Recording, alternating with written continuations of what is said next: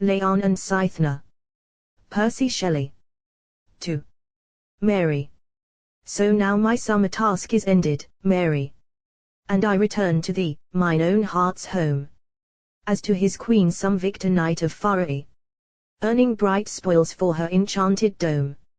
Nor thou disdain, that ere my fame become a star among the stars of mortal night, if it indeed may cleave its natal gloom, its doubtful promise thus I would unite with thy beloved name, thou child of love and light. The toil which stole from thee so many an hour is ended, and the fruit is at thy feet. No longer where the woods to frame a bower with interlaced branches mix and meet, or where with sound like many voices sweet waterfalls leap among wild islands green, which framed for my lone boat a lone retreat of moss-grown trees and weeds, shall I be seen. But beside thee, where still my heart has ever been, thoughts of great deeds were mine, dear friend, when first the clouds which wrap this world from youth did pass. I do remember well the hour which burst my spirit's sleep afresh May dawn it was, when I walked forth upon the glittering grass, and wept, I knew not why, until there rose from the near schoolroom voices, that, alas, were but one echo from a world of woes, the harsh and grating strife of tyrants and of foes. And then I clasped my hands and looked around, but none was near to mock my streaming eyes, which poured their warm drops on the sunny ground. So without shame, I spake, I will be wise, and just, and free, and mild, if in me lies such power, for I grow weary to behold the selfish and the strong still tyrannize, without reproach or check. I then controlled my tears, my heart grew calm, and I was meek and bold. And from that hour did I with earnest thought heap knowledge from forbidden mines of law, yet nothing that my tyrants knew or taught I cared to learn, but from that secret store wrought linked armor for my soul, before it might walk forth to war among mankind. Thus power and hope were strengthened more and more within me, till there came upon my mind a sense of loneliness, a thirst with which I pined. Alas, that love should be a blight and snare to those who seek all sympathies in one. Such once I sought in vain, then black despair, the shadow of a starless night, was thrown over the world in which I moved alone. Yet never found I one not false to me. Hard hearts, and cold, like weights of icy stone, which crushed and withered mine, that could not be aught but a lifeless clog, until revived by thee, thou friend, whose presence on my wintry heart fell, like bright spring upon some herbless plain. How beautiful and calm and free thou wert, in thy young wisdom, when the mortal chain of custom thou didst burst and rend in twain, and walked as free as light the clouds among which many an envious slave then breathed in vain. From his dim dungeon, and my spirit sprung to meet thee from the woes which had begirt it long. No more alone through the world's wilderness, although I trod the paths of high intent, I journeyed now no more companionless. Where solitude is like despair, I went. There is the wisdom of a stern content. When poverty can blight the just and good, when infamy dares mock the innocent, and cherished friends turn with the multitude to trample, this was ours, and we unshaken stood. Now has descended a serener hour, and with inconstant fortune, friends return. Though suffering leaves the knowledge and the power, which says let scorn be not repaid with scorn. And from thy side 2 gentle babes are born, to fill our home with smiles, and thus are we most fortunate beneath life's beaming morn. And these delights, and thou, have been to me the parents of the song I consecrate to thee. Is it, that now my inexperienced fingers but strike the prelude of a loftier strain? Or, must the lyre on which my spirit lingers soon pause in silence, ne'er to sound again, though it might shake the anarch custom's reign, and charm the minds of men to truth's own sway? holier than was Amphion's. I would fain reply in hope, but I am worn away, and death and love are yet contending for their prey. And what art thou? I know, but dare not speak. Time may interpret to his silent years, yet in the paleness of thy thoughtful cheek, and in the light thine ample forehead wears, and in thy sweetest smiles, and in thy tears, and in thy gentle speech, a prophecy is whispered, to subdue my fondest fears. And through thine eyes, even in thy soul I see a lamp of vestal fire burning internally. They say that thou wert lovely from thy birth, of glorious parents, thou aspiring child. I wonder not for one then left this earth, whose life was like a setting planet mild, which clothed thee in the radiance undefined of its departing glory. Still her fame shines on thee, through the tempests dark and wild, which shake these latter days, and thou canst claim the shelter, from thy sire, of an immortal name. One voice came forth from many a mighty spirit, which was the echo of 3,000 years, and the tumultuous world stood mute to hear it, as some lone man who in a desert hears the music of his home. Unwanted fears fell on the pale oppressors of our race, and faith, and custom, and low-thoughted cares, like thunder-stricken dragons, for a space, left the torn human heart, their food and dwelling place. Truth's deathless voice pauses among mankind. If there must be no response to my cry, if men must rise and stamp with fury blind on his pure name who loves them, thou and I, sweet friend, can look from our tranquility, like lamps into the world's tempestuous night. Two tranquil stars, while clouds are passing by, which wrap them from the foundering seaman's sight, that burn from year to year with unextinguished light.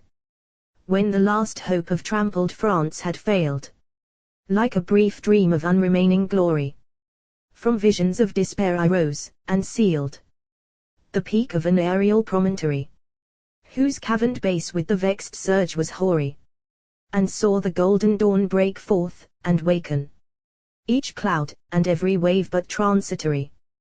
The calm for sudden, the firm earth was shaken, as if by the last wreck its frame were overtaken.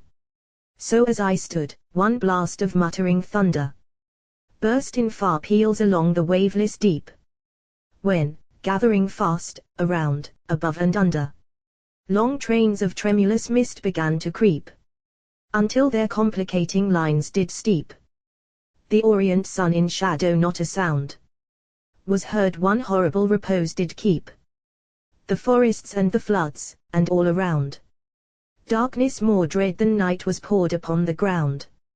Hark, 'tis the rushing of a wind that sweeps earth and the ocean. See the lightnings yawn, deluging heaven with fire, and the lashed deeps glitter and boil beneath it. Rages on one mighty stream, whirlwind and waves upthrown, lightning, and hail, and darkness eddying by. There is a pause, the seabirds, that were gone into their caves to shriek, come forth, to spy what calm has fallen on earth, what light is in the sky. For, where the irresistible storm had cloven that fearful darkness, the blue sky was seen, fretted with many a fair cloud interwoven most delicately, and the ocean green beneath that opening spot of blue serene quivered like burning emerald. Calm was spread on all below, but far on high, between earth and the upper air, the vast clouds fled, countless and swift as leaves on autumn's tempest shed. Forever, as the war became more fierce between the whirlwinds and the wrack on high, that spot grew more serene. Blue light did pierce the woof of those white clouds, which seemed to lie far, deep, and motionless, while through the sky the pallid semicircle of the moon passed on, in slow and moving majesty, its upper horn arrayed in mists, which soon but slowly fled, like dew beneath the beams of noon. I could not choose but gaze. A fascination dwelt in that moon, and sky, and clouds, which drew my fancy thither, and in expectation Of what I knew not, I remained the hue of the white moon, amid that heaven so blue. Suddenly stained with shadow did appear a speck, a cloud, a shape, approaching grew like a great ship in the sun's sinking sphere. Beheld afar at sea, and swift it came anear, even like a bark, which from a chasm of mountains, dark, vast, and overhanging, on a river, which there collects the strength of all its fountains, comes forth, whilst with the speed its frame doth quiver, sails, oars, and stream, tending to one endeavor. So, from that chasm of light a winged form, on all the winds of heaven approaching ever, floated, dilating as it came the storm, pursued it with fierce blasts, and lightnings swift and warm, a course precipitous, of dizzy speed, suspending thought and breath, a monstrous sight. For in the air do I behold indeed an eagle and a serpent wreathed in fight, and now relaxing its impetuous flight before the aerial rock on which I stood.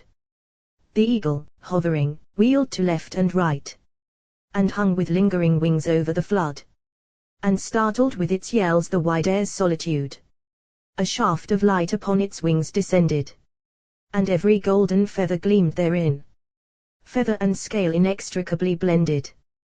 The serpent's mailed and many-colored skin shone through the plumes its coils were twined within, by many a swollen and knotted fold, and high and far, the neck receding lithe and thin, sustained a crested head, which warily shifted and glanced before the eagle's steadfast eye.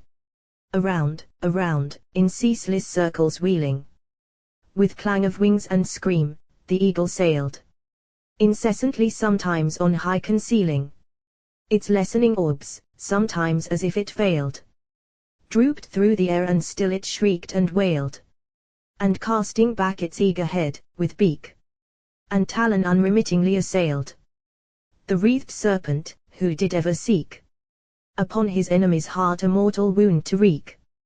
What life, what power was kindled and arose within the sphere of that appalling fray?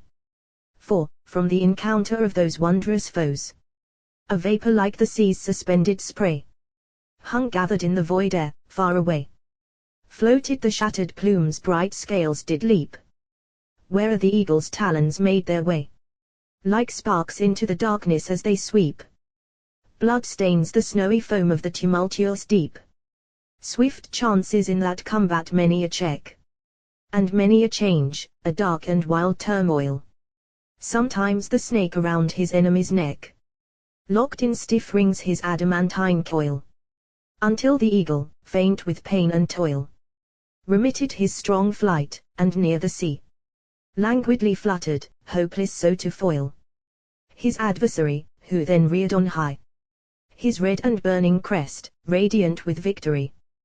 Then on the white edge of the bursting surge, where they had sunk together, would the snake relax his suffocating grasp, and scourge the wind with his wild writhings for to break that chain of torment. The vast bird would shake the strength of his unconquerable wings, as in despair, and with his sinewy neck dissolve in sudden shock those linked rings, then soar as swift as smoke from a volcano springs. While baffled while, and strength encountered strength. Thus long, but unprevailing the event of that portentous fight appeared at length, until the lamp of day was almost spent. It had endured, when lifeless, stark, and rent, hung high that mighty serpent, and at last fell to the sea, while o'er the continent, with clang of wings and scream the eagle passed, heavily borne away on the exhausted blast, and with it fled the tempest, so that ocean and earth and sky shone through the atmosphere. Only, 'twas strange to see the red commotion of waves like mountains o'er the sinking sphere of sunset sweep, and their fierce roar to hear. Amid the calm down the steep path I wound to the seashore. The evening was most clear and beautiful, and there the sea I found, calm as a cradled child in dreamless slumber bound. There was a woman, beautiful as morning, sitting beneath the rocks, upon the sand, of the waste sea fair as one flower adorning an icy wilderness, each delicate hand lay crossed upon her bosom, and the band of her dark hair had fallen, and so she sate, looking upon the waves on the bare strand. Upon the sea mark a small boat did wait, fair as herself, like love by hope left desolate.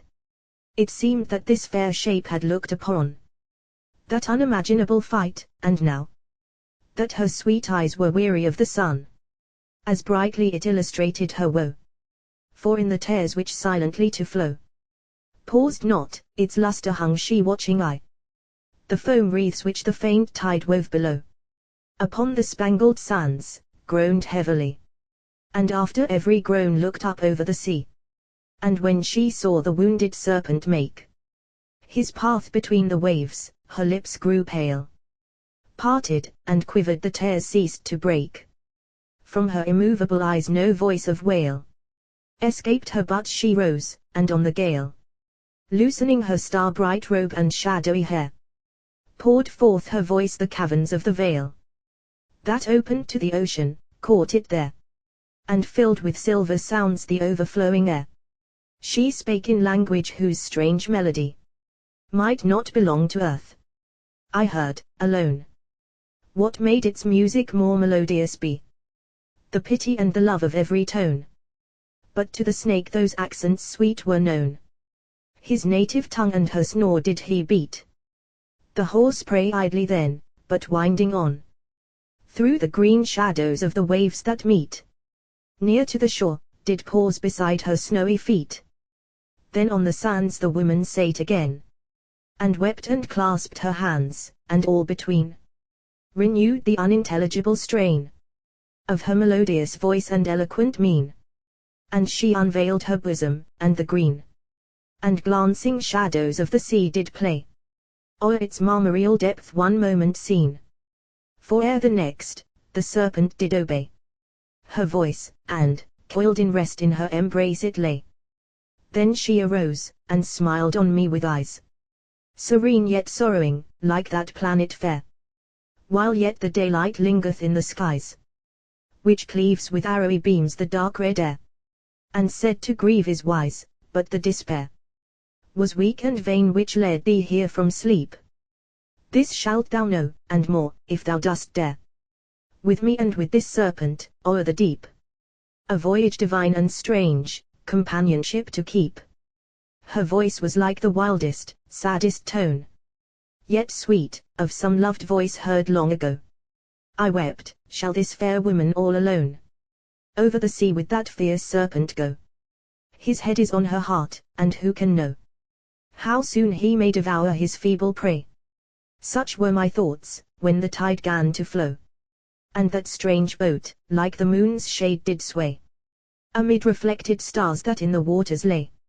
A boat of rare device, which had no sail, but its own curved prow of thin moonstone, wrought like a web of texture fine and frail, to catch those gentlest winds which are not known to breathe, but by the steady speed alone, with which it cleaves the sparkling sea. And now we are embarked, the mountains hang and frown over the starry deep that gleams below, a vast and dim expanse, as o'er the waves we go. And as we sailed, a strange and awful tale that woman told, like such mysterious dream as makes the slumberer's cheek with wonder pale tea. 'Twas midnight, and around a shoreless stream wide ocean rolled, when that majestic theme shrined in her heart found utterance, and she bent her looks on mine, those eyes a kindling beam of love divine into my spirit sent, and ere her lips could move, made the air eloquent. Speak not to me, but here much shalt thou learn. Much must remain untaught, and more untold, in the dark future's ever-flowing urn.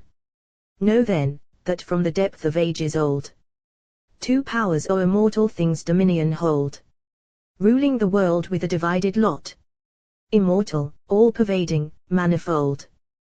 Twin equal gods when life and thought sprang forth, they burst the womb of inessential naught. The earliest dweller of the world alone stood on the verge of chaos low afar. O'er the wide wild abyss two meteors shone, sprung from the depth of its tempestuous jar. A blood-red comet and the morning star, mingling their beams in combat as he stood. All thoughts within his mind waged mutual war, in dreadful sympathy when to the flood that fair star fell, he turned and shed his brother's blood. Thus evil triumphed, and the spirit of evil, one power of many shapes which none may know, one shape of many names, the fiend did revel in victory, reigning o'er a world of woe. For the new race of man went to and fro, famished and homeless, loathed and loathing, wild and hating good for his immortal foe. He changed from starry shape, beauteous and mild, to a dire snake, with man and beast unreconciled. The darkness lingering o'er the dawn of things was evil's breath and life. This made him strong to soar aloft with overshadowing wings, and the great spirit of good did creep among the nations of mankind, and every tongue cursed and blasphemed him as he passed, for none knew good from evil, though their names were hung in mockery o'er the fane where many a groan as king, and lord, and god, the conquering fiend did own. The fiend, whose name was Legion, death, decay, earthquake and blight, and want, and madness pale, winged and wan diseases, an array numerous as leaves that strew the autumnal gale, poison, a snake in flowers, beneath the veil of food and mirth, hiding his mortal head, and, without whom all these might naught avail, fear, hatred, faith, and tyranny, who spread those subtle nets which snare the living and the dead. His spirit is their power, and they his slaves. In air, and light, and thought, and language dwell, and keep their state from palaces to graves, in all resorts of men invisible. But, when in ebon mirror, nightmare fell, to tyrant or impostor bids them rise, black-winged demon forms whom, from the hell, his reign and dwelling beneath nether skies, he loosens to their dark and blasting ministries.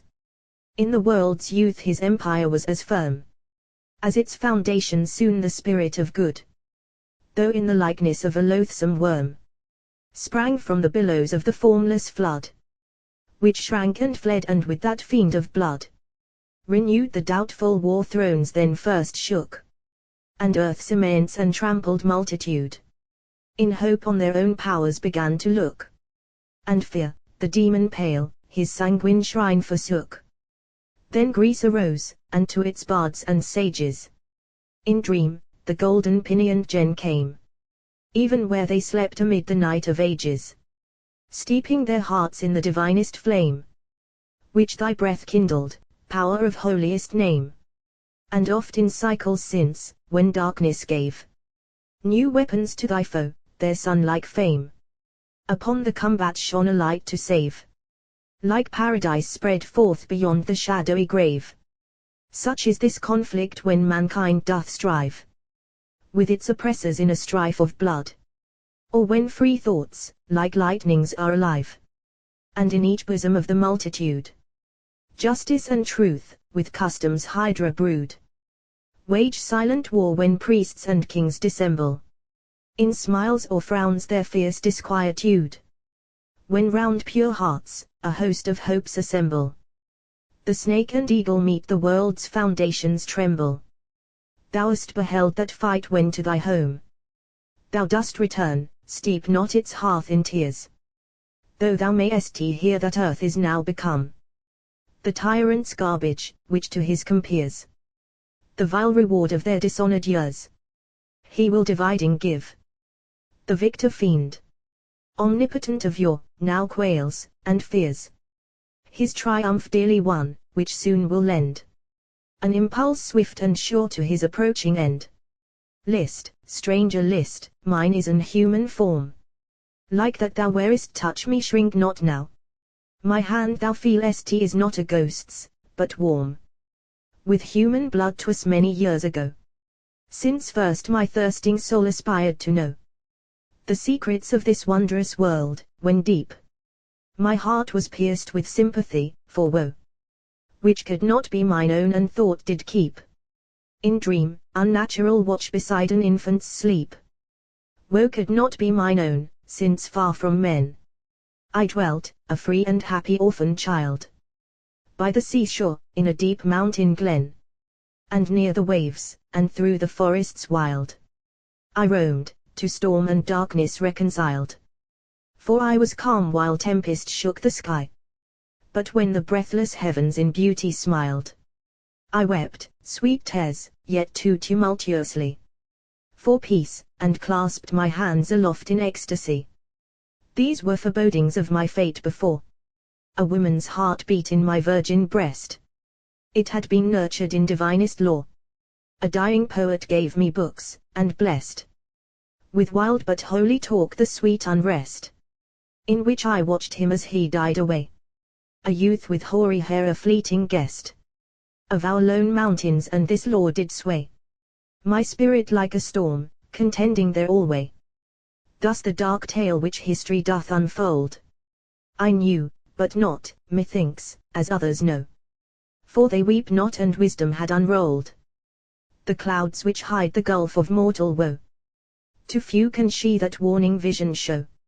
For I loved all things with intense devotion, so that when hope's deep source in fullest flow, like earthquake did uplift the stagnant ocean, of human thoughts mine shook beneath the wide emotion.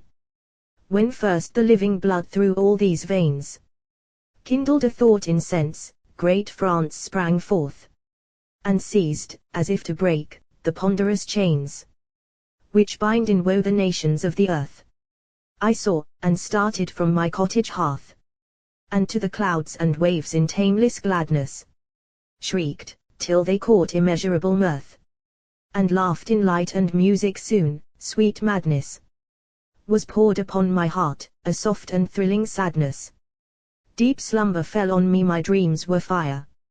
Soft and delightful thoughts did rest and hover, like shadows o'er my brain, and strange desire, the tempest of a passion, raging over my tranquil soul, its depths with light did cover, which passed, and calm, and darkness, sweeter far, came. Then I loved, but not a human lover.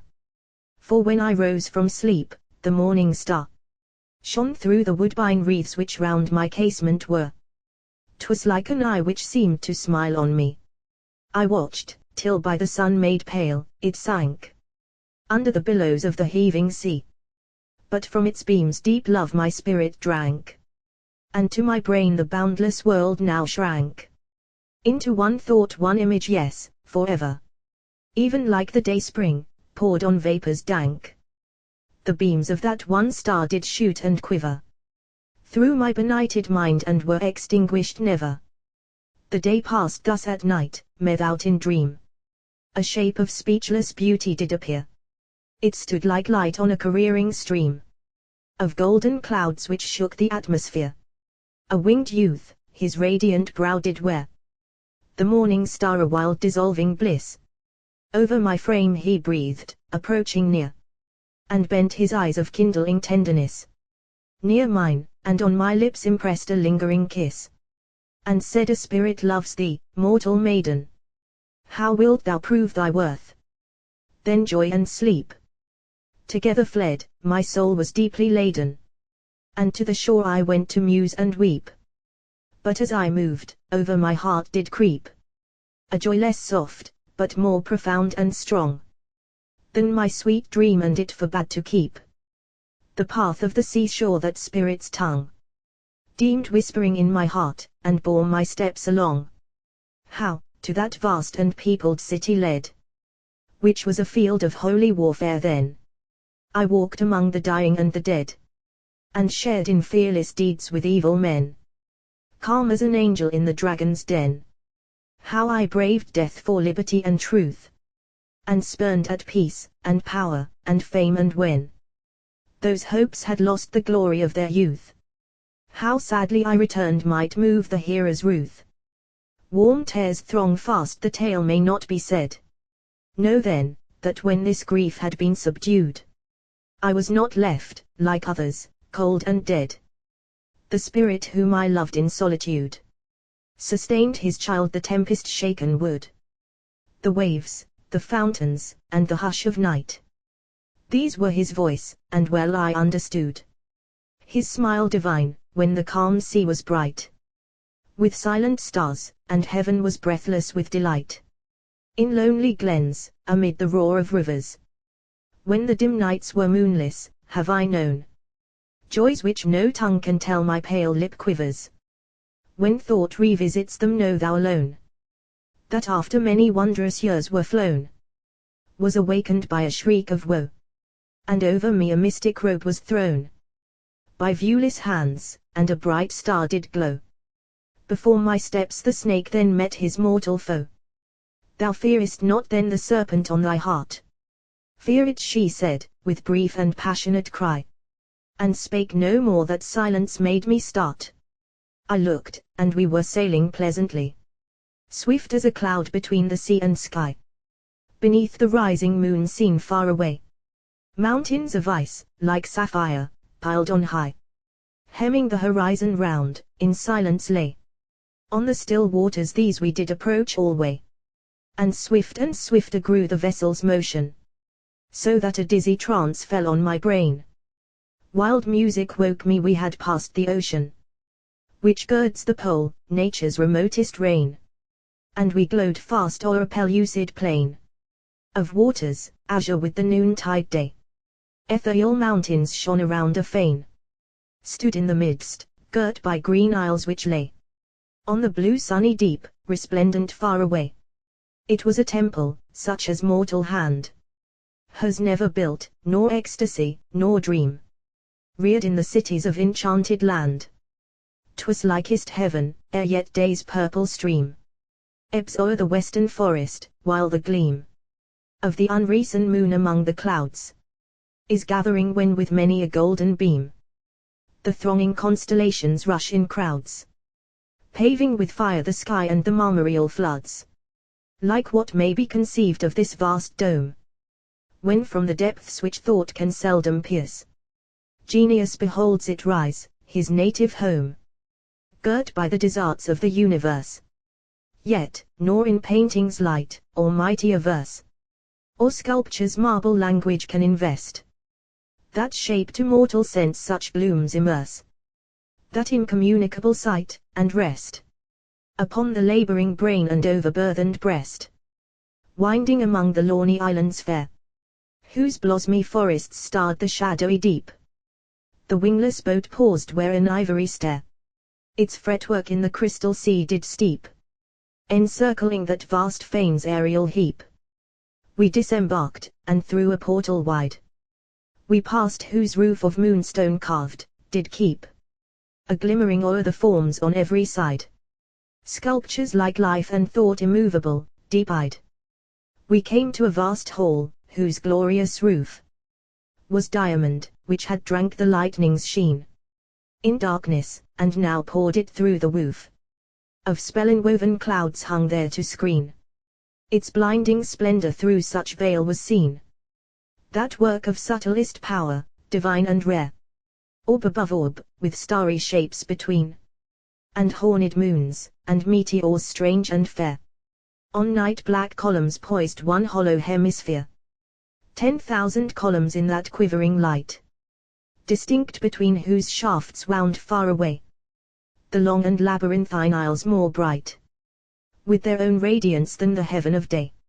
And on the jasper walls around, there lay paintings, the Percy of mightiest thought, which did the spirit's history display, a tale of passionate change, divinely taught, which, in their winged dance, unconscious gen wrought. Beneath, there sate on many a sapphire throne the great, who had departed from mankind, a mighty senate, some, whose white hair shone like mountain snow, mild, beautiful, and blind. Some, female forms, whose gestures beamed with mind, and ardent youths, and children bright and fair. And some had lyres whose strings were intertwined with pale and clinging flames, which ever there waked faint yet thrilling sounds that pierced the crystal air. One seat was vacant in the midst, a throne reared on a pyramid-like sculptured flame, distinct with circling steps which rested on their own deep fire. Soon as the woman came into that hall, she shrieked the spirit's name, and fell and vanished slowly from the sight. Darkness arose from her dissolving frame, which gathering, filled that dome of woven light, blotting its sphered stars with supernatural night. Then first, two glittering lights were seen to glide in circles on the amethystine floor, small serpent eyes trailing from side to side, like meteors on a river's grassy shore. They round each other rolled, dilating more and more, then rose, commingling into one clear and mighty planet hanging o'er a cloud of deepest shadow, which was thrown athwart the glowing steps and the crystalline throne. The cloud which rested on that cone of flame was cloven beneath the planet's satyr form, fairer than tongue can speak or thought may frame, the radiance of whose limbs rose like and warm, flowed forth, and did with softest light inform the shadowy dome, the sculptures, and the state of those assembled shapes with clinging charm. Sinking upon their hearts and mine he sate, majestic, yet most mild, calm, yet compassionate. So wonder and joy a passing faintness threw over my brow. A hand supported me, whose touch was magic strength. An eye of blue looked into mine, like moonlight, soothingly, and a voice said, "Thou must a listener be. This day two mighty spirits now return, like birds of calm, from the world's raging sea. They pour fresh light from hope's immortal urn, a tale of human power. Despair not, list and learn." I looked, and lo, one stood forth eloquently. His eyes were dark and deep, and the clear brow which shadowed them was like the morning sky, the cloudless heaven of spring, when in their flow through the bright air, the soft winds as they blow wake the green world. His gestures did obey the oracular mind that made his features glow, and where his curved lips half open lay, passion's divinest stream had made impetuous way. Beneath the darkness of his outspread hair, he stood thus beautiful, but there was one who sate beside him like his shadow there, and held his hand. Far lovelier she was known to be thus fair, by the few lines alone, which through her floating locks and gathered cloak, glances of soul-dissolving glory, shone. None else beheld her eyes, in him they woke memories which found a tongue, as thus he silence broke. The starlight smile of children, the sweet looks of women, the fair breast from which I fade, the murmur of the unreposing brooks, and the green light which shifting overhead some tangled bower of vines around me shed, the shells on the sea sand, and the wild flowers, the lamplight through the rafters cheerly spread, and on the twining flax in life's young hours. These sights and sounds did nurse my spirit's folded powers. In Argolis, beside the echoing sea, such impulses within my mortal frame arose, and they were dear to memory, like tokens of the dead. But others came soon, in another shape, the wondrous fame of the past world, the vital words and deeds of minds whom neither time nor change can tame. Traditions dark and old, whence evil creeds start forth, and whose dim shade a stream of poison feeds. I heard, as all have heard, the various story of human life, and wept unwilling tears, feeble historians of its shame and glory, false disputants on all its hopes and fears, victims who worshipped ruin, chroniclers of daily scorn, and slaves who loathed their state. Yet flattering power had given its ministers a throne of judgment in the grave. 'Twas fate that among such as these my youth should seek its mate. The land in which I lived, by a fell bane, was withered up. Tyrants dwelt side by side, and stabled in our homes, until the chain stifled the captive's cry, and to abide that blasting curse men had no shame. All vied in evil, slave and despot fear with lust. Strange fellowship through mutual hate had tied like two dark serpents tangled in the dust, which on the paths of men their mingling poison thrust. Earth, our bright home, its mountains and its waters, and the ethereal shapes which are suspended over its green expanse, and those fair daughters, the clouds, of sun and ocean, who have blended the colors of the air since first extended. It cradled the young world, none wandered forth to see or feel a darkness had descended on every heart. The light which shows its worth must among gentle thoughts and fearless take its birth. This vital world, this home of happy spirits, was as a dungeon to my blasted kind. All that despair from murdered hope inherits, they sought, and in their helpless misery blind, a deeper prison and heavier chains did find, and stronger tyrants a dark gulf before. The realm of a stern ruler yawned behind. Terror and time conflicting drove, and bore on their tempestuous flood the shrieking wretch from shore.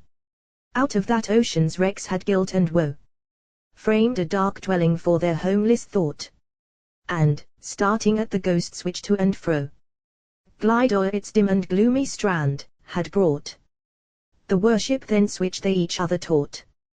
Well might men loathe their life, well might they turn even to the ills again from which they sought such refuge after death. Well might they learn to gaze on this fair world with hopeless unconcern.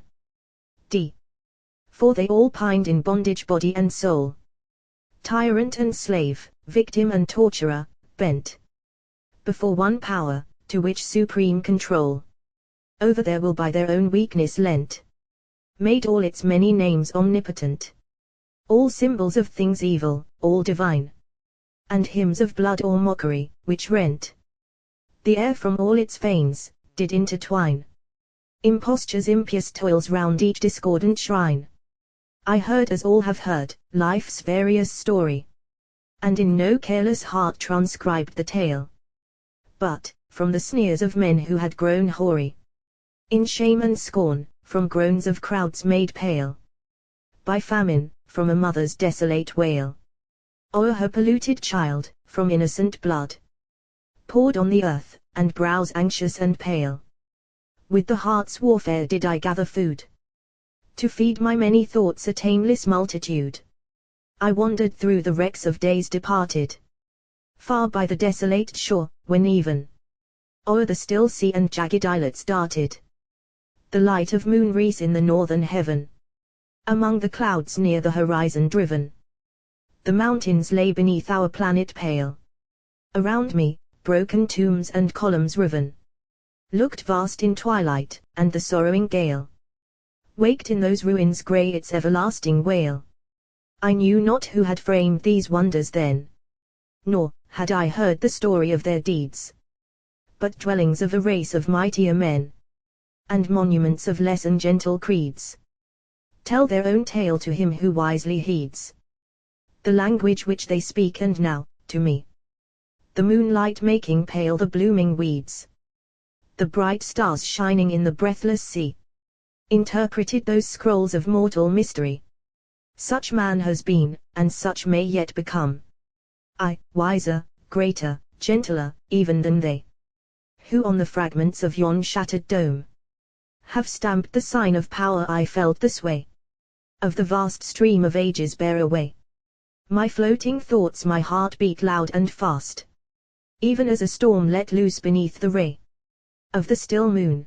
My spirit onward passed, beneath truth's steady beams upon its tumult cast.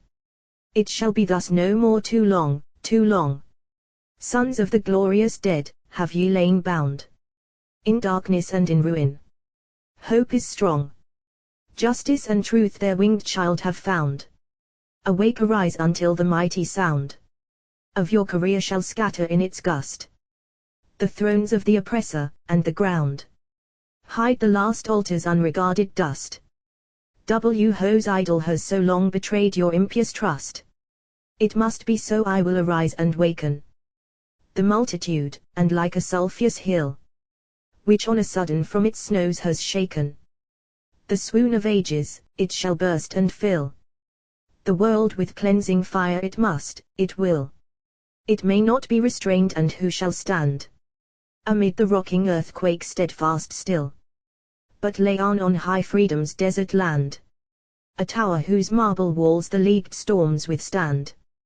One summer night, in commune with the hope thus deeply fed, amid those ruins grey, I watched, beneath the dark sky's starry cope, and ever from that hour upon me lay the burthen of this hope, and night or day, in vision or in dream, clove to my breast. Among mankind, or when gone far away to the lone shores and mountains, 'twas a guest which followed where I fled, and watched when I did rest. These hopes found words through which my spirit sought to weave a bondage of such sympathy as might create some response to the thought which ruled me now, and as the vapors lie bright in the outspread morning's radiancy, so were these thoughts invested with the light of language, and all bosoms made reply, on which its lustre streamed, whenever it might, through darkness wide and deep those tranced spirits smite. Yes, many an eye with dizzy tears was dim, and oft thought to clasp my own heart's brother, when I could feel the listener's senses swim, and hear his breath its own swift gaspings smother, even as my words evoked them, and another, and yet another, I did fondly deem, felt that we all were sons of one great mother, and the cold truth such sad reverse did seem, as to awake in grief from some delightful dream.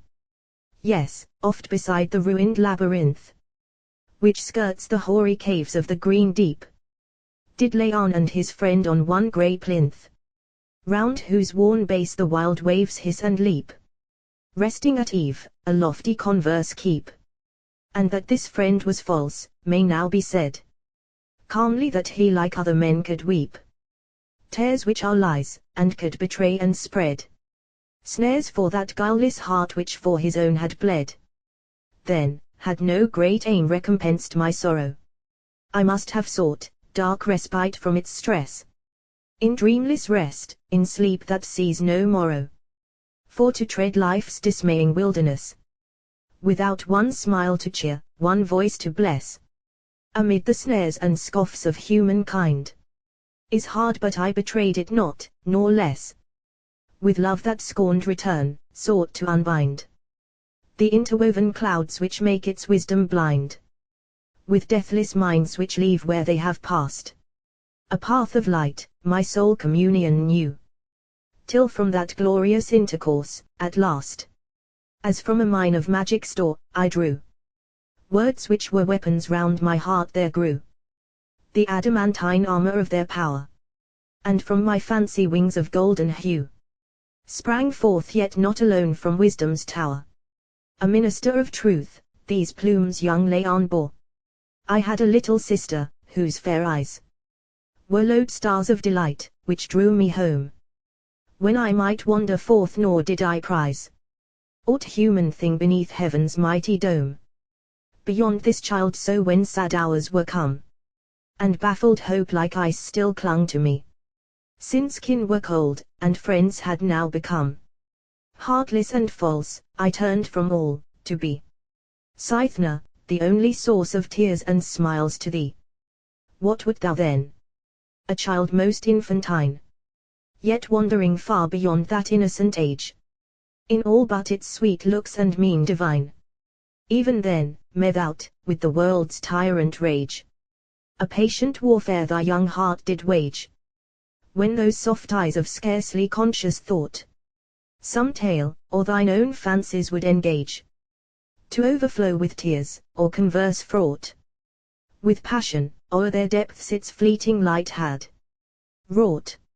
She moved upon this earth a shape of brightness, a power, that from its objects scarcely drew one impulse of her being in her lightness, most like some radiant cloud of morning dew, which wanders through the waste air's pathless blue, to nourish some far desert. She did seem beside me, gathering beauty as she grew, like the bright shade of some immortal dream, which walks, when tempest sleeps, the wave of life's dark stream. As mine own shadow was this child to me. A second self, far dearer and more fair, which clothed in undissolving radiancy all those steep paths which languor and despair of human things had made so dark and bare, but which I trod alone nor, till bereft of friends, and overcome by lonely care, knew I what solace for that loss was left, though by a bitter wound my trusting heart was cleft. Once she was dear, now she was all I had to love in human life, this sister sweet, this child of 3 years old, so she was made my sole associate, and her willing feet wandered with mine where earth and ocean meet, beyond the aerial mountains whose vast cells the unreposing billows ever beat, through forests wide and old, and lawny dells, where boughs of incense droop over the emerald wells, and warm and light I felt her clasping hand, when twined in mine she followed where I went, through the lone paths of our immortal land. It had no waste, but some memorial lent, which strung me to my toilsome monument, vital with mind then, Cythna by my side, until the bright and beaming day were spent, would rest, with looks entreating to abide, too earnest and too sweet ever to be denied, and soon I could not have refused her thus. Forever, day and night, we two were ne'er parted, but when brief sleep divided us, and when the pauses of the lulling air of noon beside the sea had made a lair for her soothed senses, in my arms she slept, and I kept watch over her slumbers there, while, as the shifting visions o'er her swept, amid her innocent rest by turns she smiled and wept, and, in the murmur of her dreams was heard sometimes the name of Laon. Suddenly she would arise, and like the secret bird whom sunset wakens, fill the shore and sky with her sweet accents, a wild melody, hymns which my soul had woven to freedom, strong, the source of passion whence they rose, to be triumphant strains, which, like a spirit's tongue, to the enchanted waves that child of glory sung. Her white arms lifted through the shadowy stream of her loose hair, oh, excellently great, seemed to me then my purpose, the vast theme of those impassioned songs, when Cythna sate amid the calm which rapture doth create. After its tumult, her heart vibrating, her spirit o'er the ocean's floating state, from her deep eyes far wandering, on the wing of visions that were mine, beyond its utmost spring.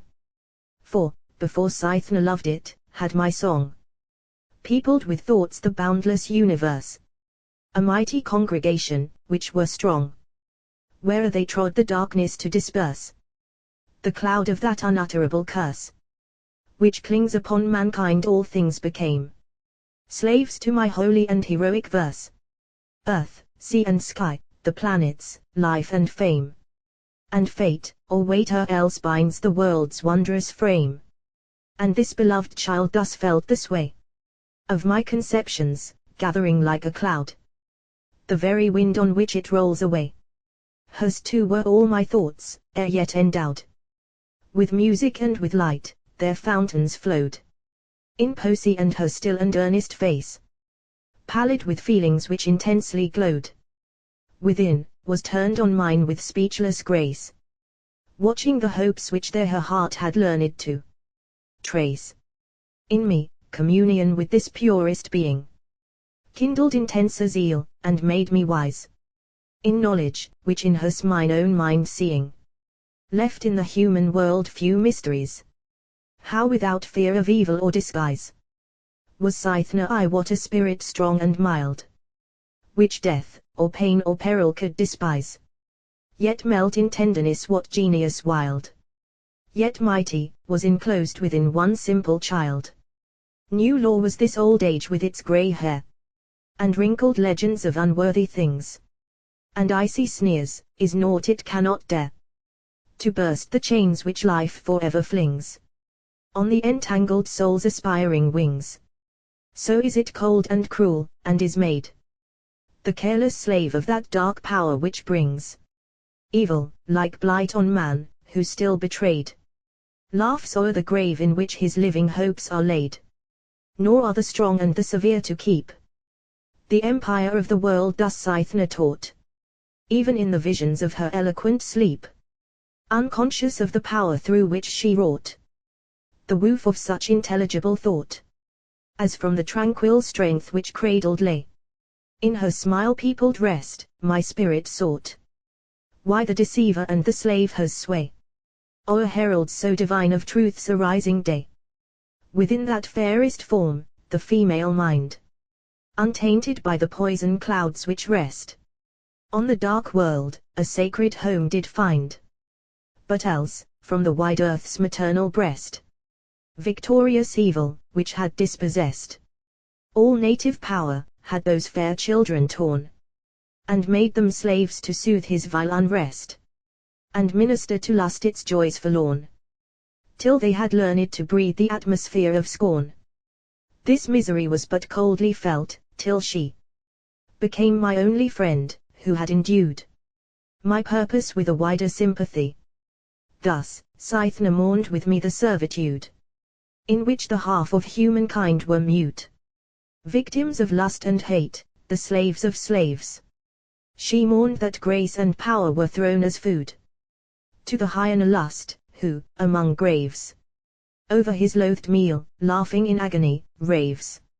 And I, still gazing on that glorious child, even as these thoughts flushed o'er her, Cythna sweet, well with the world art thou unreconciled. Never will peace and human nature meet, till free and equal man and woman greet. Domestic peace and ere this power can make in human hearts its calm and holy seat, this slavery must be broken as I spake. From Cythna's eyes a light of exultation brake. She replied earnestly, it shall be mine. This task, mine, Laon, thou hast much to gain. Nor wilt thou at poor Cythna's pride repine, if she should lead a happy female train to meet thee over the rejoicing plain, when myriads at thy call shall throng around the golden city. Then the child did strain my arm upon her tremulous heart, and wound her own about my neck, till some reply she found. I smiled, and spake not. Wherefore dost thou smile at what I say? Laon, I am not weak, and though my cheek might become pale the while, with thee, if thou desirest, will I seek through their array of banded slaves to wreak ruin upon the tyrants. I had thought it was more hard to turn my unpracticed cheek to scorn and shame, and this beloved spot, and thee, O dearest friend, to leave and murmur not. Whence came I what I am? Thou, Laon, knowest how a young child should thus undaunted be. Methinks, it is a power which thou bestowest, through which I seek, by most resembling thee, so to become most good, and great and free. Yet far beyond this ocean's utmost roar, in towers and huts are many like to me, who, could they see thine eyes, or feel such lore as I have learnt from them, like me would fear no more. Thinkest thou that I shall speak unskilfully, and none will heed me? I remember now how once, a slave in tortures doomed to die, was saved, because in accents sweet and low, he sung a song his judge loved long ago. As he was led to death, all shall relent, who hear me. Tears as mine have flowed, shall flow. Hearts beat as mine now beats, with such intent as renovates the world a will omnipotent. Yes, I will tread pride's golden palaces, through penury's roofless huts and squalid cells will I descend, where in abjectness woman with some vile slave her tyrant dwells. There with the music of thine own sweet spells will disenchant the captives, and will pour for the despairing, from the crystal wells of thy deep spirit, reason's mighty law. And power shall then abound, and hope arise once more. Can man be free if woman be a slave? Chain one who lives, and breathes this boundless air, to the corruption of a closed grave. Can they whose mates are beasts, condemned to bear scorn, heavier far than toil or anguish, dare to trample their oppressors. In their home, among their babes, thou knowest a curse would wear the shape of women, hoary crime would come behind, and fraud rebuild religion's tottering dome. I am a child, I would not yet depart. When I go forth alone, bearing the lamp aloft which thou hast kindled in my heart, millions of slaves from many a dungeon damp shall leap in joy, as the benumbing cramp of ages leaves their limbs no ill may harm. Thy Cythna ever truth its radiant stamp has fixed, as an invulnerable charm, upon her children's brow, dark falsehood to disarm. Wait yet a while for the appointed day. Thou wilt depart, and I with tears shall stand, watching thy dim sail skirt the ocean grey. Amid the dwellers of this lonely land, I shall remain alone, and thy command shall then dissolve the world's unquiet trance. And, multitudinous as the desert sands, borne on the storm, its millions shall advance, thronging round thee, the light of their deliverance. Then, like the forests of some pathless mountain, which from remotest glens two warring winds involve in fire, which not the loosened fountain of broadest floods might quench, shall all the kinds of evil catch from our uniting minds the spark which must consume them. Cythna then will have cast off the impotence that binds her childhood now, and through the paths of men will pass, as the charmed bird that haunts the serpent's den. We part, O Laon, I must dare nor tremble to meet those looks no more. O heavy stroke, sweet brother of my soul, can I dissemble the agony of this thought? As thus she spoke, the gathered sobs her quivering accents broke, and in my arms she hid her beating breast. I remained still for tears. Sudden she woke, as one awakes from sleep, and wildly pressed my bosom, her whole frame impetuously possessed. We part to meet again, but yon blue waste, yon desert wide and deep, holds no recess, within whose happy silence, thus embraced, we might survive all ills in one caress. Nor doth the grave I fear tease passionless, nor yon cold vacant heaven we meet again, within the minds of men, whose lips shall bless our memory, and whose hopes its light retain. When these deceived bones are trodden in the plain, I could not speak, though she had ceased, for now the fountains of her feeling, swift and deep, seemed to suspend the tumult of their flow. So we arose, and by the starlight steep went homeward, neither did we speak nor weep, but pale, were calm with passion thus subdued, like evening shades that o'er the mountains creep. We moved towards our home where, in this mood, each from the other sought refuge in solitude. What thoughts had sway over my sister's slumber that night, I know not, but my own did seem as if they did 10,000 years outnumber of waking life, the visions of a dream, which hid in one dim gulf the troubled stream of mind, a boundless chaos wild and vast, whose limits yet were never memory's theme. And I lay struggling as its whirlwinds passed, sometimes for rapture sick, sometimes for pain aghast. 2 hours, whose mighty circle did embrace more time than might make grey the infant world, rolled thus, a weary and tumultuous space, when the third came, like mist on breezes curled. From my dim sleep a shadow was unfurled.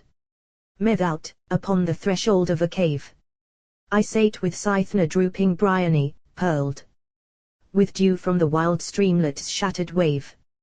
Hung, where we sate to taste the joys which nature gave. We lived a day as we were wont to live, but nature had a robe of glory on, and the bright air o'er every shape did weave intenser hues, so that the herbless stone, the leafless bough among the leaves alone, had being clearer than its own could be, and Cythna's pure and radiant self was shown in this strange vision, so divine to me, that if I loved before, now love was agony. Morn fled, noon came, evening, then night descended. And we prolonged calm talk beneath the sphere of the calm moon when, suddenly was blended with our repose a nameless sense of fear. And from the cave behind I seemed to hear sounds gathering upwards, accents incomplete, and stifled shrieks, and now, more near and near, a tumult and a rush of thronging feet. The cavern's secret depths beneath the earth did beat. The scene was changed, and away, away, away, through the air and over the sea we sped. And Cythna in my sheltering bosom lay, and the winds bore me through the darkness spread. Around, the gaping earth then vomited legions of foul and ghastly shapes, which hung upon my flight, and ever as we fled, they plucked at Cythna, soon to me then clung a sense of actual things, those monstrous dreams among. And I lay struggling in the impotence of sleep, while outward life had burst its bound. Though, still deluded, strove the tortured sense to its dire wanderings to adapt the sound which in the light of morn was poured around. Our dwelling breathless, pale, and unaware, rose, and all the cottage crowded found with armed men, whose glittering swords were bare, and whose degraded limbs the tyrant's garb did wear. And ere with rapid lips and gathered brow I could demand the cause, a feeble shriek, it was a feeble shriek, faint, far and low, arrested me. My mien grew calm and meek, and grasping a small knife, I went to seek that voice among the crowd. 'Twas Cythna's cry, beneath most calm resolve did agony wreak its whirlwind rage, so I passed quietly, till I beheld, where bound, that dearest child did lie. I started to behold her, for delight and exultation, and a joyance free, solemn, serene and lofty, filled the light of the calm smile with which she looked on me, so that I feared some brainless ecstasy, wrought from that bitter woe, had wildered her. Farewell, farewell, she said, as I drew nigh. At first my peace was marred by this strange stir. Now I am calm as truth, its chosen minister. Look not so, Laon, say farewell in hope. These bloody men are but the slaves who bear their mistress to her task. It was my scope, the slavery where they drag me now, to share, and among captives willing chains to wear. While the rest thou knowest return, dear friend. Let our first triumph trample the despair which would ensnare us now, for in the end, in victory or in death, our hopes and fears must blend. These words had fallen on my unheeding ear, whilst I had watched the motions of the crew. With seeming careless glance not many were around her, for their comrades just withdrew to guard some other victim. So I drew my knife, and with one impulse, suddenly, all unaware, 3 of their number slew, and grasped her forth by the throat, and with loud cry, my countrymen invoked to death or liberty. What followed then, I know not, for a stroke on my raised arm and naked head came down, filling my eyes with blood. When I awoke, I felt that they had bound me in my swoon, and up a rock which overhangs the town, by the steep path were bearing me below.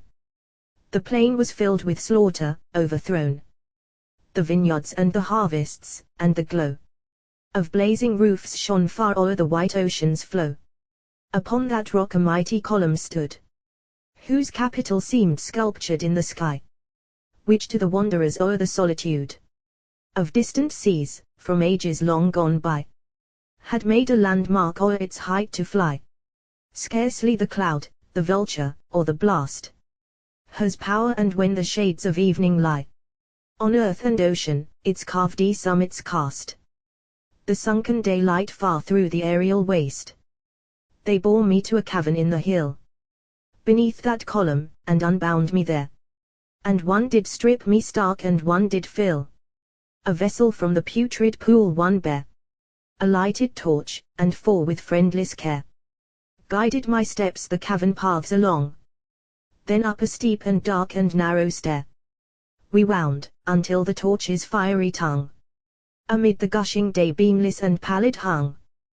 They raised me to the platform of the pile, that column's dizzy height the grate of brass through which they thrust me, open stood the while. As to its ponderous and suspended mass, with chains which eat into the flesh, alas! With brazen links, my naked limbs they bound. The great, as they departed to repass, with horrid clangour fell, and the far sound of their retiring steps in the dense gloom were drowned. The noon was calm and bright around that column. The overhanging sky and circling sea spread forth in silentness profound and solemn the darkness of brief frenzy cast on me, so that I knew not my own misery. The islands and the mountains in the day, like clouds reposed afar, and I could see the town among the woods below that lay, and the dark rocks which bound the bright and glassy bay. It was so calm, that scarce the feathery weed, sown by some eagle on the topmost stone, swayed in the air so bright, that noon did breed no shadow in the sky beside mine own. Mine, and the shadow of my chain alone, below the smoke of roofs involved in flame, rested like night, all else was clearly shewn. In that broad glare, yet sound to me none came, but of the living blood that ran within my frame. The peace of madness fled, and too soon, a ship was lying on the sunny main. Its sails were flagging in the breathless noon. Its shadow lay beyond that sight again, waked, with its presence, in my tranced brain, the stings of a known sorrow, keen and cold. I knew that ship bore Cythna o'er the plain of waters, to her blighting slavery sold, and watched it with such thoughts as must remain untold. I watched, until the shades of evening wrapped earth like an exhalation, then the bark moved, for that calm was by the sunset snapped. It moved a speck upon the ocean dark. Soon the wan stars came forth, and I could mark its path no more. I sought to close mine eyes, but like the balls, their lids were stiff and stark. I would have risen, but ere that I could rise, my parched skin was split with piercing agonies. I gnawed my brazen chain, and sought to sever its adamantine links, that I might die.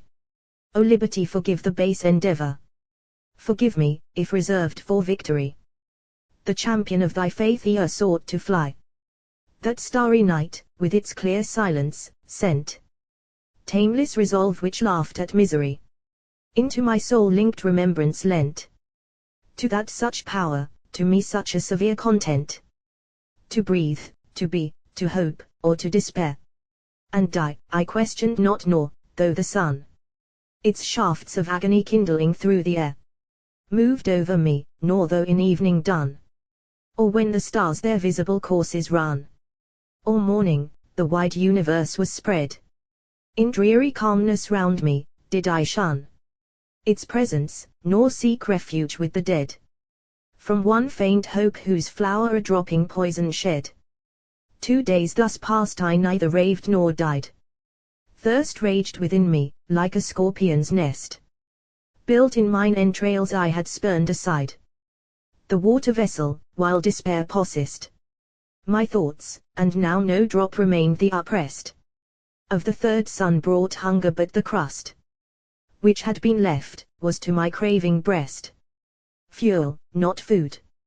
I chewed the bitter dust, and bit my bloodless arm, and licked the brazen rust. My brain began to fail when the fourth mom burst o'er the golden isles, a fearful sleep, which through the caverns dreary and forlorn of the riven soul, sent its foul dreams to sweep with whirlwind swiftness a fall far and deep, a gulf, a void, a sense of senselessness. These things dwelt in me, even as shadows keep their watch in some dim enamel's loneliness. A shoreless sea, a sky sunless and planetless.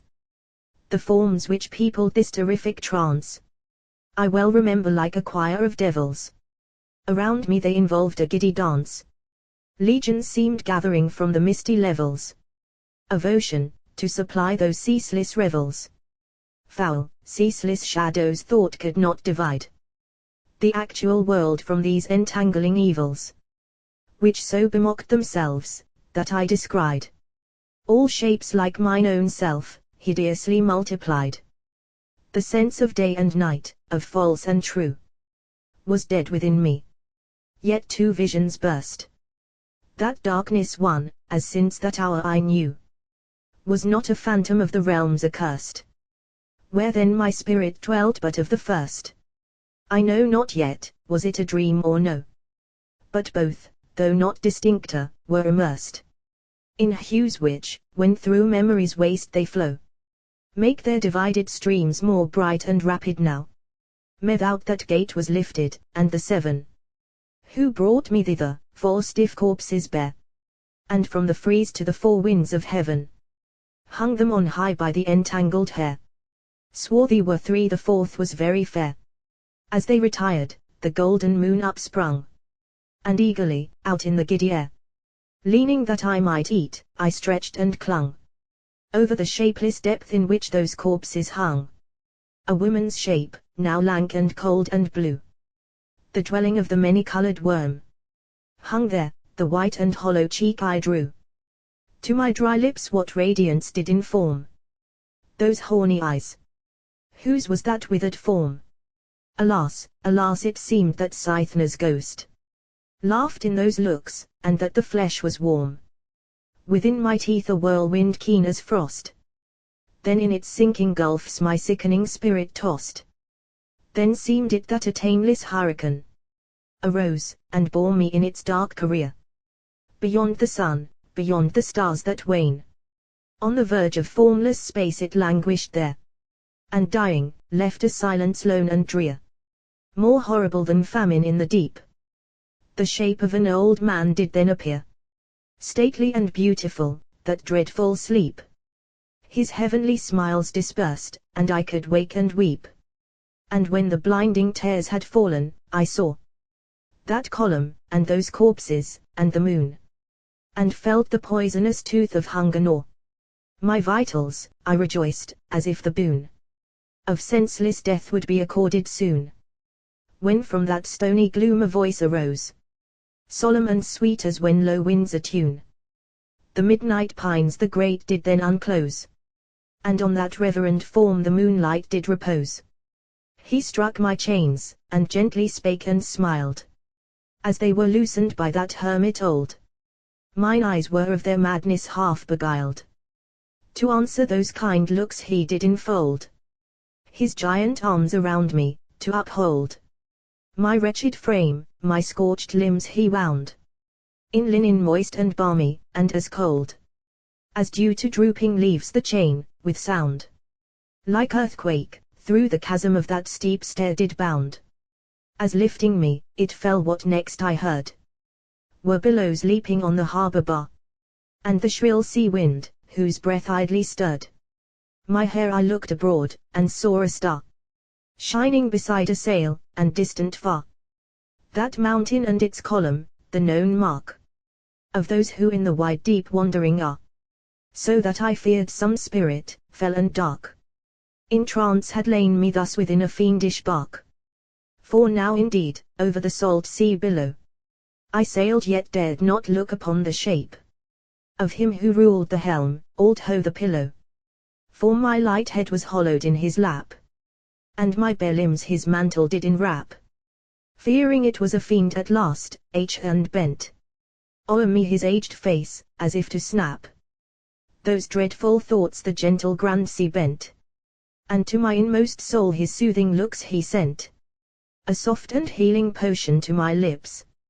At intervals he raised, now looked on high, to mark if yet the starry giant dips his zone in the dim sea now cheeringly.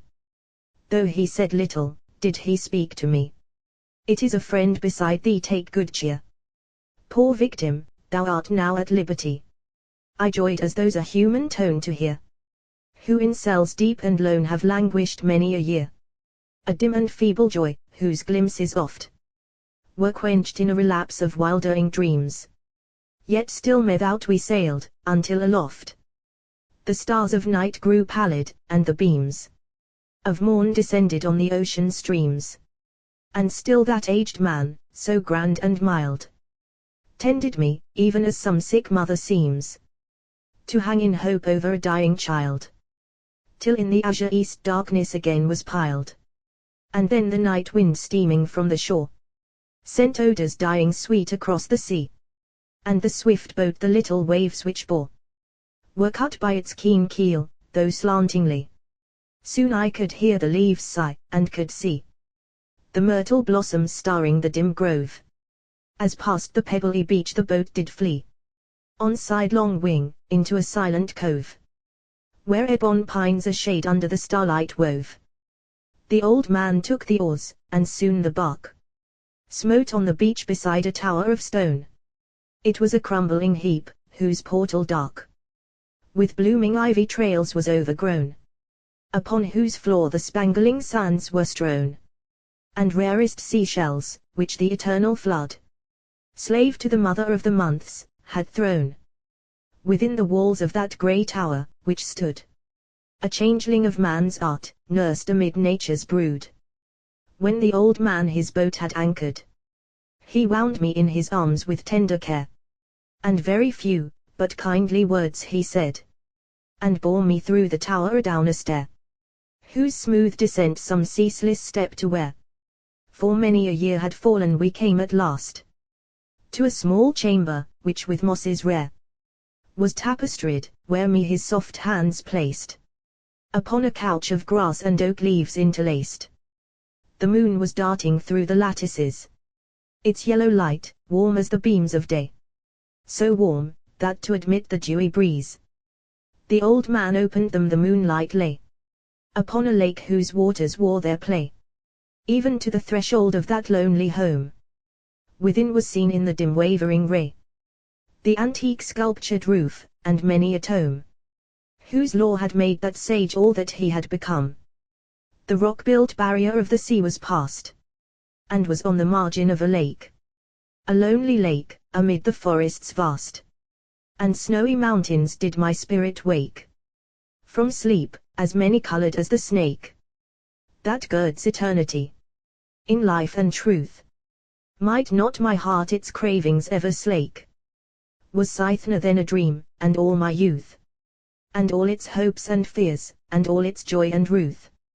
Thus madness came again, a milder madness, which darkened naught but time's unquiet flow, with supernatural shades of clinging sadness.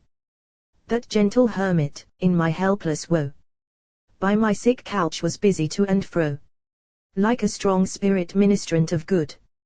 When I was healed, he led me forth to show the wonders of his sylvan solitude, and we together sate by that isle-fretted flood. He knew his soothing words to weave with skill, from all my madness told like mine own heart. Of Cythna would he question me, until that thrilling name had teased to make me start.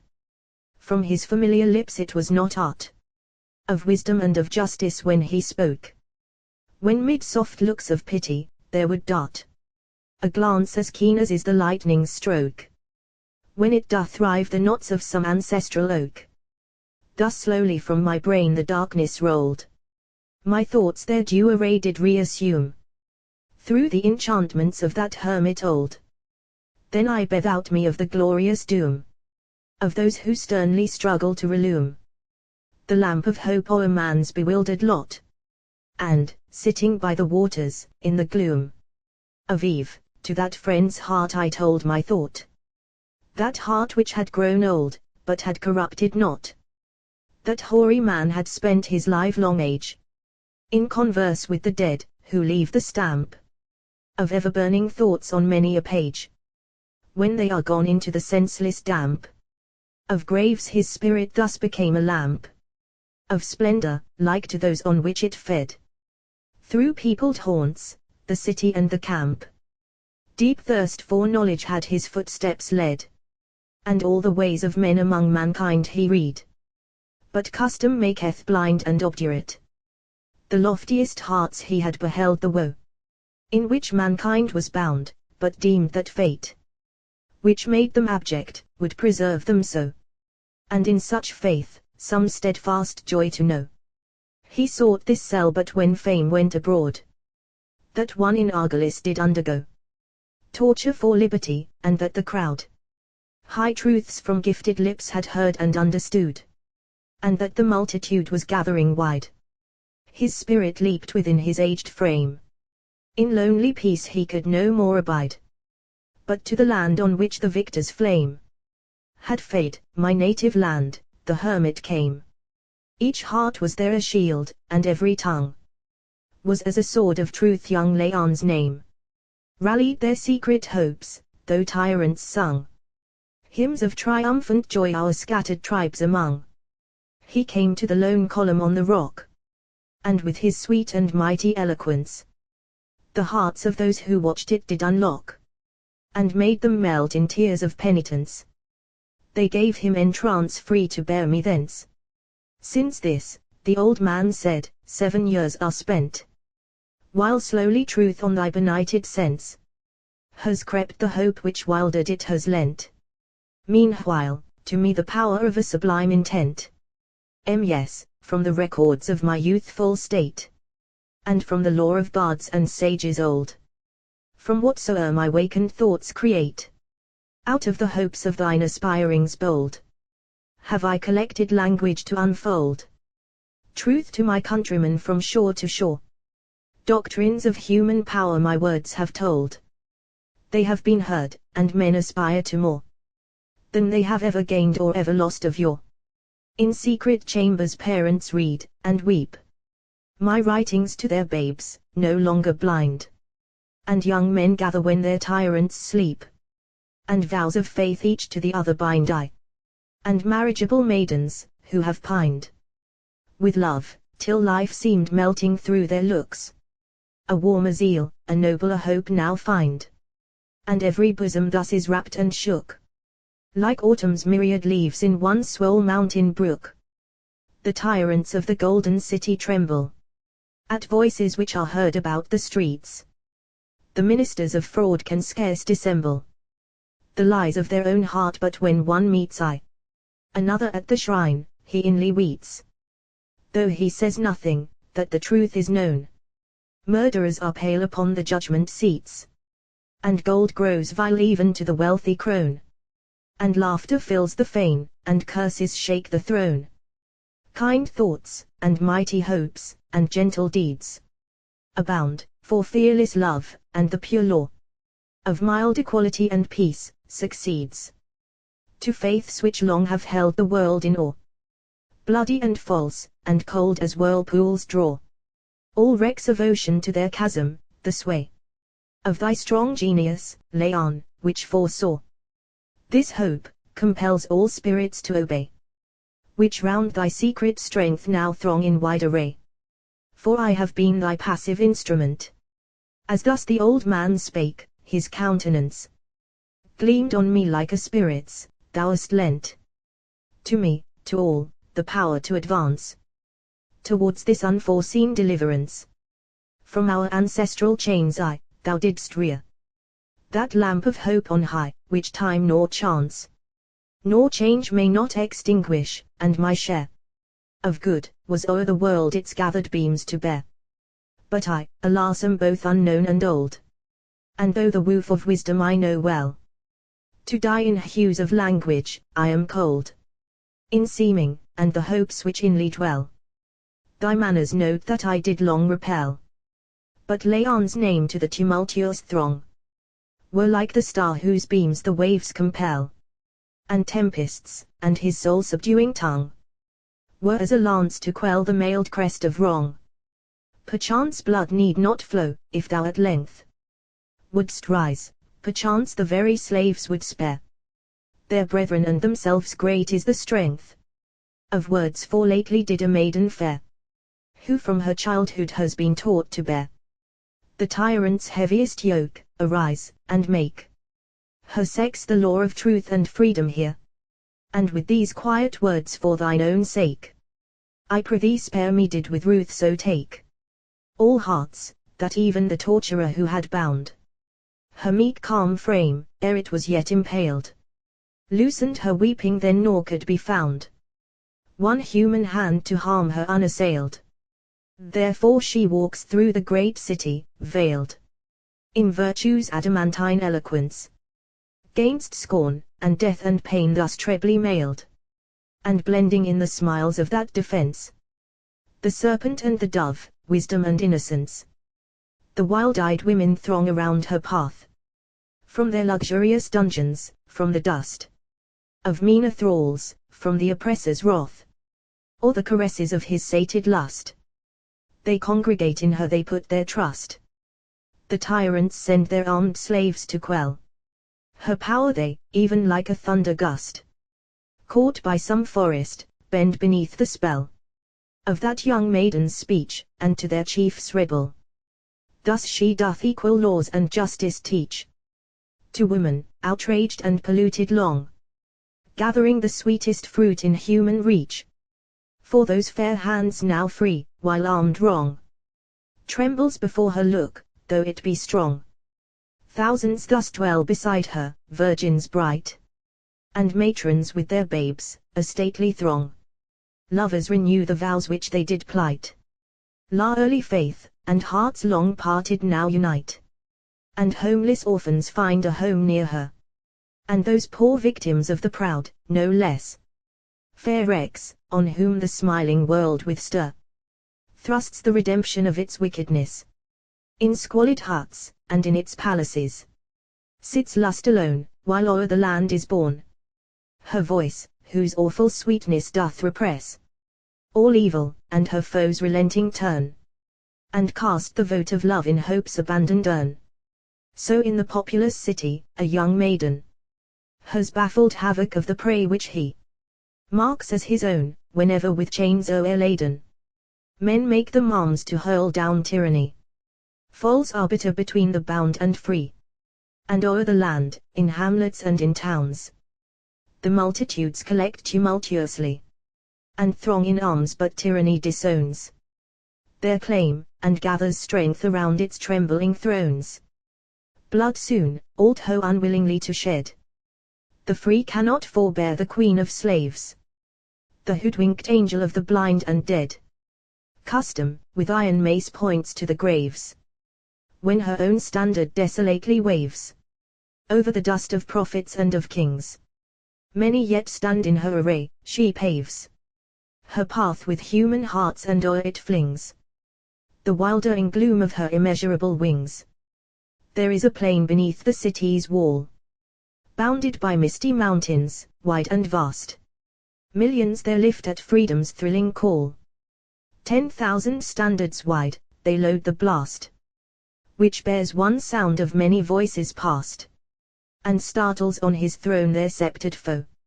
He sits amid his idle pomp aghast, and that his power hath passed away, doth know. Why pause the victor swords to seal his overthrow? The tyrant's guards resistance yet maintain, fearless, and fierce, and hard as beasts of blood. They stand a speck amid the peopled plain. Carnage and ruin have been made their food. From infancy ill has become their good, and for its hateful sake their will has wove the chains which eat their hearts, the multitude, surrounding them, with words of human love, seek from their own decay their stubborn minds to move. Over the land is felt a sudden pause, as night and day those ruthless bands around. The watch of love is kept, a trance which awes the thoughts of men with hope, as when the sound of whirlwind, whose fierce blasts the waves and clouds confound, dies suddenly. The manner in fear feels silence sink upon his heart thus bound. The conquerors pause, and O may freemen ne'er clasp the relentless knees of dread the murderer. If blood be shed, 'tis but a change and choice of bonds, from slavery to cowardice. A wretched fall, uplift thy charmed voice. Pour on those evil men the love that lies hovering within those spirit-soothing eyes. Arise, my friend, farewell. As thus he spake, from the green earth lightly I did arise, as one out of dim dreams that doth awake, and looked upon the depth of that reposing lake. I saw my countenance reflected there, and then my youth fell on me like a wind, descending on still waters. My thin hair was prematurely grey, my face was lined with channels, such as suffering leaves behind. Not age, my brow was pale, but in my cheek and lips a flush of gnawing fire did find their food and dwelling, though mine eyes might speak. A subtle mind and strong within a frame thus weak, and though their lustre now were spent and faded, yet in my hollow looks and withered mien, the likeness of a shape for which was braided the brightest woof of genius, still was seen. One who, without, had gone from the world's scene, and left it vacant. 'Twas her brother's face. It might resemble her it once had been, the mirror of her thoughts, and still the grace which her mind's shadow cast, left there a lingering trace. What then was I? She slumbered with the dead. Glory and joy and peace had come and gone. Doth the cloud perish, when the beams are fled, which steeped its skirts in gold? Or dark and lone, doth it not through the paths of night unknown, on outspread wings of its own wind upborne, pour rain upon the earth? The stars are shewn, when the cold moon sharpens her silver horn, under the sea, and make the wide night not forlorn. Strengthened in heart, yet sad, that aged man I left, with interchange of looks and tears, and lingering speech, and to the camp began my way. O'er many a mountain chain which rears its 100 crests aloft, my spirit bears my frame o'er many a dale and many a moor, and gaily now me seems serene earth wears the blosmy spring's star bright investiture, a vision which aught sad from sadness might allure. My powers revived within me, and I went, as one whom winds waft o'er the bending grass, through many a vale of that broad continent. At night when I reposed, fair dreams did pass. Before my pillow my own Cythna was, not like a child of death, among them ever. When I arose from rest, a woeful mass, that gentlest sleep seemed from my life to sever, as if the light of youth were not withdrawn forever. I as I went, that maiden who had reared the torch of truth afar, of whose high deeds the hermit in his pilgrimage had heard, haunted my thoughts. Ah, hope its sickness feeds with whatsoe'er it finds, or flowers or weeds. Could she be Cythna? Was that corpse a shade? Such as self-torturing thought from madness breeds. Why was this hope not torture? Yet it made a light around my steps which would not ever fade. Over the utmost hill at length I sped. A snowy steep the moon was hanging low over the Asian mountains, and outspread the plain, the city, and the camp below skirted the midnight ocean's glimmering flow. The city's moonlit spires and myriad lamps, like stars in a sublunar sky, did glow, and fires blazed far amid the scattered camps, like springs of flame, which burst where a swift earthquake stamps. All slept but those in watchful arms who stood, and those who sate tending the beacon's light. And the few sounds from that vast multitude made silence more profound. Oh, what a might of human thought was cradled in that night! How many hearts impenetrably veiled beat underneath its shade! What secret fight, evil and good, in woven passions mailed, waged through that silent throng a war that never failed. And now the power of good held victory. So, through the labyrinth of many a tent, among the silent millions who did lie in innocent sleep, exultingly I went. The moon had left heaven desert now, but lent from eastern morn the first faint lustre showed. An armed youth over his spear he bent, his downward face a friend I cried aloud, and quickly common hopes made freemen understood. I sate beside him while the morning beam crept slowly over heaven, and talked with him of those immortal hopes, a glorious theme, which led us forth, until the stars grew dim. And all the while, without, his voice did swim, as if it drowned in remembrance were, of thoughts which make the moist eyes overbrim. At last, when daylight 'gan to fill the air, he looked on me, and cried in wonder, "Thou art here." Then, suddenly, I knew it was the youth in whom its earliest hopes my spirit found. But envious tongues had stained his spotless truth, and thoughtless pride his love in silence bound, and shame and sorrow mine in toils had wound, whilst he was innocent, and I deluded. The truth now came upon me, on the ground, tears of repenting joy, which fast intruded, fell fast, and o'er its peace our mingling spirits brooded. Thus, while with rapid lips and earnest eyes we talked, a sound of sweeping conflict spread, as from the earth did suddenly arise, from every tent roused by that clamour dread.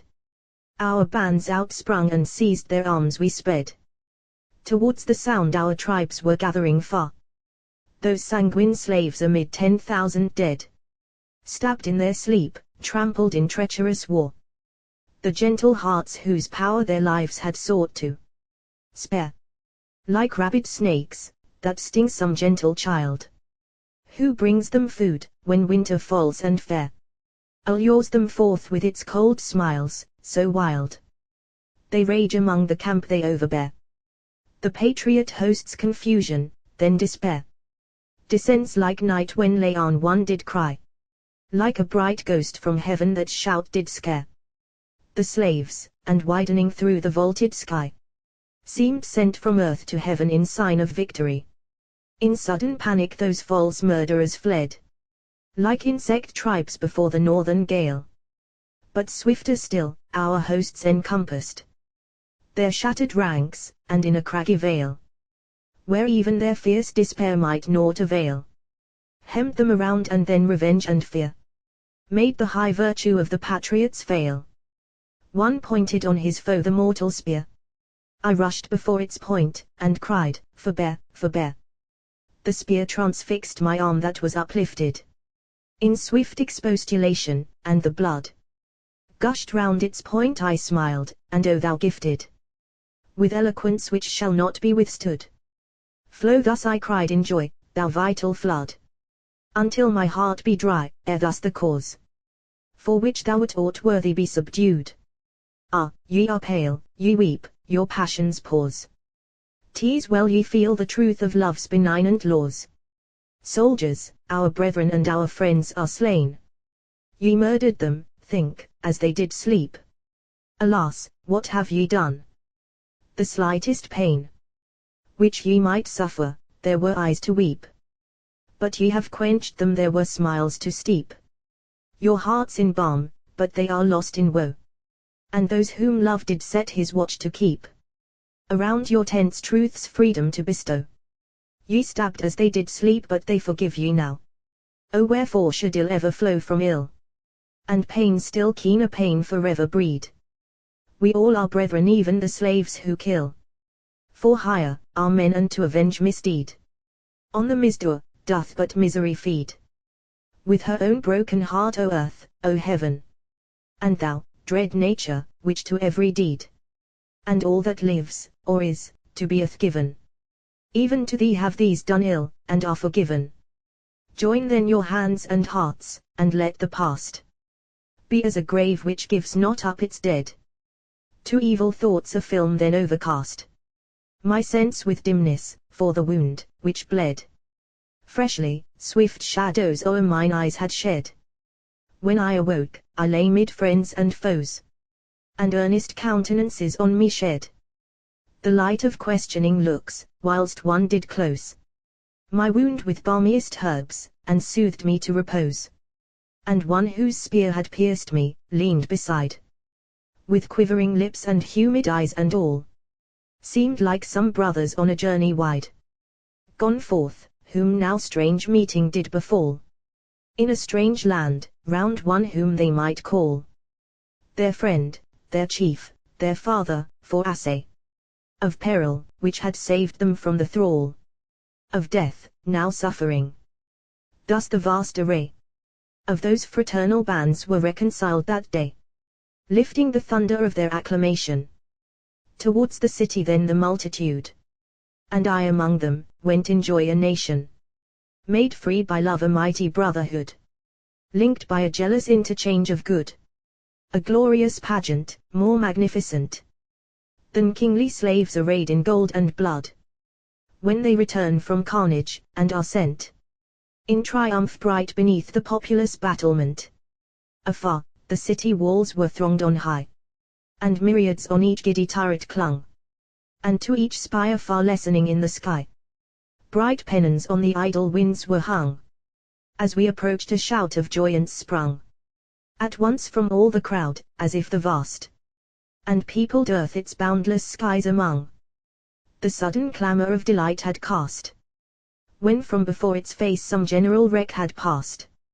Our armies through the city's 100 gates were poured, like brooks which to the rocky lair of some deep lake, whose silence them awaits, throng from the mountains when the storms are there. And as we passed through the calm sunny air, 1,000 flower-inwoven crowns were shed, the token flowers of truth and freedom fair, and fairest hands bound them on many a head, those angels of love's heaven, that over all was spread. I trod as one tranced in some rapturous vision. Those bloody bands so lately reconciled were, ever as they went, by the contrition of anger turned to love from ill beguiled, and every one on them more gently smiled, because they had done evil. The sweet awe of such mild looks made their own hearts grow mild, and did with soft attraction ever draw their spirits to the love of freedom's equal law. And they, and all, in one loud symphony, my name with liberty commingling, lifted, the friend and the preserver of the free, the parent of this joy and fair eyes gifted with feelings, caught from one who had uplifted the light of a great spirit, round me shone, and all the shapes of this grand scenery shifted, like restless clouds before the steadfast sun. Where was that maid? I asked, but it was known of none. Laon was the name her love had chosen, for she was nameless, and her birth none knew. Where was Laon now? The words were frozen within my lips with fear but to subdue such dreadful hope, to my great task was due. And when at length one brought reply, that she tomorrow would appear, I then withdrew, to judge what need for that great throng might be. For now the stars came thick over the twilight, sea. Yet need was none for rest or food to care, even though that multitude was passing great, since each one for the other did prepare. All kindly succor therefore to the gate of the imperial house, now desolate. I passed, and there was found aghast, alone, the fallen tyrant. Silently he sate upon the footstool of his golden throne, which starred with sunny gems, in its own lustre shone. Alone, but for one child, who led before him a graceful dance, the only living thing of all the crowd, which thither to adore him flocked yesterday, who solace sought to bring. In his abandonment she knew the king had praised her dance of yore, and now she wove its circles, I weeping and murmuring, mid her sad task of unregarded love, that to no smiles it might his speechless sadness move. She fled to him, and wildly clasped his feet.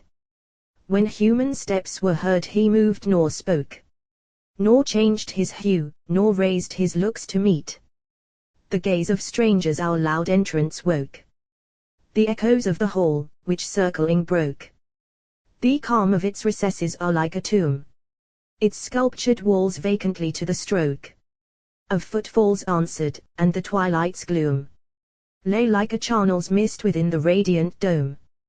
The little child stood up when we came nigh. Her lips and cheeks seemed very pale and wan, but on her forehead, and within her eye, lay beauty, which makes hearts that feed thereon sick with excess of sweetness. On the throne she leaned, the king with gathered brow, and lips wreathed by long scorn, did inly sneer and frown, with hue like that when some great painter dips his pencil in the gloom of earthquake and eclipse. She stood beside him like a rainbow braided within some storm, when scarce its shadows vast from the blue paths of the swift sun have faded. A sweet and solemn smile, like Cythna's, cast One moment's light, which made my heart beat fast. O'er that child's parted lips a gleam of bliss. A shade of vanished days, as the tears passed. Which wrapped it, even as with a father's kiss. Pressed those softest eyes in trembling tenderness. The sceptred wretch then from that solitude I drew, and of his change compassionate, with words of sadness soothed his rugged mood. But he, while pride and fear held deep debate, with sullen guile of ill-dissembled hate, glared on me as a toothless snake might glare. Pity, not scorn I felt, though desolate. The desolator now, and unaware. The curses which he mocked had caught him by the hair.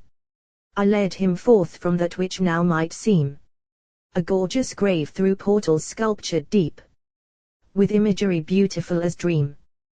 We went, and left the shades which tend on sleep, over its unregarded gold to keep their silent watch.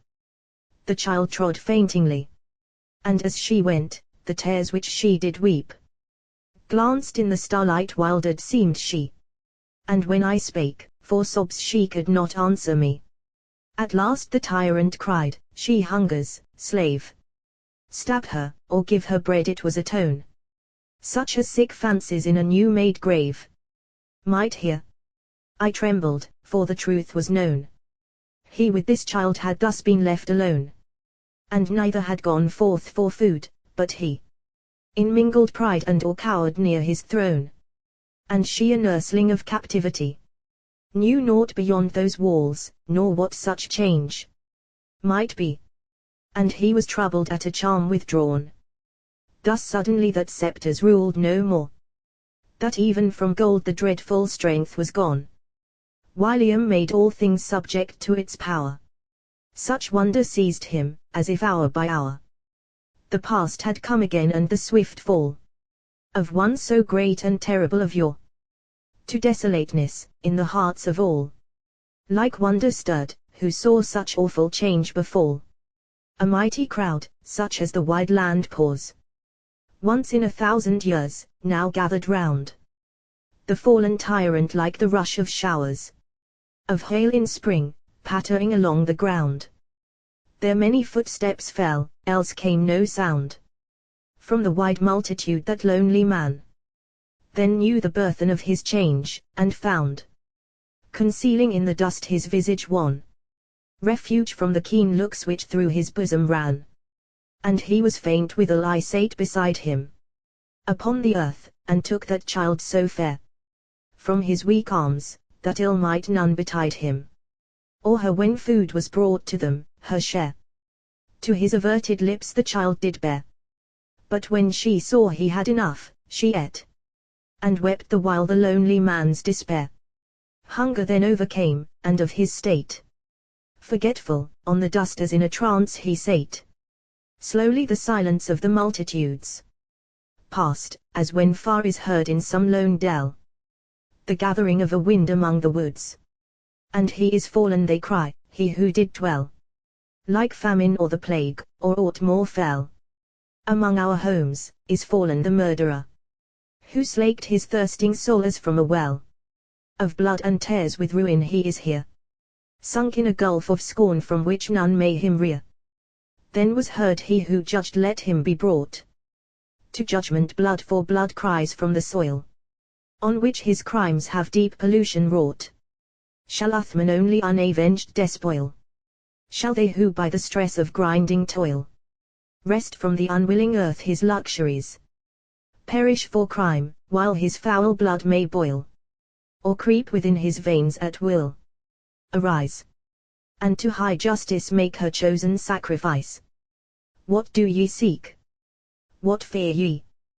Then I cried, suddenly starting forth, that ye should shed the blood of Uthman. If your hearts are tried in the true love of freedom, cease to dread this one poor lonely man beneath heaven spread in purest light above us all, through earth, maternal earth, who doth her sweet smiles spread for all. Let him go free until the worth of human nature win from these a second birth. What call ye justice? Is there one who ne'er in secret thought has wished another's ill. Are ye all pure? Let those stand forth who hear, and tremble not. Shall they insult and kill? If such they be, their mild eyes can they fill with the false anger of the hypocrite. Alas, such were not pure the chastened will of virtue sees that justice is the light of love, and not revenge, and terror and despite. The murmur of the people slowly dying paused as I spake, then those who near me were cast gentle looks when the lone man was lying, shrouding his head, which now that infant fair clasped on her lap in silence through the air. Sobs were then heard, and many kissed my feet, in pity's madness, and to the despair of him whom late they cursed, a solace sweet. His very victims brought soft looks and speeches meet. Then to a home for his repose assigned, accompanied by the still throng he went, in silence, where to soothe his rankling mind some likeness of his ancient state was lent. And if his heart could have been innocent, as those who pardoned him, he might have ended his days in peace, but his straight lips were bent, men said, into a smile which guile portended, a sight with which that childlike hope with fear was blended. 'Twas midnight now, the eve of that great day, whereon the many nations at whose call the chains of earth like mist melted away, decreed to hold a sacred festival, a rite to attest the equality of all who live. So to their homes, to dream or wake, all went. The sleepless silence did recall Laon to my thoughts, with hopes that make the flood recede from which their thirst they seek to slake. The dawn flowed forth, and from its purple fountains I drank those hopes which make the spirit quail. As to the plain between the misty mountains and the great city, with a countenance pale, I went. It was a sight which might avail to make men weep exulting tears, for whom now first from human power the reverend veil was torn, to see earth from her general womb pour forth her swarming sons to a fraternal doom. To see, far glancing in the misty morning, the signs of that innumerable host.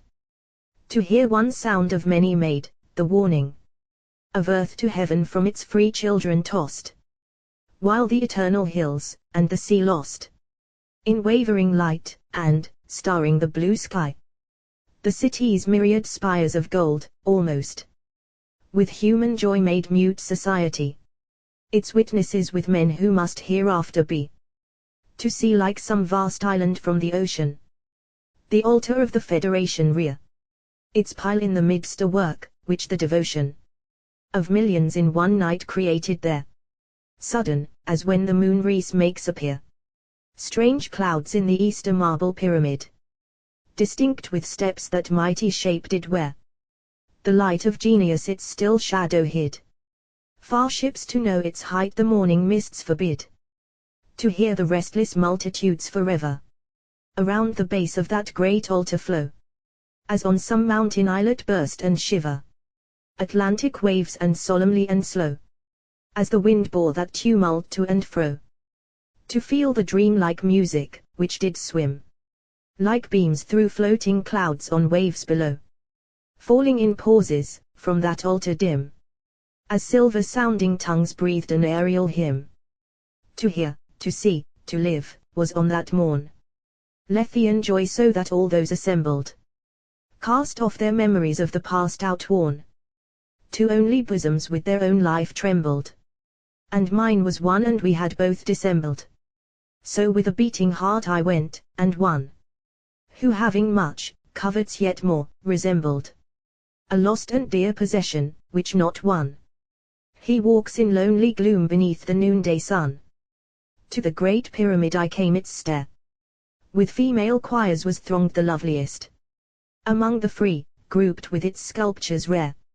As I approached, the morning's golden mist, which now the wonder-stricken breezes kissed with their cold lips, fled, and the summit shone like Athos seen from Samothracia, dressed in earliest light by vintages, and one Sate there, a female shape upon an ivory throne. A form most like the imagined habitant of silver exhalations sprung from dawn, by winds which feed on sunrise woven, to enchant the faiths of men. All mortal eyes were drawn, as famished mariners through strange seas gone, gaze on a burning watchtower, by the light of those divinest lineaments alone, with thoughts which none could share, from that fair sight turned in sickness, for a veil shrouded her countenance bright. And neither did I hear the acclamations which from brief silence bursting, filled the air with her strange name and mine, from all the nations which we, they said, in strength had gathered there, from the sleep of bondage nor the vision fair of that bright pageantry beheld, but blind and silent, as a breathing corpse did fare, leaning upon my friend, till like a wind to fevered cheeks, a voice flowed o'er my troubled mind, like music of some minstrel heavenly gifted to one whom fiends enthrall. This voice to me, scarce did I wish her veil to be uplifted, I was so calm and joyous. I could see the platform when we stood, the statues three, which kept their marble watch on that high shrine, the multitudes, the mountains, and the sea, as when eclipseth past, things sudden shine, to men's astonished eyes most clear and crystalline. At first Laon spoke most tremulously, but soon her voice the calmness which it shed gathered, and thou art whom I sought to see, and thou art our first votary here, she said. I had a brother once, but he is dead, and of all those on the wide earth who breathe, thou dost resemble him alone. I spread this veil between us two, that thou beneath shouldst image one who may have been long lost in death. For this wilt thou not henceforth pardon me? Yes, but those joys which silence well requite forbid reply. Why men have chosen me to be the priestess of this holiest rite, I scarcely know, but that the floods of light which flow over the world have borne me hither to meet thee, long most dear, and now unite thine hand with mine, and may all comfort wither from both the hearts whose pulse in joy now beat together. If our own will as others' law we bind, if the foul worship trampled here we fear, if as ourselves we cease to love our kind. She paused, and pointed upwards. Sculptured there, three shapes around her ivory throne appear. One was a giant, like a child asleep on a loose rock, whose grasp crushed, as it were, in dream, scepters and crowns, and one did keep its watchful eyes in doubt whether to smile or weep. A woman sitting on the sculptured disk of the broad earth, and feeding from one breast a human babe and a young basilisk. Her looks were sweet as heaven's when loveliest in autumn eves. The third image was dressed in white wings swift as clouds in winter skies. Beneath his feet, amongst ghastliest forms, repressed, lay Faith, an obscene worm, who sought to rise, while calmly on the sun he turned his diamond eyes.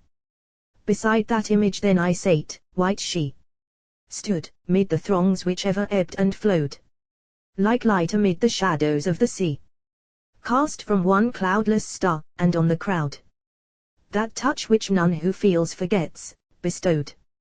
And whilst the sun returned the steadfast gaze of the great image as o'er heaven it glowed, that right had place it ceased when sunsets blaze burned o'er the isles. All stood in joy and deep amaze, when in the silence of all spirits there, Laon's voice was felt, and through the air her thrilling gestures spoke, most eloquently fair. Calm art thou as yon sunset, swift and strong as new-fledged eagles, beautiful and young, that float among the blinding beams of morning, and underneath thy feet writhe faith, and folly, custom, and hell, and mortal melancholy. Hark, the earth starts to hear the mighty warning of thy voice sublime and holy, its free spirits here assembled see thee, feel thee, know thee now. To thy voice their hearts have trembled, like 10,000 clouds which flow with one wide wind as it flies. Wisdom, thy irresistible children rise to hail thee, and the elements they chain, and their own will to swell the glory of thy train. O Spirit vast and deep as night and heaven, Mother and soul of all to which is given the light of life, the loveliness of being.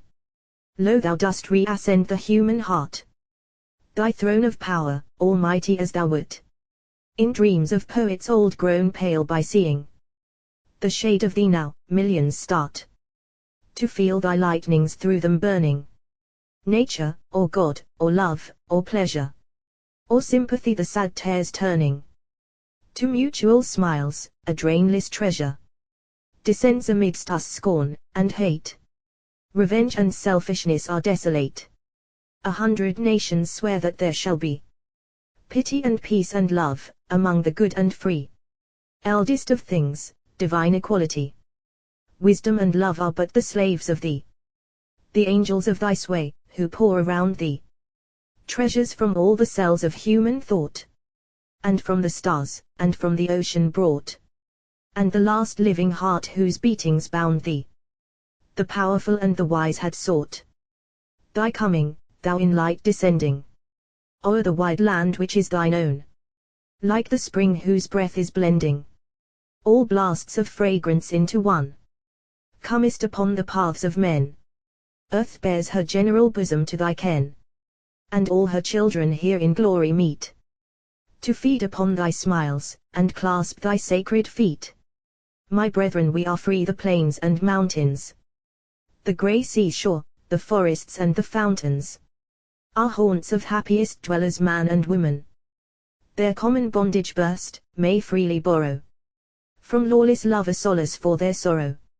For oft we still must weep, since we are human, a stormy night's serenest morrow, whose showers are pity's gentle tears, whose clouds are smiles of those that die, like infants without hopes or fears, and whose beams are joys that lie in blended hearts, now holds dominion.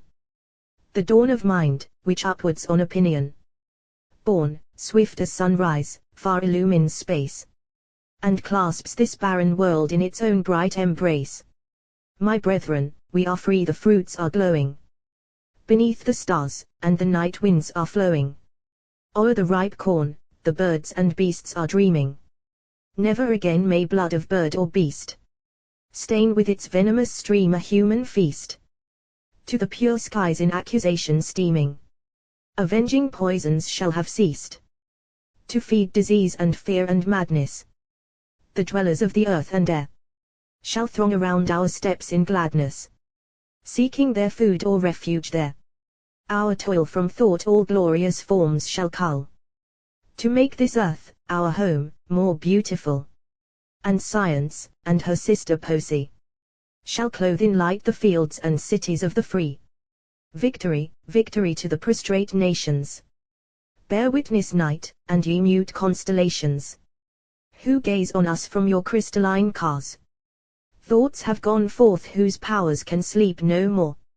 Victory, victory, earth's remotest shore, regions which groan beneath the Antarctic stars, the green lands cradled in the roar of western waves, and wildernesses, peopled and vast, which skirt the oceans, where morning dyes her golden tresses, shall soon partake our high emotions. Kings shall turn pale, almighty fear the fiend God, when our charmed name he hear, shall fade like shadow from his thousand fanes, while truth with joy enthroned o'er his lost empire reigns. Ere she had ceased, the mists of night entwining their dim woof, floated o'er the infinite throng. She, like a spirit through the darkness shining, in tones whose sweetness silence did prolong, as if to lingering winds they did belong, poured forth her inmost soul a passionate speech, with wild and thrilling pauses woven among, which whoso heard, was mute, for it could teach to rapture like her own all listening hearts to reach. Her voice was as a mountain stream which sweeps the withered leaves of autumn to the lake, and in some deep and narrow bay then sleeps, in the shadow of the shores as dead leaves wake. Under the wave, in flowers and herbs which make those green depths beautiful when skies are blue. The multitude so moveless did partake. Such living change, and kindling murmurs flew, as o'er that speechless calm delight and wonder grew. Over the plain the throngs were scattered then, in groups around the fires, which from the sea, even to the gorge of the first mountain glen, blazed wide, and far the banquet of the free was spread beneath many a dark cypress tree, beneath whose spires, which swayed in the red light, reclining as they ate, of liberty, and hope, and justice, and Laon's name, earth's children did a woof of happy converse frame. Their feast was such as earth, the general mother, pours from her fairest bosom, when she smiles in the embrace of autumn to each other, as when some parent fondly reconciles her warring children, she their wrath beguiles. With their own sustenance they relenting weep. Such was this festival, which from their isles, and continents, and winds, and oceans deep, all shapes might throng to share, that fly, or walk, or creep, might share in peace and innocence, for gore or poison none this festal did pollute, but piled on high, an overflowing store of pomegranates, and citrons, fairest fruit, melons, and dates, and figs, and many a root, sweet and sustaining, and bright grapes ere yet accursed fire their mild juice could transmute into a mortal bane, and brown corn set in baskets with pure streams their thirsting lips they wet.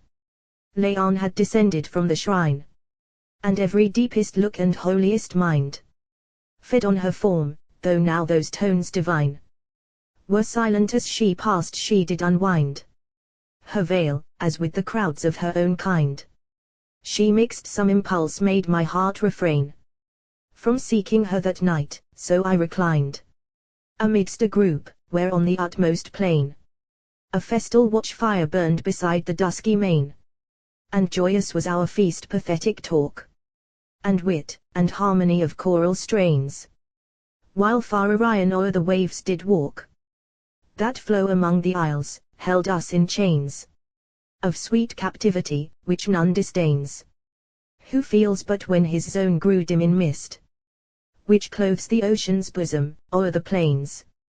The multitudes went homeward, to their rest, which that delightful day with its own shadow blessed, beside the dimness of the glimmering sea, weaving swift language from impassioned themes.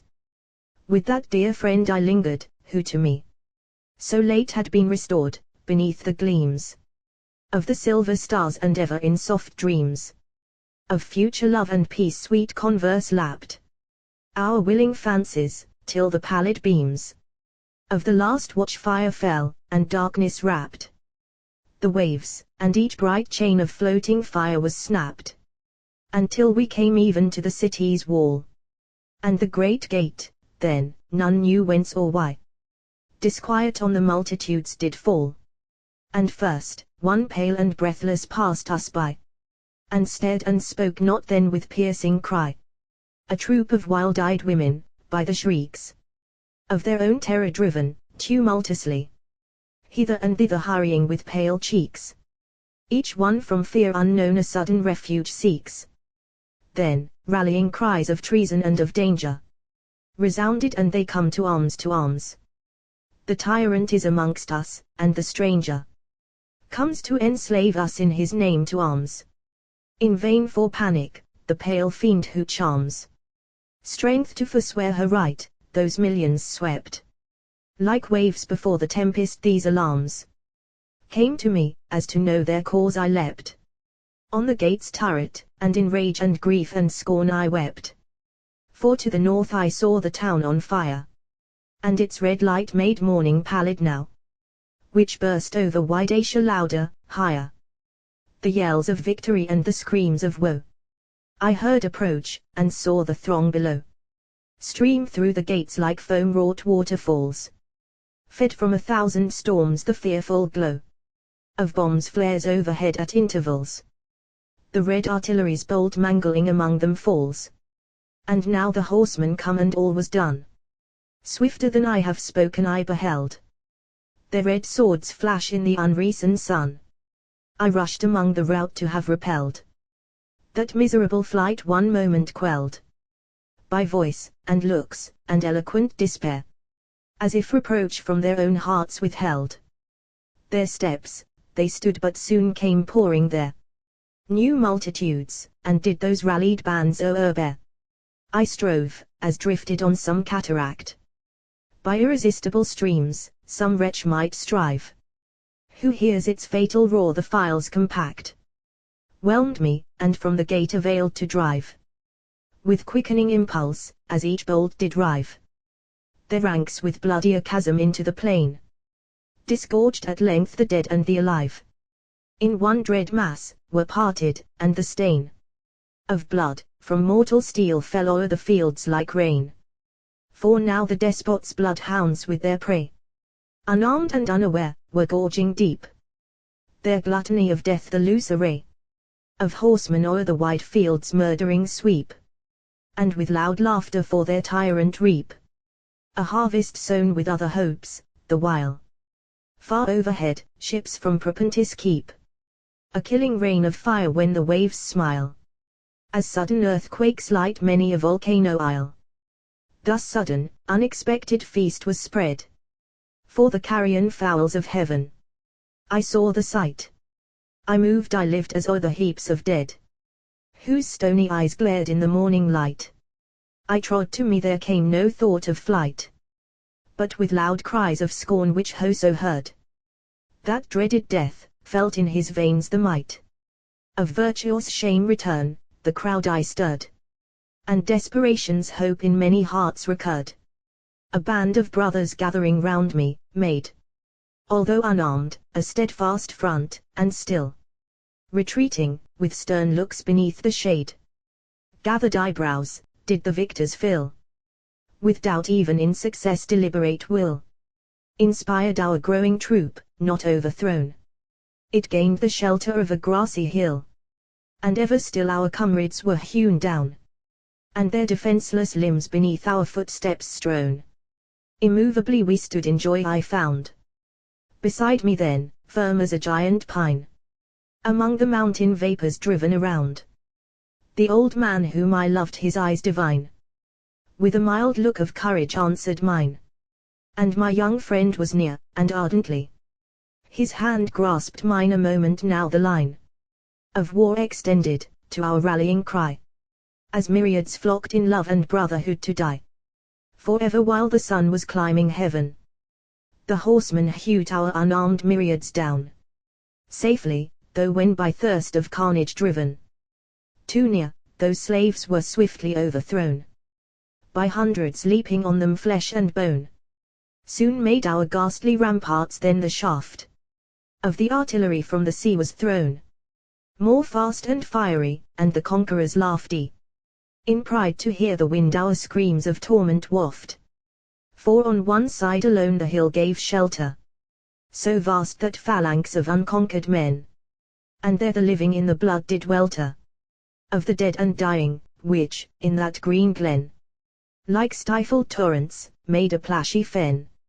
Under the feet thus was the butchery waged, while the sun clomb heaven's eastern steep. But when it 'gan to sink, a fiercer combat raged, for in more doubtful strife the armies were engaged. Within a cave upon the hill were found a bundle of rude pikes, the instrument of those who war but on their native ground.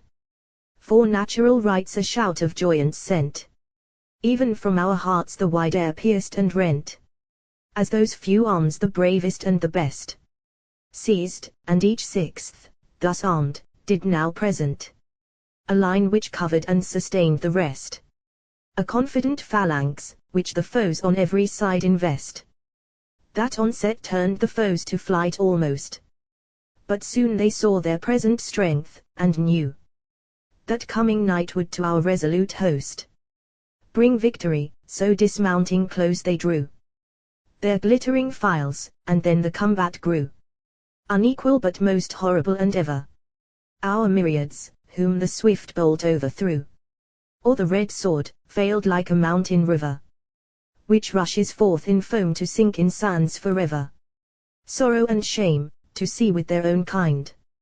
Our human brethren mix, like beasts of blood, to mutual ruin armed by one behind. Who sits and scoffs that friend so mild and good? Who like its shadow near my youth had stood? Was stabbed my old preserver's hoary hair, with the flesh clinging to its roots, was strewed. Under my feet I lost all sense or care, and like the rest I grew desperate and unaware. The battle became ghastlier in the midst. I paused, and saw, how ugly and how fell. O hate thou art, even when thy life thou sheddest.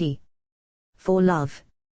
The ground in many a little dell was broken, up and down whose steeps befell alternate victory and defeat, and there the combatants with rage most horrible strove, and their eyes started with cracking stare. Impotent their tongues they lolled into the air, flaccid and foamy, like a mad dog's hanging. Want, and moon madness, and the pest's swift bane, when its shafts smite while yet its bow is twanging, have each their mark and sign some ghastly stain. And this was thine, O war of hate and pain. Thou loathed slave. I saw all shapes of death, and ministered to many, o'er the plain, while carnage in the sunbeams' warmth did seethe, till twilight o'er the east wove her serenest wreath.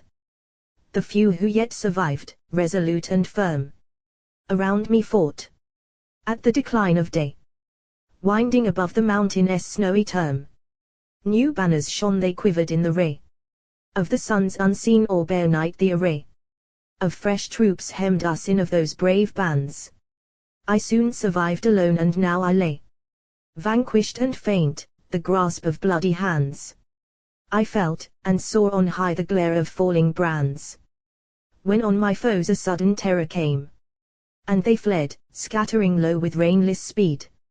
A black Tartarian horse of giant frame comes trampling over the dead, the living bleed beneath the hoofs of that tremendous steed, on which, like to an angel, robed in white, sate one waving a sword. The hosts recede and fly, as through their ranks with awful might sweeps in the shadow of eve that phantom swift and bright, and its path made a solitude. I rose and marked its coming. It relaxed its course as it approached me, and the wind that flows through night bore accents to mine ear whose force might create smiles in death. The Tartar horse paused, and I saw the shape its might which swayed, and heard her musical pants, like the sweet source of waters in the desert, as she said, "Mount with me, Laon." Now I rapidly obeyed. Then away, away she cried, and stretched her sword, as 'twere a scourge over the courser's head, and lightly shook the reins. We spake no word, but like the vapor of the tempest fled. Over the plain her dark hair was dispread, like the pine's locks upon the lingering blast. Over mine eyes its shadowy strings it spread fitfully, and the hills and streams fled fast, as o'er their glimmering forms the steed's broad shadow passed, and his hoofs ground the rocks to fire and dust. His strong sides made the torrents rise in spray and turbulence, as of a whirlwind's gust, surrounded us, and still away, away through the desert night we sped, while she alway gazed on a mountain which we neared, whose crest, crowned with a marble ruin, in the ray of the obscure stars gleamed its rugged breast. The steed strained up, and then his impulse did arrest a rocky hill which overhung the ocean. From that lone ruin, when the steed that panted paused, might be heard the murmur of the motion of waters, as in spots forever haunted by the choicest winds of heaven, which are enchanted to music by the wand of solitude, that wizard wild, and the far tents implanted upon the plain, be seen by those who stood thence, marking the dark shore of ocean's curved flood. One moment these were heard, and seen another passed, and the two who stood beneath that night each only heard, or saw, or felt the other, as from the lofty steed she did alight. Cythna, for, from the eyes whose deepest light of love and sadness made my lips feel pale, with influence strange of mournfulest delight. My own sweet sister looked, with joy did quail, and felt her strength in tears of human weakness fail. And, for a space in my embrace she rested, her head on my unquiet heart reposing, while my faint arms her languid frame invested. At length she looked on me, and half unclosing her tremulous lips, said, "Friend, thy bands were losing the battle, as stood before the king in bonds." I burst them then, and swiftly choosing the time, did seize a Tartar's sword, and spring upon his horse, and swift as on the whirlwind's wing, have thou and I been borne beyond pursuer, and we are here. Then turning to the steed, she pressed the white moon on his front with pure and rose-like lips, and many a fragrant weed from the green ruin plucked, that he might feed. But I to a stone seat that maiden led, and kissing her fair eyes, said, "Thou hast need of rest," and I heaped up the courser's bed in a green mossy nook, with mountain flowers dispread. Within that ruin, where a shattered portal looks to the eastern stars, abandoned now by man, to be the home of things immortal, memories, like awful ghosts which come and go, and must inherit all he builds below.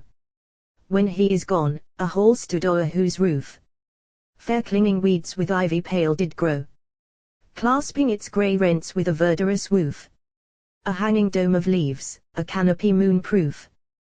The autumnal winds, as if spellbound, had made a natural couch of leaves in that recess, which seasons none disturbed, but in the shade of flowering parasites, did spring love to dress with their sweet blooms the wintry loneliness of those dead leaves, shedding their stars, whenever the wandering wind her nurslings might caress, whose intertwining fingers ever there made music wild and soft that filled the listening air.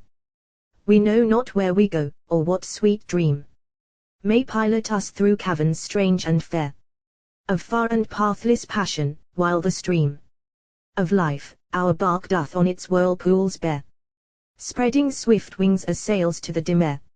Nor should we seek to know, so the devotion of love and gentle thoughts be heard still there, louder and louder from the utmost ocean of universal life, attuning its commotion to the pure all things are pure oblivion wrapped our spirits, and the fearful overthrow of public hope was from our being snapped, though linked years had bound it therefore now a power, a thirst, a knowledge, which below all thoughts, like light beyond the atmosphere, clothing its clouds with grace, doth ever flow, came on us, as we sate in silence there, beneath the golden stars of the clear azure air, in silence which doth follow talk that causes the baffled heart to speak with sighs and tears, when wildering passion swalloweth up the pauses of inexpressive speech the youthful years which we together passed, their hopes and fears, the common blood which ran within our frames, that likeness of the features which endears the thoughts expressed by them, our very names, and all the winged hours which speechless memory claims, had found a voice, and ere that voice did pass, the night grew damp and dim, and through a rent of the ruin where we sate, from the morass, a wandering meteor by some wild wind sent, hung high in the green dome, to which it lent a faint and pallid lustre, while the song of blasts, in which its blue hair quivering bent, strewed strangest sounds the moving leaves among, a wondrous light, the sound as of a spirit's tongue. The meteor showed the leaves on which we sate, and Cythna's glowing arms, and the thick ties of her soft hair which bent with gathered weight, my neck near hers, her dark and deepening eyes, which, as twin phantoms of one star that lies o'er a dim well, move, though the star reposes, swam in our mute and liquid ecstasies. Her marble brow, and eager lips, like roses, with their own fragrance pale, which spring but half uncloses, The meteor to its farmer ras returned. The beating of our veins one interval made still, and then I felt the blood that burned within her frame mingle with mine, and fall around my heart like fire, and over all a mist was spread, the sickness of a deep and speechless swoon of joy, as might befall two disunited spirits when they leap in union from this earth's obscure and fading sleep. Was it one moment that confounded thus all thought, all sense, all feeling, into one unutterable power, which shielded us even from our own cold looks, when we had gone into a wide and wild oblivion of tumult and of tenderness? Or now had ages, such as make the moon and sun, the seasons, and mankind their changes know, left fear and time unfelt by us alone below? I know not what are kisses whose fire clasps the failing heart in languishment, or limb twined within limb, or the quick dying gasps of the life meeting, when the faint eyes swim through tears of a wide mist boundless and dim in one caress. What is the strong control which leads the heart that dizzy steep to climb, where far over the world those vapors roll which blend two restless frames in one reposing soul? It is the shadow which doth float unseen, but not unfelt, o'er blind mortality, whose divine darkness fled not from that green and lone recess, where lapped in peace did lie our linked frames, till, from the changing sky, that night and still another day had fled. And then I saw and felt the moon was high, and clouds, as of a coming storm, were spread under its orb, loud winds were gathering overhead. Cythna's sweet lips seemed lurid in the moon, her fairest limbs with the night wind were chill, and her dark tresses were all loosely strewn o'er her pale bosom. All within was still, and the sweet peace of joy did almost fill the depth of her unfathomable look. And we sate calmly, though that rocky hill the waves contending in its caverns strook, for they foreknew the storm, and the grey ruin shook. There we unheeding sate, in the communion of interchanged vows, which, with a rite of faith most sweet and sacred, stamped our union. Few were the living hearts which could unite like ours, or celebrate a bridal night with such close sympathies, for to each other had high and solemn hopes the gentle might of earliest love, and all the thoughts which smother cold evil's power, now linked a sister and a brother. And such is nature's modesty, that those who grow together cannot choose but love, if faith or custom do not interpose, or common slavery mar what else might move all gentlest thoughts, as in the sacred grove which shades the springs of Ethiopian Nile, that living tree, which, if the arrowy dove strike with her shadow, shrinks in fear a while, but its own kindred leaves clasps while the sunbeams smile, and clings to them, when darkness may deceive her. The close caresses of all duller plants, which bloom on the wide earth, thus we forever were linked, for love had nursed us in the haunts where knowledge, from its secret source enchants young hearts with the fresh music of its springing, ere yet its gathered flood feeds human wants, as the great Nile feeds Egypt, ever flinging light on the woven boughs which o'er its waves are swinging. The tones of Cythna's voice like echoes were of those far murmuring streams, they rose and fell, mixed with mine own in the tempestuous air. And so we sate, until our talk befell of the late ruin, swift and horrible, and how those seeds of hope might yet be sown, whose fruit is evil's mortal poison. Well, for us, this ruin made a watchtower lone. But Cythna's eyes looked faint, and now 2 days were gone since she had food, therefore I did awaken the Tartar steed, who, from his ebon mane, soon as the clinging slumbers he had shaken, bent his thin head to seek the brazen rein, following me obediently with pain of heart, so deep and dread, that one caress when lips and heart refuse to part again, till they have told their fill, could scarce express the anguish of her mute and fearful tenderness.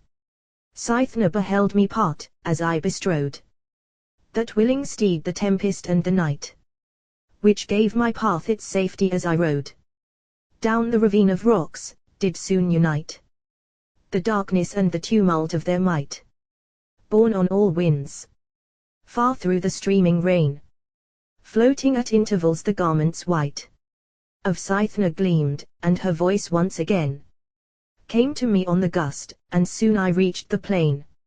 I dreaded not the tempest, nor did he who bore me, but his eyeballs white and red turned on the lightning's cleft exultingly, and when the earth beneath his tameless tread shook with the sullen thunder, he would spread his nostrils to the blast, and joyously mock the fierce peal with neighings. Thus we sped o'er the lit plain, and soon I could descry where death and fire had gorged the spoil of victory.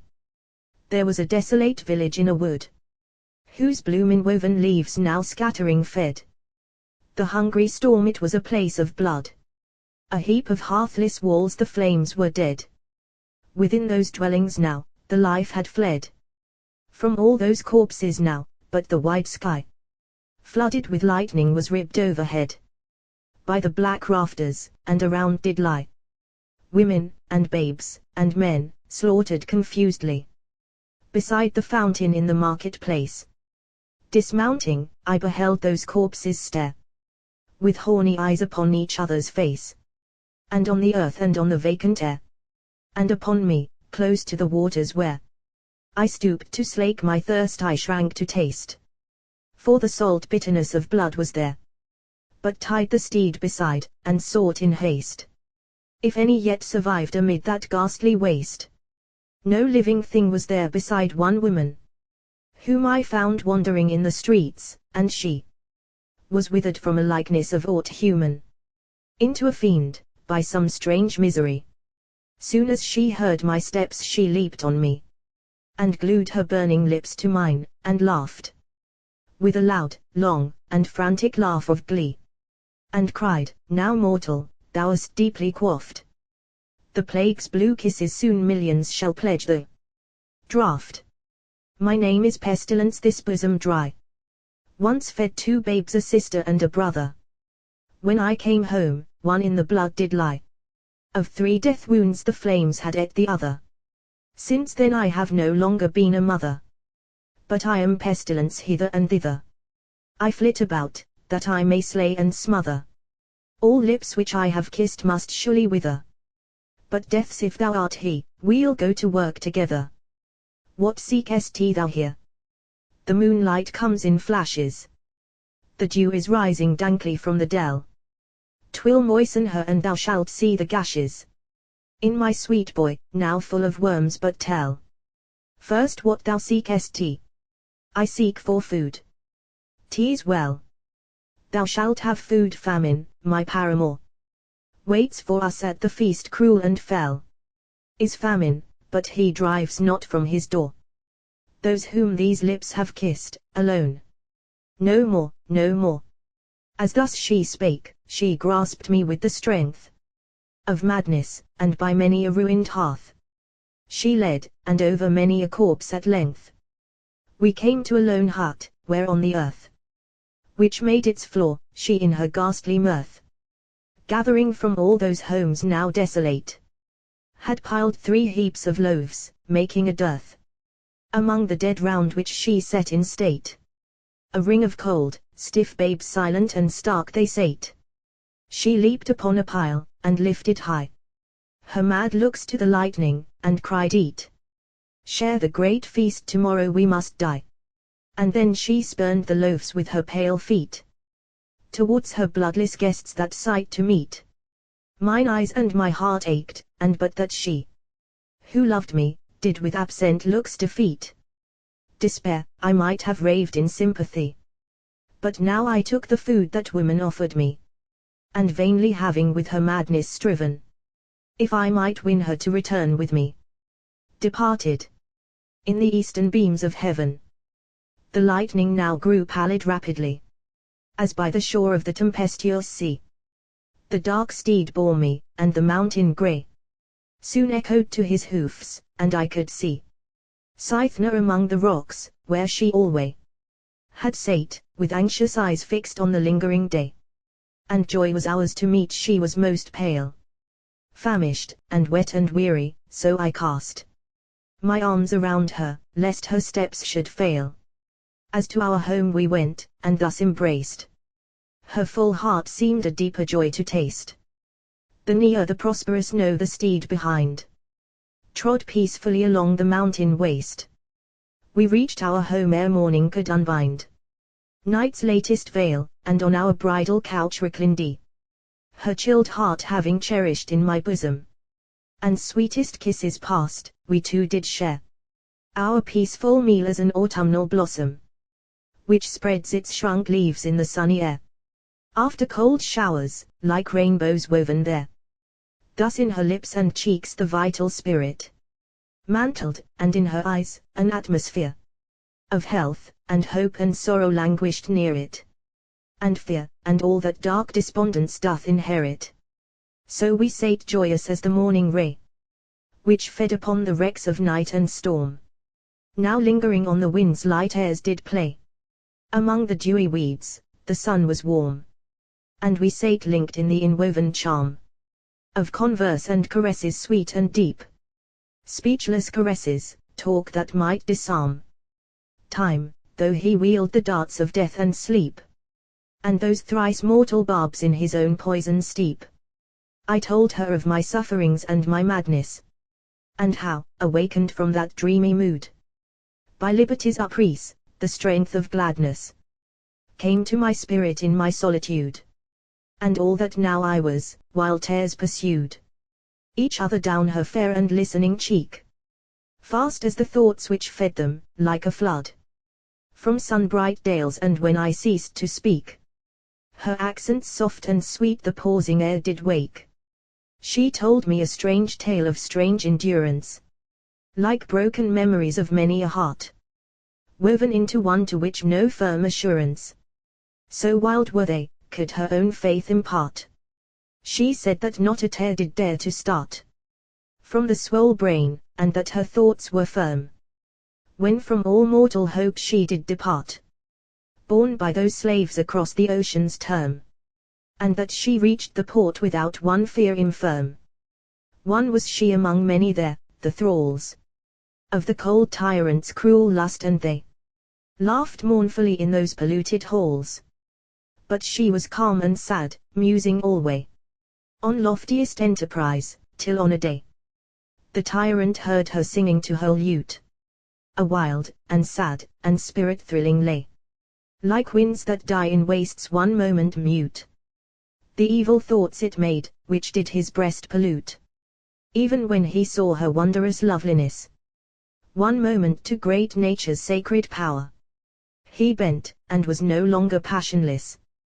But when he bade her to his secret bower be born, a loveless victim, and she tore her locks in agony, and her words of flame and mightier looks availed not. Then he bore again his load of slavery, and became a king, a heartless beast, a pageant and a name.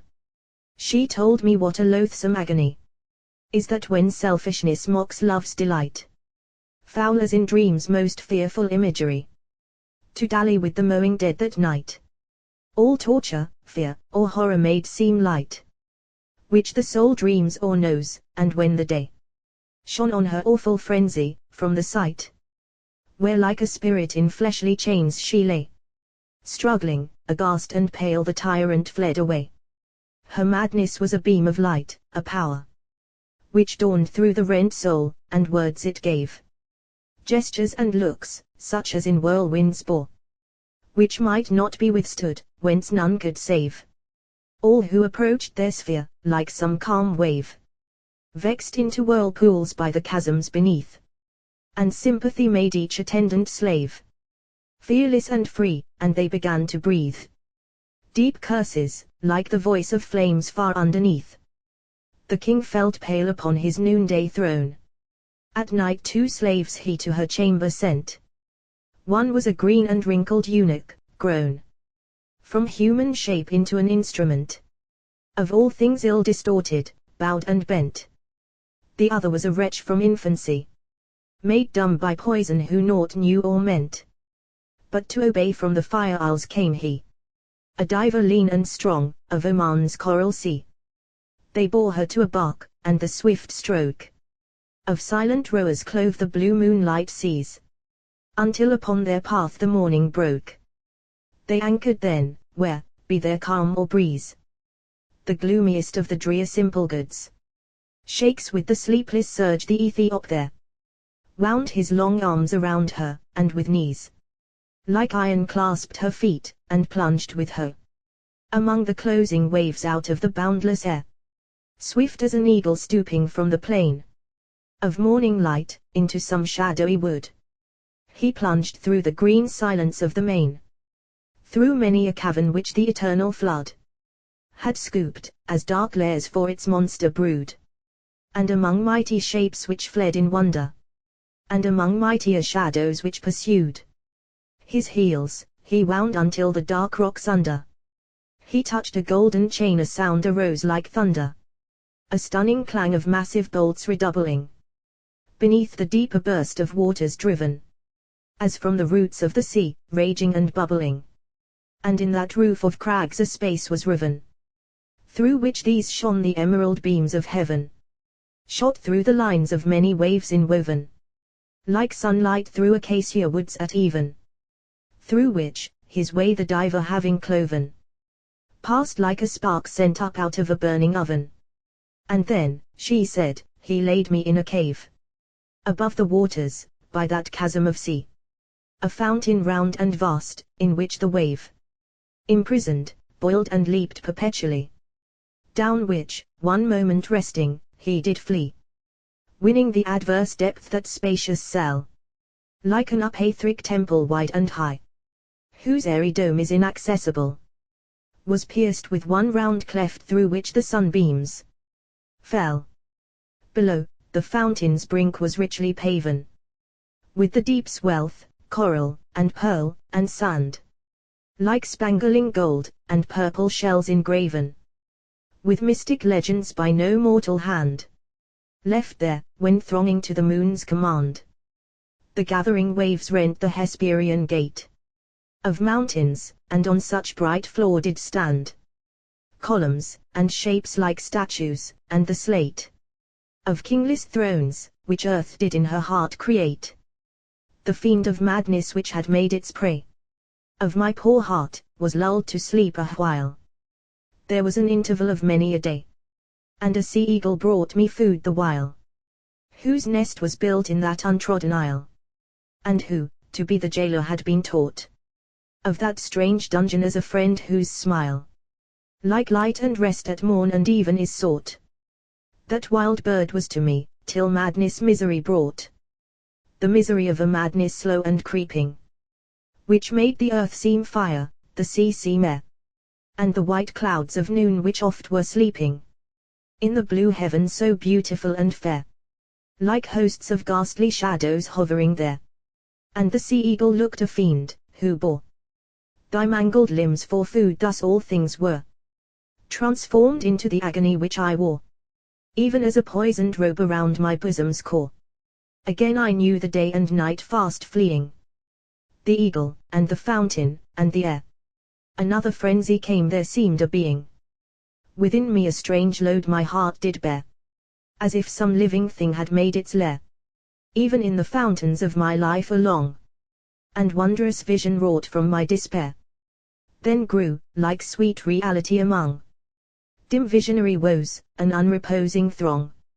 Methought I was about to be a mother.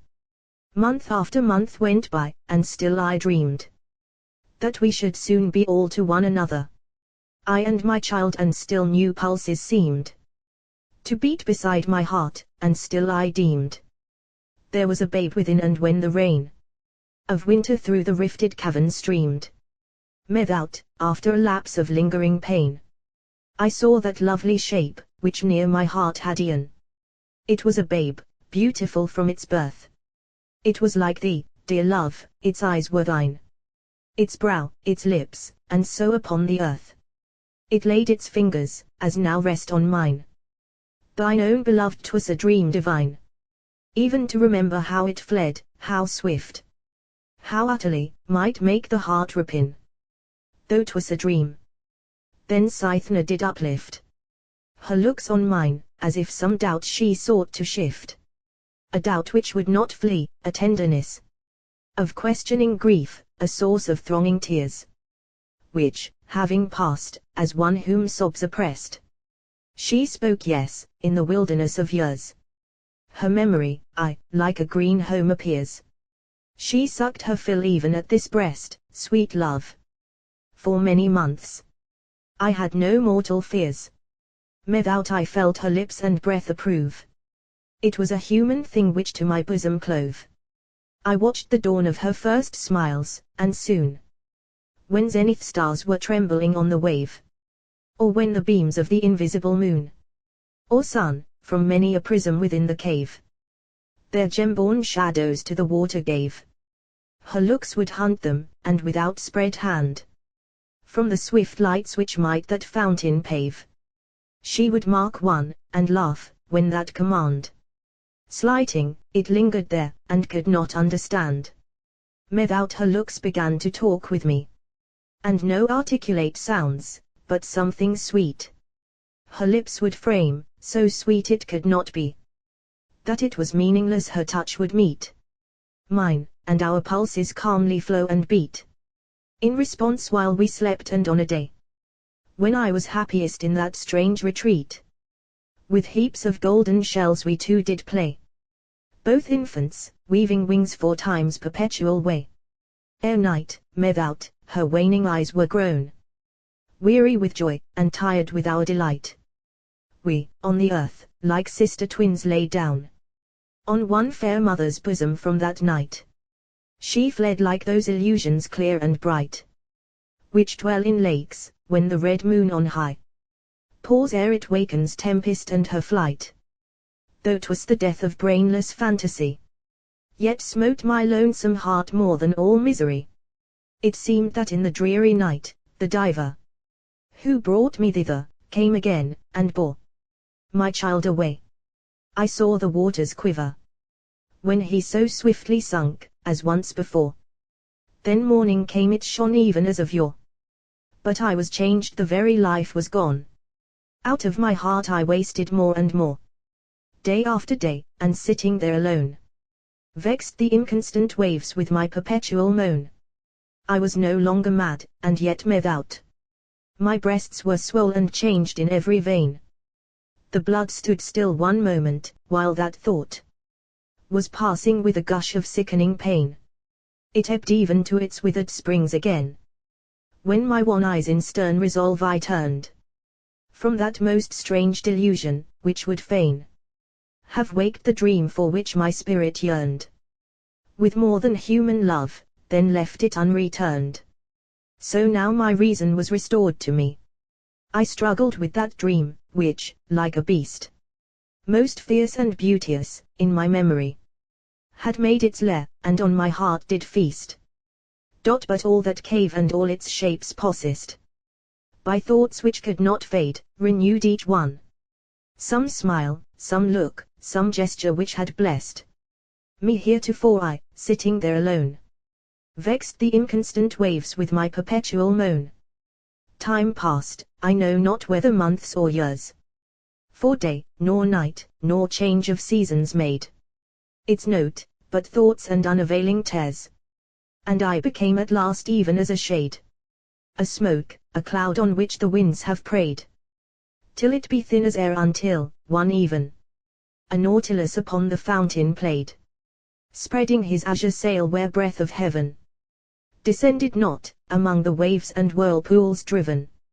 And when the eagle came, that lovely thing, oaring with rosy feet its silver boat, fled near me as for shelter on slow wing. The eagle, hovering o'er his prey did float, but when he saw that I with fear did note his purpose, proffering my own food to him, the eager plumes subsided on his throat. He came where that bright child of sea did swim, and o'er it cast in peace his shadow broad and dim. This wakened me, it gave me human strength, and hope, I know not whence or wherefore, rose. But I resumed my ancient powers at length. My spirit felt again like one of those, like thine, whose fate it is to make the woes of humankind their prey. What was this cave? Its deep foundation no firm purpose knows. Immutable, resistless, strong to save. Like mind while yet it mocks the all-devouring grave. And where was Laon? Might my heart be dead, while that far dearer heart could move and be? Or whilst over the earth the pall was spread, which I had sworn to rend, I might be free, could I but win that friendly bird to me, to bring me ropes and long in vain I sought, by intercourse of mutual imagery, of objects, if such aid he could be taught.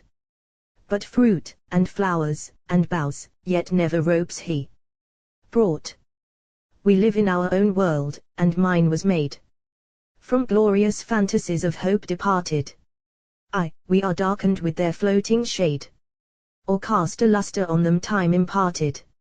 Such power to me, I became fearless hearted. My eye and voice grew firm, calm was my mind, and piercing, like the morn, now it has darted its lustre on all hidden things, behind yon dim and fading clouds which load the weary wind. My mind became the book through which I grew wise in all human wisdom, and its cave, which like a mine I rifled through and through, to me the keeping of its secrets gave. One mind, the type of all, the moveless wave, whose calm reflects all moving things that are necessity, and love, and life, the grave, and sympathy, fountains of hope and fear, justice, and truth, and time, and the world's natural sphere. And on the sand would I make signs to range these woofs, as they were woven, of my thought, clear, elemental shapes, whose smallest change a subtler language within language wrought, the key of truths which once were dimly taught in old Crotona and sweet melodies of love, in that lone solitude I caught from mine own voice in dream, when thy dear eyes shone through my sleep, and did that utterance harmonize. Thy songs were winds whereon I fled at will, as in a winged chariot, o'er the plain of crystal youth, and thou wert there to fill my heart with joy, and there we sate again, on the grey margin of the glimmering main, happy as then but wiser far, for we smiled on the flowery grave in which were lain fear, faith, and slavery, and mankind was free, equal, and pure and wise, in wisdom's prophecy. For to my will my fancies were as slaves, to do their sweet and subtle ministries, and oft from that bright fountain's shadowy waves they would make human throngs gather and rise, to combat with my overflowing eyes and voice made deep with passion. Thus I grew familiar with the shock and the surprise and war of earthly minds, from which I drew the power which has been mine to frame their thoughts anew. And thus my prison was the populous earth, where I saw even as misery dreams of morn, before the East has given its glory birth.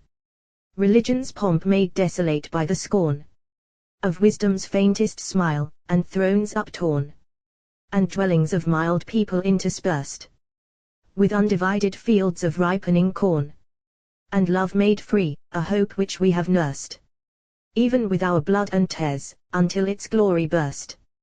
All is not lost, there is some recompense for hope whose fountain can be thus profound, even throned evil's splendid impotence, girt by its hell of power, the secret sound of hymns to truth and freedom, the dread bound of life and death passed fearlessly and well, dungeons wherein the high resolve is found, racks which degraded woman's greatness tell, and what may else be good and irresistible. Such are the thoughts which, like the fires that flare in storm-encompassed isles, we cherish yet. In this dark ruin such were mine even there, as in its sleep some odorous violet while yet its leaves with nightly dews are wet. Breathes in prophetic dreams of days uprease.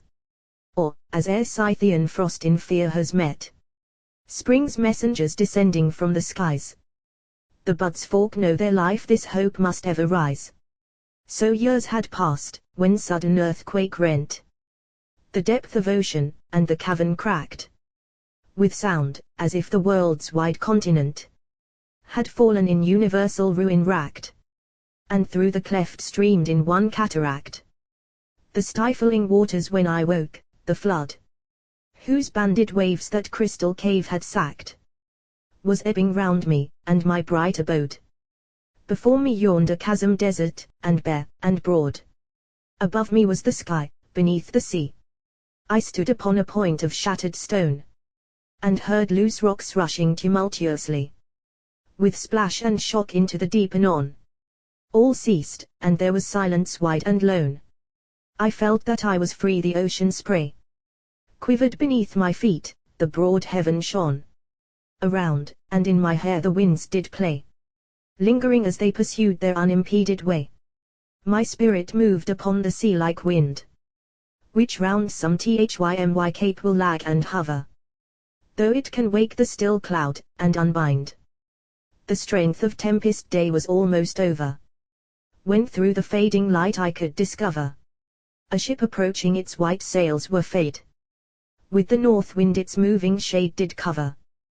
The twilight deep the mariners in dread cast anchor when they saw new rocks around them spread, and when they saw one sitting on a crag, they sent a boat to me. The sailors rowed in or through many a new and fearful jag of overhanging rock, through which there flowed the foam of streams that cannot make abode. They came and questioned me, but when they heard my voice, they became silent, and they stood and moved as men in whom new love had stirred deep thoughts. So to the ship we passed without a word. I sate beside the steersman then, and gazing upon the west, cried, "Spread the sails, behold! The sinking moon is like a watchtower blazing over the mountains, yet the city of gold yon cape alone does from the sight withhold. The stream is fleet, the north breathes steadily beneath the stars, they tremble with the cold. Ye cannot rest upon the dreary sea. Haste, haste to the warm home of happier destiny." The mariners obeyed. The captain stood aloof, and whispering to the pilot, said, "Alas, alas, I fear we are pursued by wicked ghosts, a phantom of the dead. The night before we sailed, came to my bed in dream, like that." The pilot then replied, "It cannot be, she is a human maid. Her low voice makes you weep, she is some bride, or daughter of high birth, she can be naught beside." We passed the islets, borne by wind and stream, and as we sailed, the mariners came near, and thronged around to listen. In the gleam of the pale moon I stood, as one whom fear may not attaint, and my calm voice did rear, "Ye all are human, yon broad moon gives light to millions who the self-same likeness wear. Even while I speak beneath this very night, their thoughts flow on like ours, in sadness or delight. What dream ye? Your own hands have built an home, even for yourselves on a beloved shore. For some, fond eyes are pining till they come, how they will greet him when his toils are o'er, and laughing babes rush from the well-known door. Is this your care? Ye toil for your own good. Ye feel and think has some immortal power. Such purpose is, or in a human mood. Dream ye that God thus builds for man in solitude? What then is God? Ye mock yourselves, and give a human heart to what ye cannot know, as if the cause of life could think and live. 'Twere as if man's own works should feel, and show the hopes, and fears, and thoughts from which they flow, and he be like to them. Lo, plague is free to waste, blight, poison, earthquake, hail, and snow, disease, and want, and worse necessity, of hate and ill, and pride, and fear, and tyranny. What then is God? Some moonstruck sophist stood, watching the shade from his own soul upthrown, fill heaven and darken earth, and in such mood. The form he saw and worshipped was his own. His likeness in the world's vast mirror shone. And 'twere an innocent dream, but that of faith, nursed by fear's dew of poison, grows thereon. And that men say, God has appointed death on all who scorn his will to wreak immortal wrath. Men say they have seen God, and heard from God, or known from others who have known such things, and that his will is all our law, a rod to scourge us into slaves, that priests and kings, custom, domestic sway, aye, all that brings man's freeborn soul beneath the oppressor's heel, are his strong ministers, and that the stings of death will make the wise his vengeance feel, though truth and virtue arm their hearts with tenfold steel.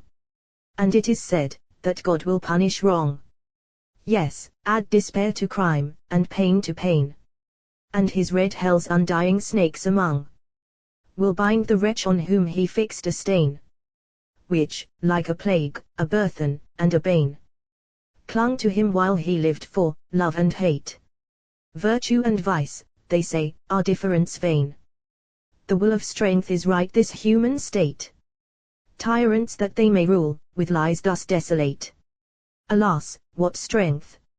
Opinion is more frail than yon dim cloud now fading on the moon.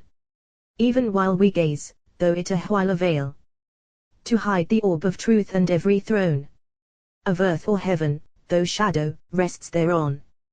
One shape of many names for this ye plough the barren waves of ocean, hence each one is slave or tyrant, all betray and bow, command, or kill, or fear, or wreak, or suffer woe.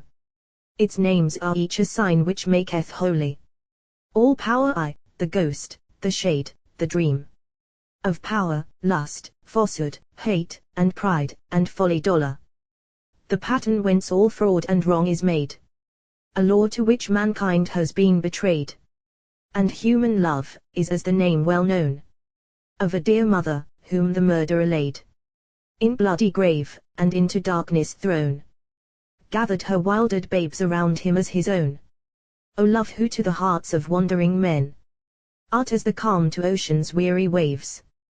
Justice, or truth, and joy, these only can from slavery and religion's labyrinth caves guide us, as one clear star the seaman saves, to give to all an equal share of good, to track the steps of freedom though through graves she pass, to suffer all in patient mood, to weep for crime though stained with thy friend's dearest blood, to feel the peace of self-contentment's lot, to own all sympathies, and outrage none, and in the inmost bowers of sense and thought, until life's sunny day is quite gone down, to sit and smile with joy, or, not alone, to kiss salt tears from the worn cheek of woe, to live, as if to love and live were one.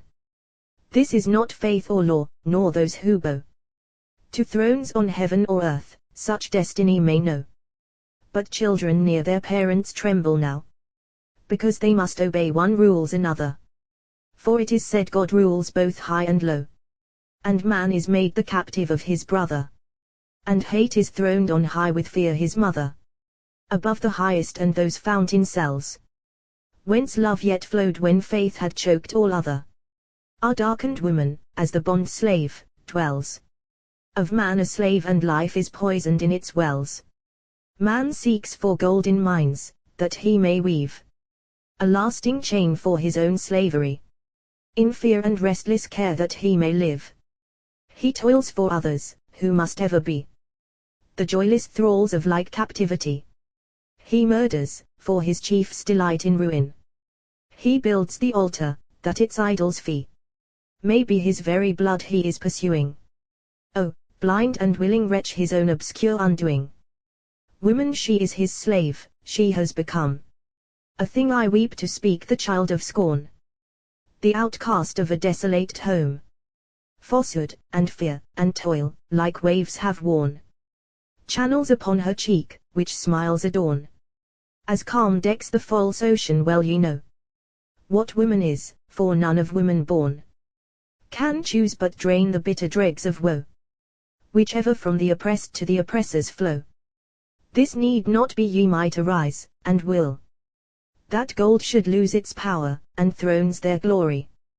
That love, which none may bind, be free to fill the world, like light and evil faith, grown hoary with crime, be quenched and die. Yon promontory even now eclipses the descending moon. Dungeons and palaces are transitory. High temples fade like vapor, man alone remains, whose will has power when all beside is gone. Let all be free and equal from your hearts. Feel an echo through my inmost frame. Like sweetest sound, seeking its mate, it darts. Whence come ye, friends? Alas, I cannot name all that I read of sorrow, toil, and shame on your worn faces as in legends old, which make immortal the disastrous fame of conquerors and impostors false and bold. The discord of your hearts, I in your looks behold. Whence come ye, friends? From pouring human blood forth on the earth? Or bring ye steel and gold, that kings may dupe and slay the multitude? Or from the famished poor, pale, weak, and cold, bear ye the earnings of their toil? Unfold. Speak, are your hands in slaughter's sanguine hue stained freshly? Have your hearts in guile grown old? Know yourselves, thus ye shall be pure as dew, and I will be a friend and sister unto you. Disguise it not, we have one human heart. All mortal thoughts confess a common home. Blush not for what may to thyself impart stains of inevitable crime. The doom is this, which has, or may, or must become thine, and all humankind's. Ye are the spoil, which time thus marks for the devouring tomb. Thou and thy thoughts and they, and all the toil, where ye with ye twine the rings of life's perpetual coil. Disguise it not, ye blush for what ye hate, and enmity is sister unto shame. Look on your mind, it is the book of fate. It is dark with many a blazoned name of misery, all are mirrors of the same. But the dark fiend who with his iron pen, dipped in scorn's fiery poison, makes his fame enduring there, would o'er the heads of men pass harmless, if they scorned to make their hearts his den. Yes, it is hate, that shapeless friendly thing, of many names, all evil, some divine, whom self-contempt arms with a mortal sting, which, when the heart its snaky folds entwine, is wasted quite, and when it doth repine, to gorge such bitter prey, on all beside, it turns with ninefold rage, as with its twine. When Amphisps some fair bird has tied, soon o'er the putrid mass he threats on every side. Reproach not thine own soul, but know thyself, nor hate another's crime, nor loathe thine own. It is the dark idolatry of self, which, when our thoughts and actions once are gone, demands that man should weep, and bleed, and groan. O vacant expiation, be at rest. The past is death's, the future is thine own, and love and joy can make the foulest breast a paradise of flowers, where peace might build her nest. Speak thou, whence come ye? A youth made reply.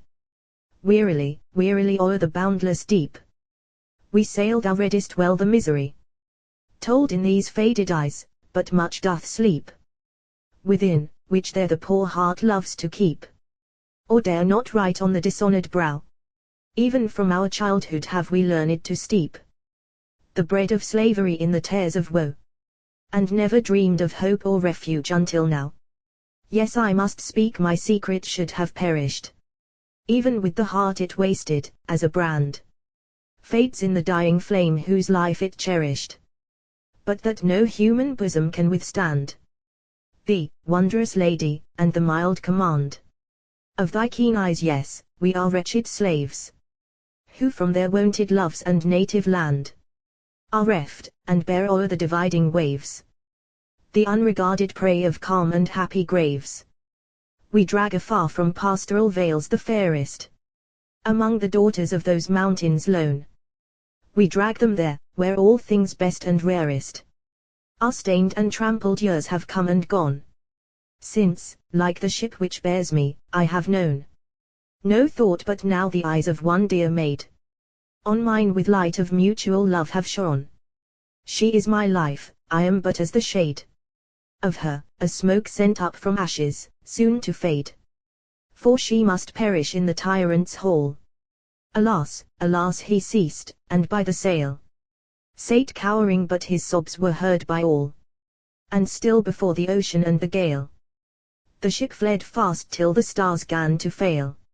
And round me gathered with mute countenance the seaman gazed, the pilot, worn and pale with toil, the captain with grey looks, whose glance met mine in restless awe. They stood as in a trance. Recede not, pause not, now thou art grown old, but hope will make thee young, for hope and youth are children of one mother, even love. Behold te the eternal stars gaze on us is the truth. Within your soul care for own, or ruth for others' sufferings do ye thirst to bear, a heart which not the serpent custom's tooth may violate.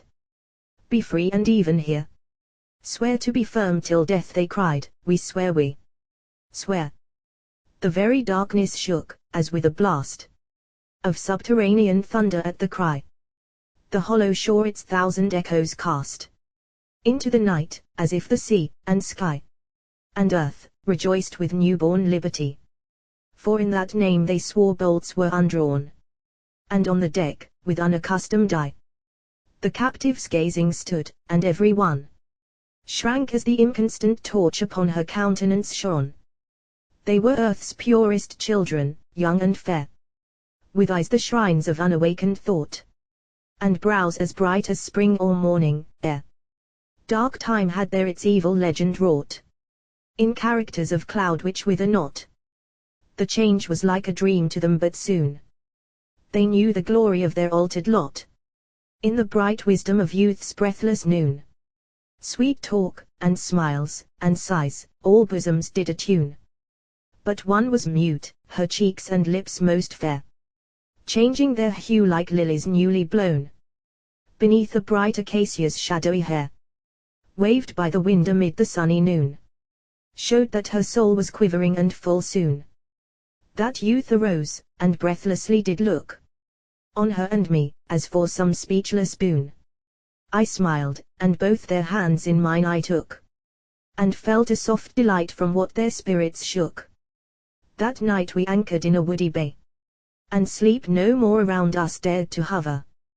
Then, when all doubt and fear has passed away, it shades the couch of some unresting lover, whose heart is now at rest. Thus night passed over. In mutual joy around, a forest grew, of poplars and dark oaks, whose shade did cover. The waning stars prangled in the water's blue, and trembled in the wind which from the morning flew. The joyous mariners, and each free maiden, now brought from the deep forest many a bough, with woodland spoil most innocently laden. Soon wreaths of budding foliage seemed to flow over the mast and sails. The stern and prow were canopied with blooming boughs, the while on the slant sun's path o'er the waves we go, rejoicing, like the dwellers of an isle, doomed to pursue those waves that cannot cease to smile. The many ships spotting the dark blue deep, with snowy sails, fled fast as ours came nigh, in fear and wonder, and on every steep thousands did gaze. They heard the startling cry, like earth's own voice lifted unconquerably, to all her children, the unbounded mirth, the glorious joy of thy name liberty. They heard as o'er the mountains of the earth, from peak to peak leap on the beams of morning's birth. So from that cry over the boundless hills, sudden was caught one universal sound, like a volcano's voice, whose thunder fills remotest skies. Such glorious madness found a path through human hearts with stream which drowned its struggling fears and cares. Dark customs brewed, they knew not whence it came, but felt around. A wide contagion poured, they called aloud on liberty. That name lived on the sunny flood, We reached the port alas from many spirits. The wisdom which had waked that cry, was fled. Like the brief glory which dark heaven inherits. From the false dawn, which fades ere it is spread. Upon the night's devouring darkness shed. Yet soon bright day will burst even like a chasm. Of fire, to burn the shrouds outworn and dead. Which wrap the world a wide enthusiasm. To cleanse the fevered world as with an earthquake's spasm I walked through the great city then, but free. From shame or fear those toil-worn mariners. And happy maidens did encompass me. And like a subterranean wind that stirs some forest among eaves, the hopes and fears. From every human soul, a murmur strange. Made as I passed and many wept, with teats. Of joy and awe, and winged thoughts did range. And half-extinguished words, which prophesied of change. For, with strong speech I tore the veil that hid nature, and truth, and liberty, and love. As one who from some mountain's pyramid points to the unreasoned sun the shades approve his truth, and flee from every stream and grove. Thus, gentle thoughts did many a bosom fill. Wisdom, the mail of tried affections wove. For many a heart, and tameless scorn of ill. Thrice steeped in molten steel the unconquerable will. Some said I was a maniac wild and lost. Some, that I scarce had risen from the grave. The prophet's virgin bride, a heavenly ghost. Some said, I was a fiend from my weird cave. Who had stolen human shape, and o'er the wave. The forest, and the mountain came some said. I was the child of God, sent down to save women from bonds and death, and on my head the burthen of their sins would frightfully be laid. But soon my human words found sympathy. In human hearts the purest and the best. As friend with friend made common cause with me.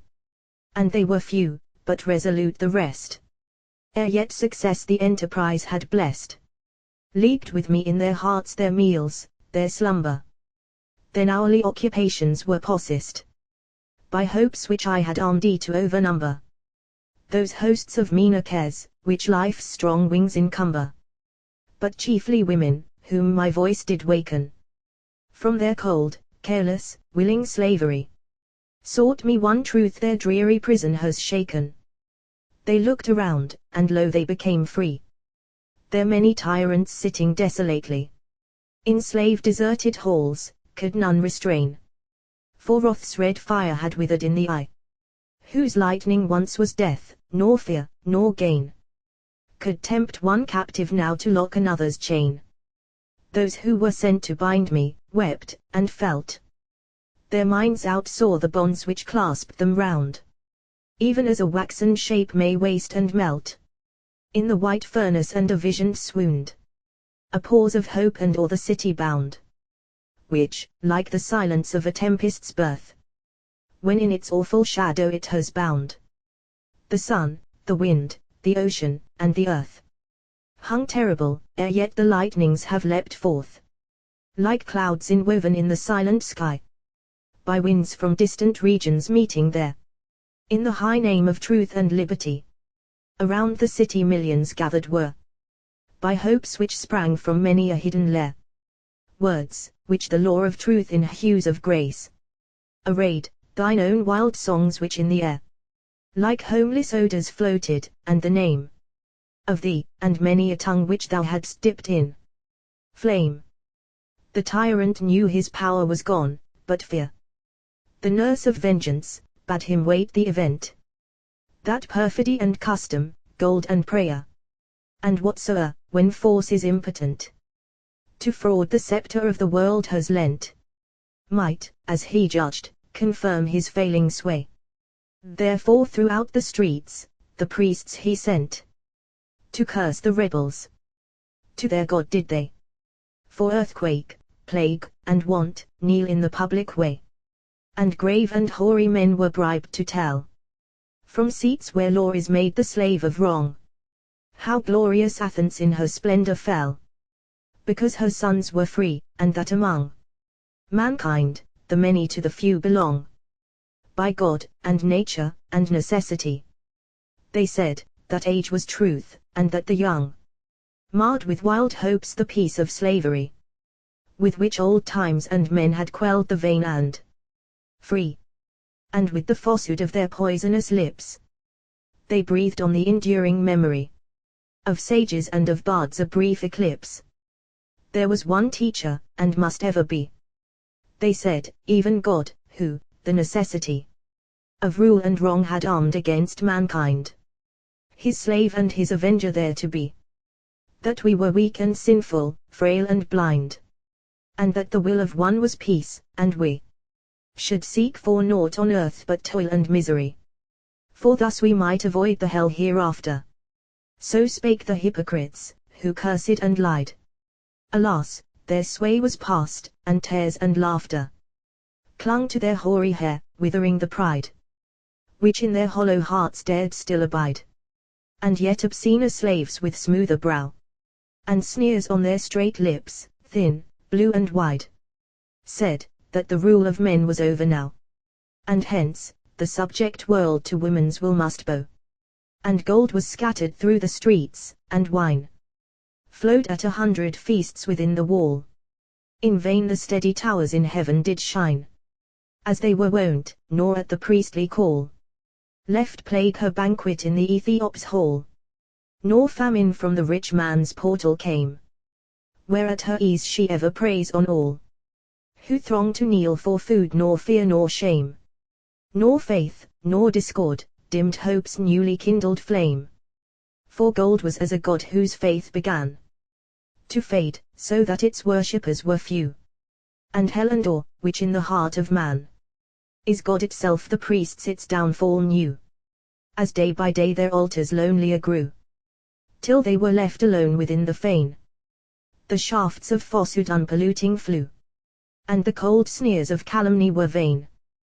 The union of the free with discord's brand to stain. The rest thou knowest, lo, we too are here. We have survived a ruin wide and deep. Strange thoughts are mine. I cannot grieve or fear, sitting with thee upon this lonely steep. I smile, though human love should make me weep.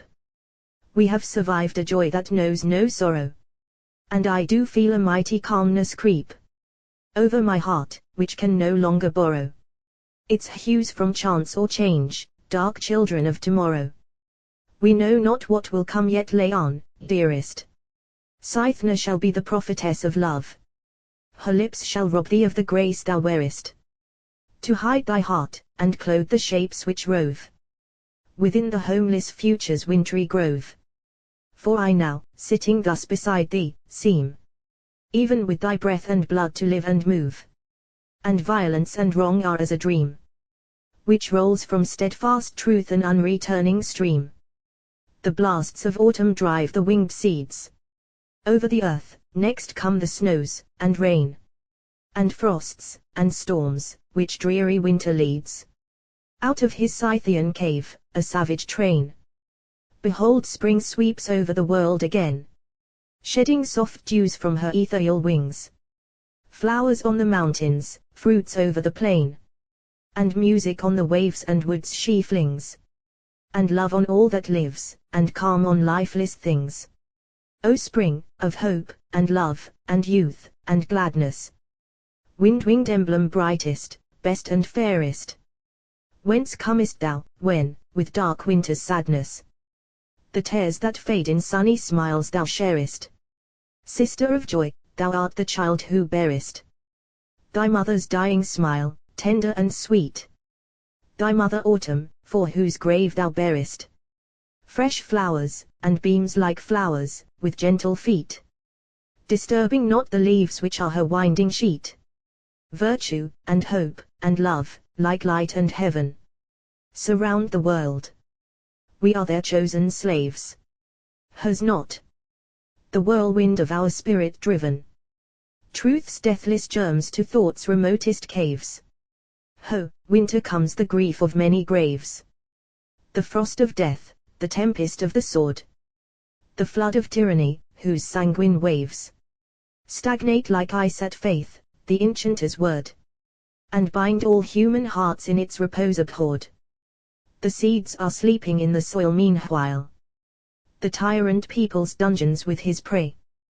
Pale victims on the guarded scaffold smile, because they cannot speak, and, day by day, the moon of wasting science wanes away among her stars, and in that darkness vast, the sons of earth to their foul idols pray, and grey priests triumph, and like blight or blast, a shade of selfish care o'er human looks is cast. This is the winter of the world, why and here we die, even as the winds of autumn fade, expiring in the furrow and foggy air. Behold, spring comes, though we must pass, who made the promise of its birth, even as the shade, which from our death, as from a mountain, flings the future, a broad sunrise thus arrayed, as with the plumes of overshadowing wings, from its dark gulf of chains, earth like an eagle spring. O dearest love, we shall be dead and cold before this morn may on the world arise. Wouldst thou the glory of its dawn behold? Alas, gaze not on me, but turn thine eyes on thine own heart. It is a paradise which everlasting spring has made its own, and while drear winter fills the naked skies, sweet streams of sunny thought, and flowers fresh blown, are there, and weave their sounds and odors into one, in their own hearts the earnest of the hope which made them great, the good will ever find. And though some envious shade may interlope between the effect and it, one comes behind, who the future to the past will bind. Necessity, whose sightless strength forever evil with evil, good with good must wind. In bands of union, which no power may sever, they must bring forth their kind, and be divided never. The good and mighty of departed ages are in their graves, the innocent and free heroes, and poets, and prevailing sages, who leave the vesture of their majesty to adorn and clothe this naked world, and we are like to them. Such perish, but they leave all hope, or love, or truth, or liberty, whose forms their mighty spirits could conceive, to be a rule and law to ages that survive. So be the turf heaped over our remains, even in our happy youth, and that strange lot wait ere it be, when in these mingling veins the blood is still, be ours. Let sense and thought pass from our being, or be numbered not among the things that are. Let those who come behind, for whom our steadfast will has bought a calm inheritance, a glorious doom, insult with careless tread our undivided tomb, our many thoughts and deeds, our life and love, our happiness, and all that we have been.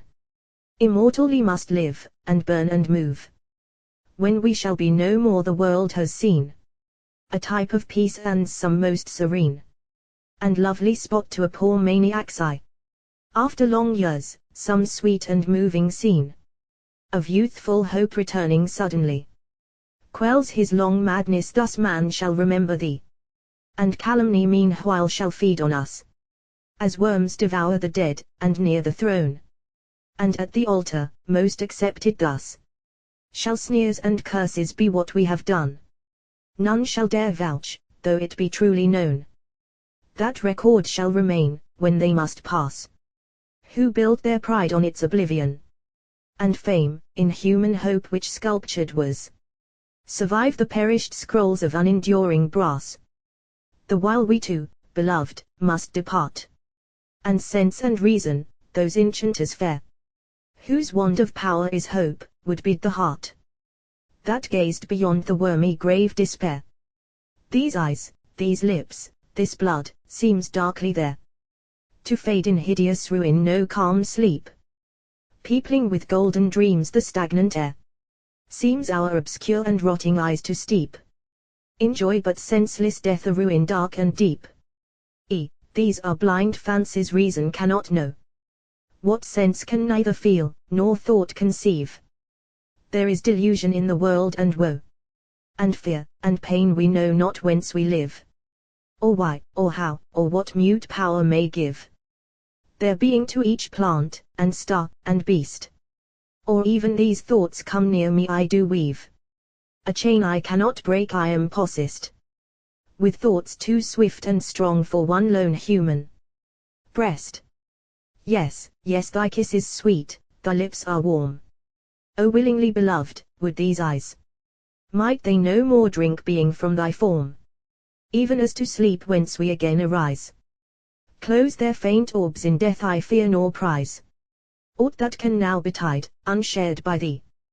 Yes, love when wisdom fails makes Cythna wise. Darkness and death, if death be true, must be dearer than life and hope, if unenjoyed with thee. Alas, our thoughts flow on with stream, whose waters return not to their fount in earth and heaven. The ocean and the sun, the clouds their daughters. Winter, and spring, and morn, and noon, and even. All that we are or know, is darkly driven towards one gulf. Lo, what a change is come! Since I first spake, but time shall be forgiven. Though it change all but these, she ceased. Night's gloom meanwhile had fallen on earth from the sky's sunless dome. Though she had ceased, her countenance uplifted to heaven, still spake, with solemn glory bright. Her dark deep eyes, her lips, whose motions gifted the air they breathed with love, her locks undit.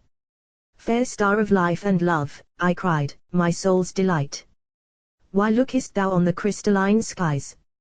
Oh, that my spirit were yon heaven of night, which gazes on thee with its thousand eyes. She turned to me and smiled, that smile was paradise. Was there a human spirit in the steed, that thus with his proud voice, ere night was gone, he broke our linked rest? Or do indeed all living things a common nature own, and thought erect an universal throne, where many shapes one tribute ever bear, and earth, their mutual mother, does she groan to see her sons contend, and makes she bare her breast, that all in peace its drainless stores may share. I have heard friendly sounds from many a tongue, which was not human. The lone nightingale has answered me with her most soothing song, out of her ivy bower, when I sate pale with grief, and sighed beneath from many a dale. The antelopes who flocked for food have spoken with happy sounds, and motions, that avail like man's own speech, and such was now the token of waning night, whose calm by that proud neigh was broken. Each night, that mighty steed bore me abroad, and I returned with food to our retreat, and dark intelligence the blood which flowed over the fields, had stained the coursers' feet.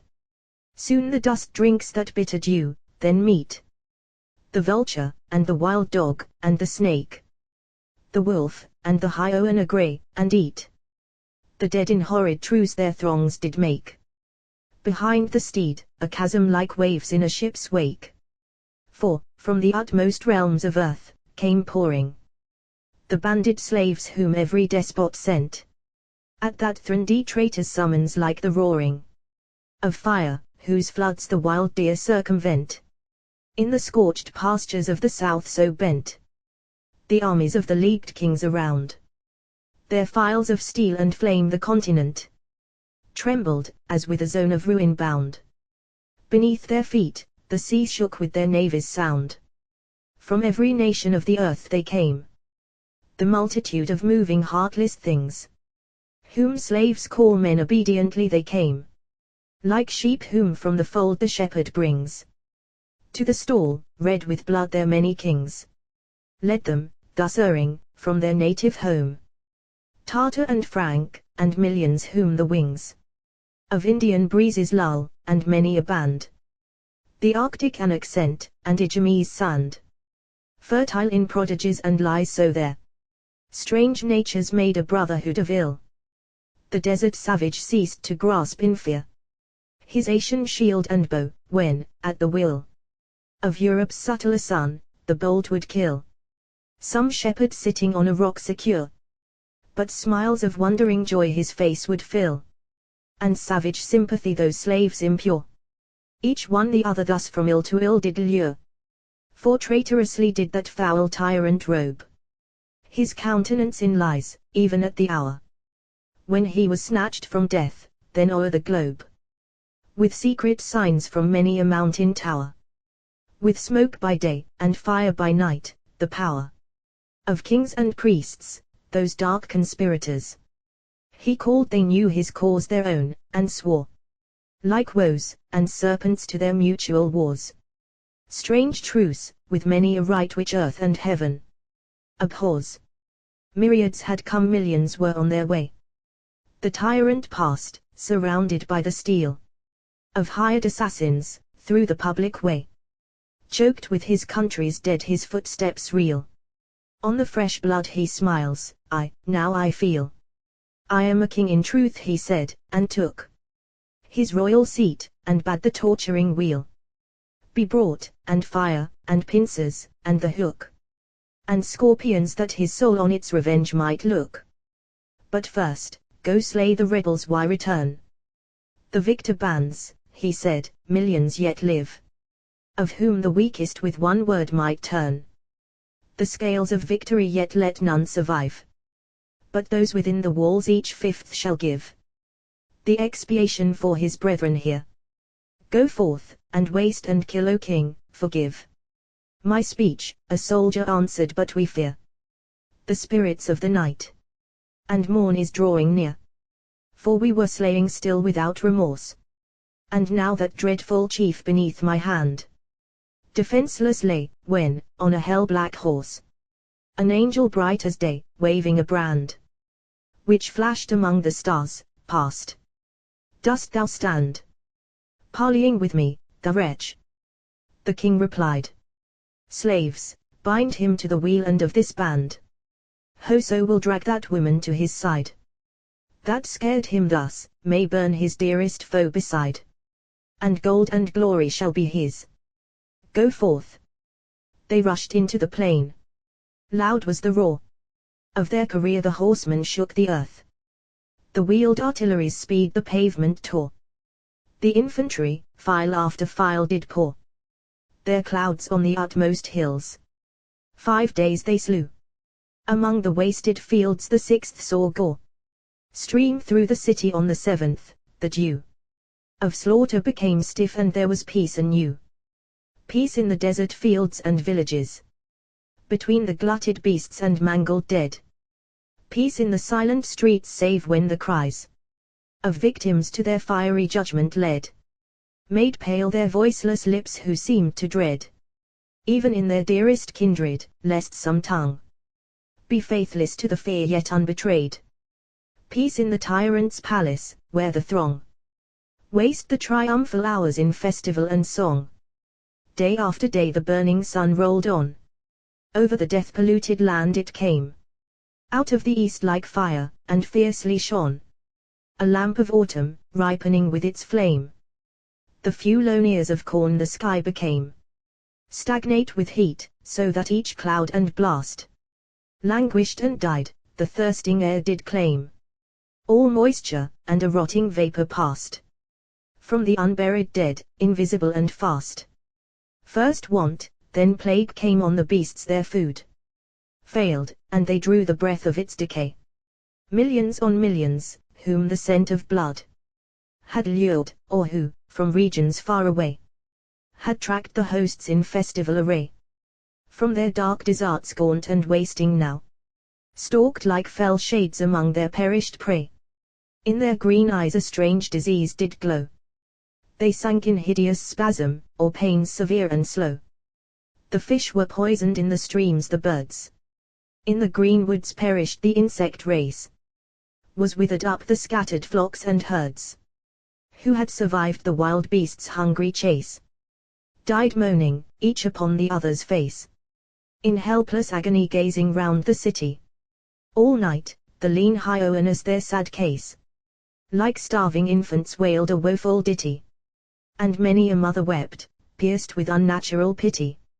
Amid the aerial minarets on high, the Ethiopian vultures fluttering fell from their long line of brethren in the sky, startling the concourse of mankind. Too well these signs the coming mischief did foretell. Strange panic first, a deep and sickening dread. Within each heart, like ice, did sink and dwell.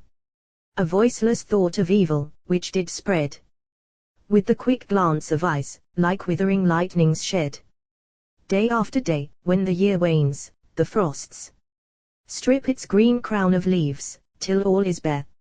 So on those strange and congregated hosts came famine, a swift shadow, and the air groaned with the burthen of a new despair. Famine, than whom misrule no deadlier daughter feeds from her thousand breasts, though sleeping there with lidless eyes, lie faith, and plague, and slaughter. A ghastly brood conceived of Lethe's sullen water. There was no food, the corn was trampled down. The flocks and herds had perished on the shore. The dead and putrid fish were ever thrown. The deeps were foodless, and the winds no more creaked with the weight of birds, but as before, those winged things sprang forth, were void of shade.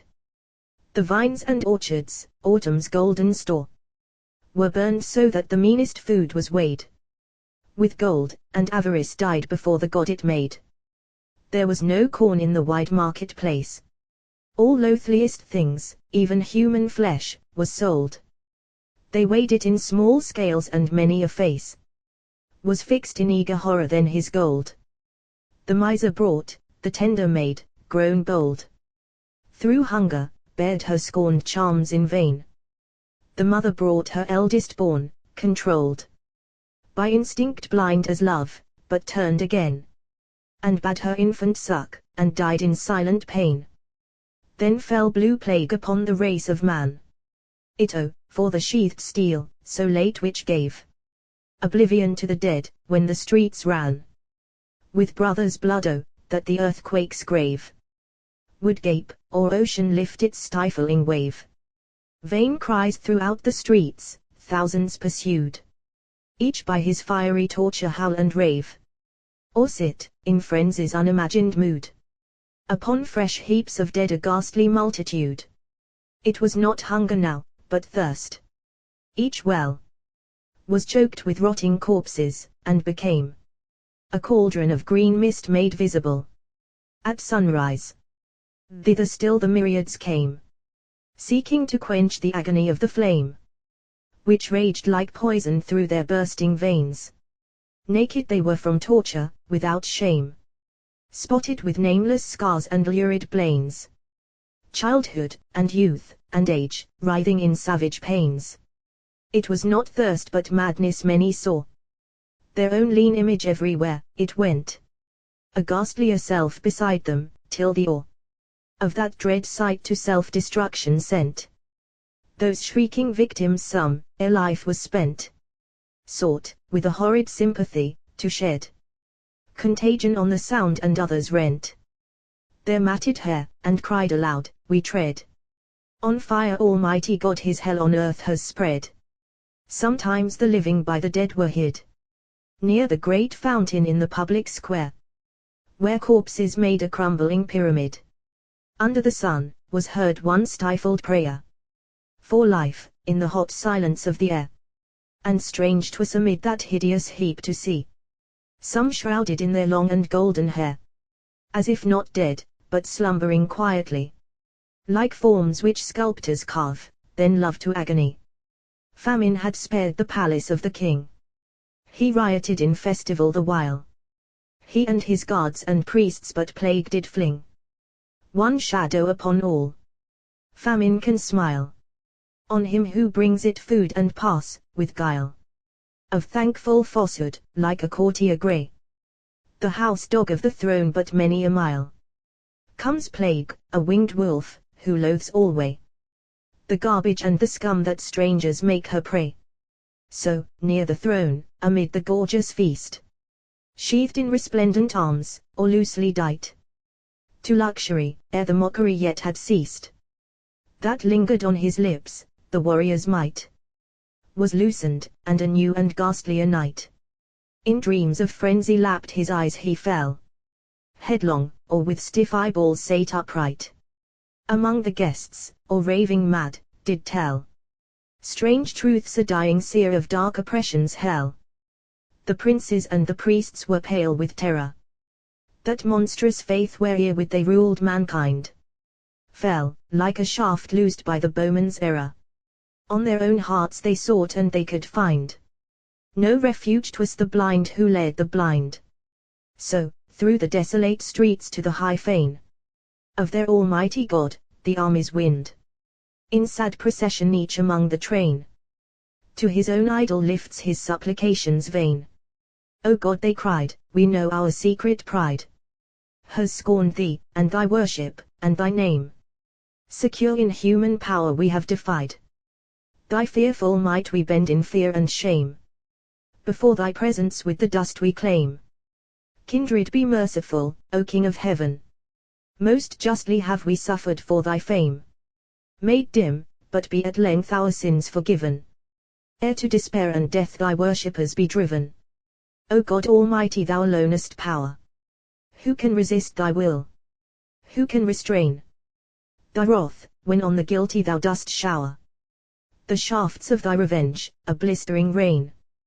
Greatest and best, be merciful again. Have we not stabbed thine enemies, and made the earth an altar, and the heavens a fane, where thou wert worshipped with their blood, and laid those hearts in dust which would thy searchless works have weighed? Well didst thou loosen on this impious city thine angels of revenge. Recall them now. Thy worshippers abased, here kneel for pity, and bind their souls by an immortal vow. We swear by thee, and to our oath do thou give sanction, from thine hell of fiends and flame, that we will kill with fire and torments slow the last of those who mocked thy holy name, and scorned the sacred laws thy prophets did proclaim. Thus they with trembling limbs and pallid lips worshipped their own heart's image, dim and vast, scared by the shade wherewith they would eclipse the light of other minds. Troubled they passed from the great temple fiercely still and fast. The arrows of the plague among them fell, and they on one another gazed aghast, and through the hosts contention wild befell, as each of his own God the wondrous works did tell. And Oromes, and Christ, and Mahomet, Moses, and Bud, Zerdust, and Brahm, and Fo, a tumult of strange names, which never met before, as watchwords of a single woe, arose each raging votary 'gan to throw aloft his armed hands, and each did howl, our God alone is God. I and slaughter now would have gone forth, when from beneath the cowl a voice came forth, which pierced like ice through every soul. He was a Christian priest from whom it came, a zealous man, who led the legioned West, with words which faith and pride had steeped in flame, to quell the rebel atheists a dire guest. Even to his friends was he, for in his breast did hate and guile lie watchful, intertwined, twin serpents in one deep and winding nest. He loathed all faith beside his own, and pined to wreak his fear of God in vengeance on mankind. But more he loathed and hated the clear light of wisdom and free thought, and more did fear lest, kindled once, its beams might pierce the night. Even where his idol stood, for, far and near, did many a heart in Europe leap to hear that faith and tyranny were trampled down. Many a pale victim, doomed for truth to share the murderer's cell, or see, with helpless groan, the priests his children drag for slaves to serve their own. He dared not kill the infidels with fire, or steel. In Europe the slow agonies of legal torture mocked his keen desire. So he made truce with those who did despise his cradled idol, and the sacrifice of God to God's own wrath, that Islam's creed might crush for him those deadlier enemies. For fear of God did in his bosom breed a jealous hate of man, an unreposing need. Peace, peace, he cried, when we are dead, the day of judgment comes, and all shall surely know whose God is God. Each fearfully shall pay the errors of his faith in endless woe.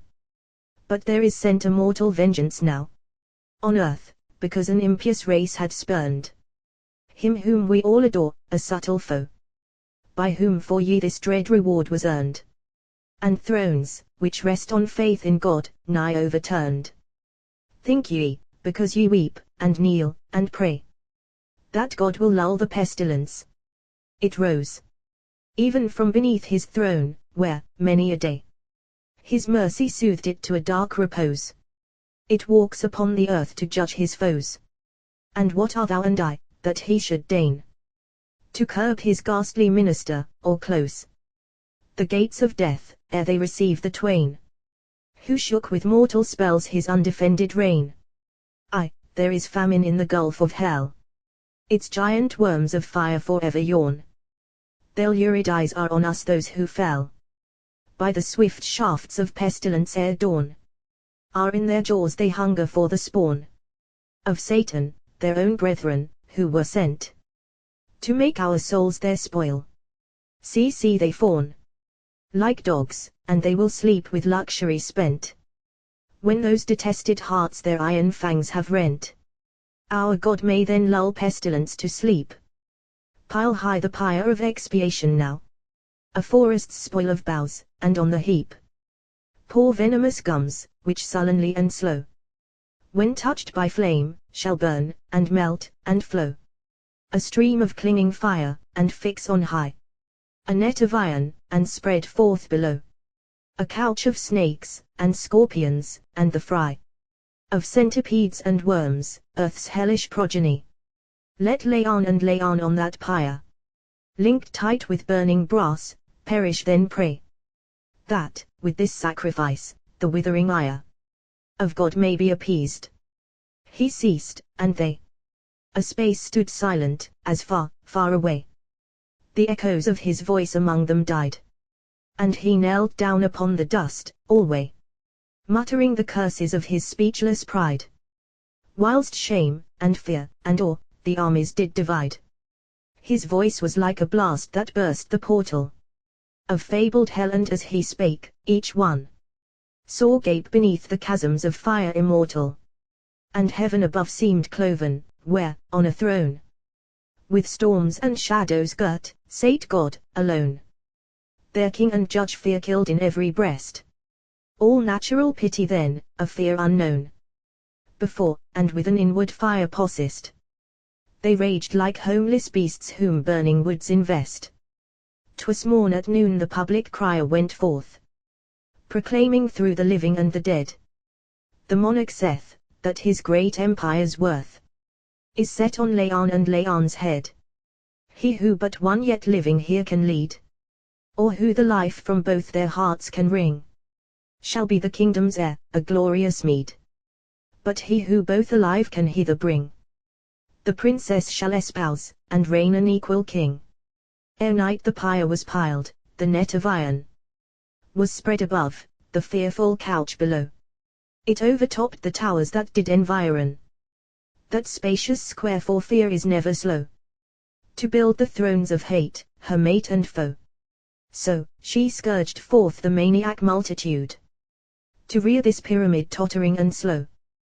Plague-stricken, foodless, like lean herds pursued by gadflies, they have piled the heath, and gums, and wood. Night came, a starless and a moonless gloom. Until the dawn, those hosts of many a nation stood round that pile, as near one lover's tomb. Two gentle sisters mourn their desolation, and in the silence of that expectation was heard on high the reptiles hiss and crawl. It was so deep, save when the devastation of the swift pest with fearful interval, parking its path with shrieks, among the crowd would fall. More came, among those sleepless multitudes, madness, and fear, and plague, and famine still, heaped corpse on corpse, as in autumnal woods. The frosts of many a wind with dead leaves fill earth's cold and sullen brooks in silence still. The pale survivors stood ere noon, the fear of hell became a panic, which did kill, like hunger or disease, with whispers drear, as hush hark come they yet. God, God, thine hour is near. And priests rushed through their ranks, some counterfeiting the rage they did inspire, some mad indeed. With their own lies they said their God was waiting to see his enemies writhe, and burn, and bleed. And that, till then, the snakes of hell had need of human souls. 300 furnaces soon blazed through the white city, where, with speed, men brought their atheist kindred to appease God's wrath, and while they burned, knelt round on quivering knees. The noontide sun was darkened with that smoke. The winds of eve dispersed those ashes grey. The madness which these rites had lulled, awoke again at sunset.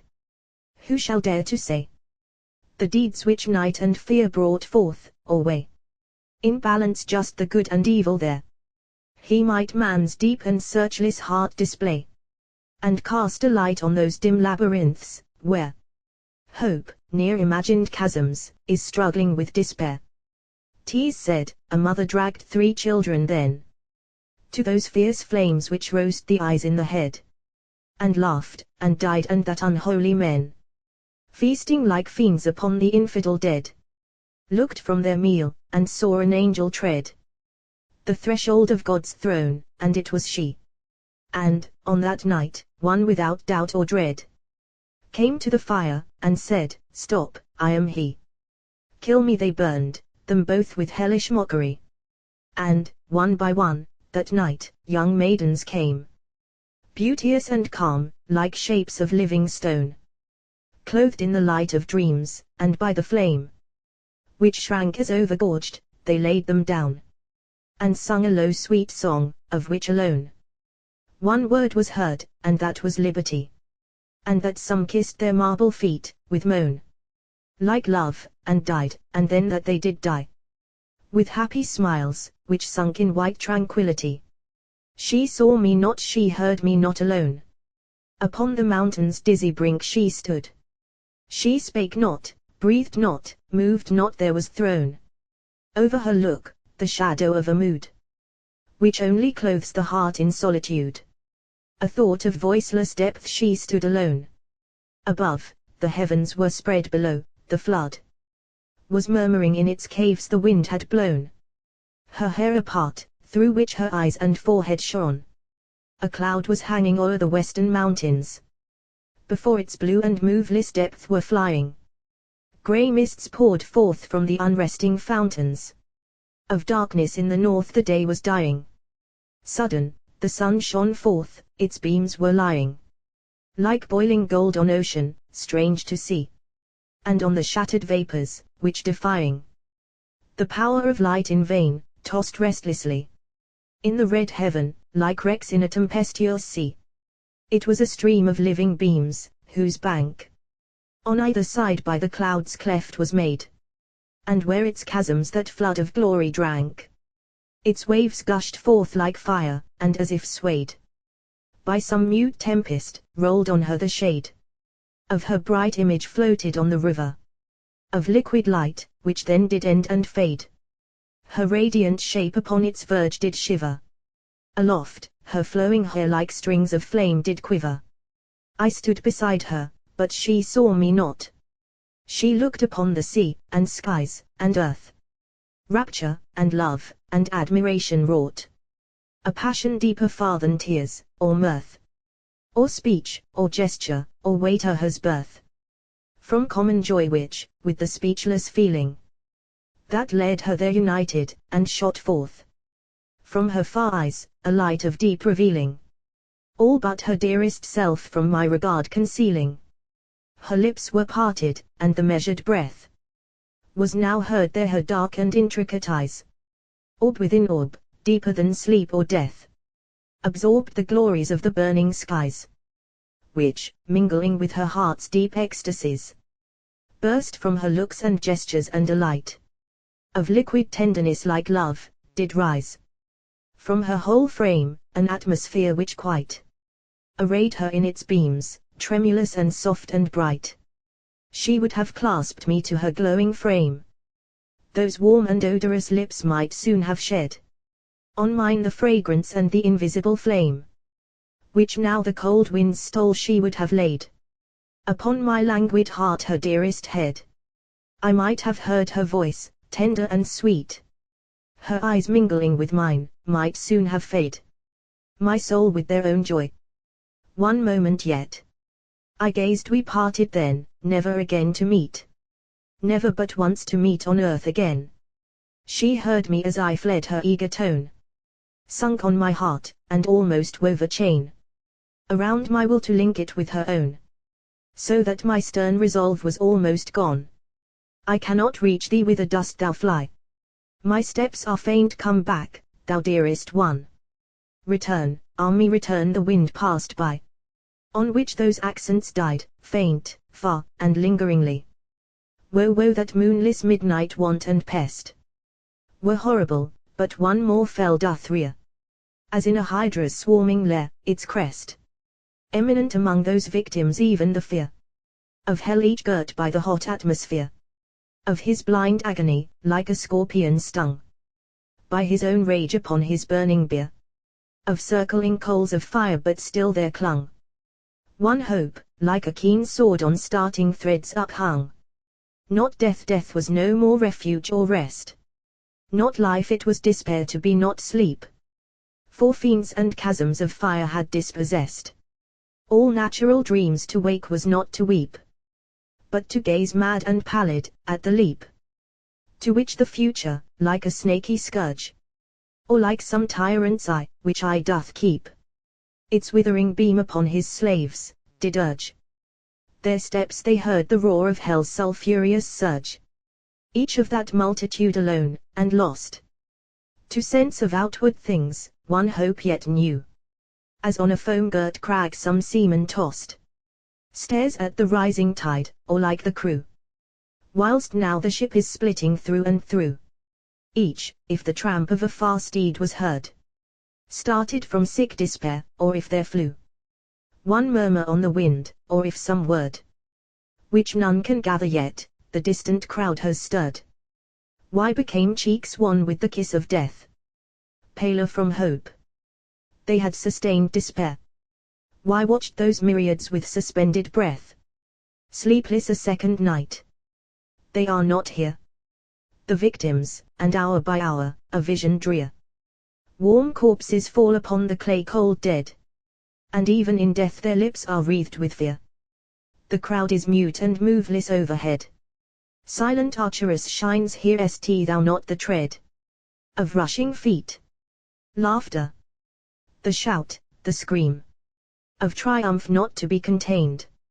See, hark! They come, give way, alas, ye deem. Falsely tease but a crowd of maniacs stark, driven, like a troop of spectres, through the dark, from the choked well, whence a bright death fire sprung, a lurid earth star, which dropped many a spark from its blue train, and spreading widely, clung to their wild hair, like mist the topmost pines among. And many from the crowd collected there joined that strange dance in fearful sympathies. There was the silence of a long despair, when the last echo of those terrible cries came from a distant street, like agonies stifled afar before the tyrant's throne. All night his aged senate sate, their eyes in stony expectation fixed, when one sudden before them stood, a stranger and alone. Dark priests and haughty warriors gazed on him with baffled wonder, for a hermit's vest concealed his face, but when he spake, his tone ere yet the matter did their thoughts arrest. Earnest, benignant, calm, as from a breast void of all hate or terror, made them start. For as with gentle accents he addressed his speech to them, on each unwilling heart unusual or did fall a spirit-quelling dart. Ye princes of the earth, ye sit aghast amid the ruin which yourselves have made.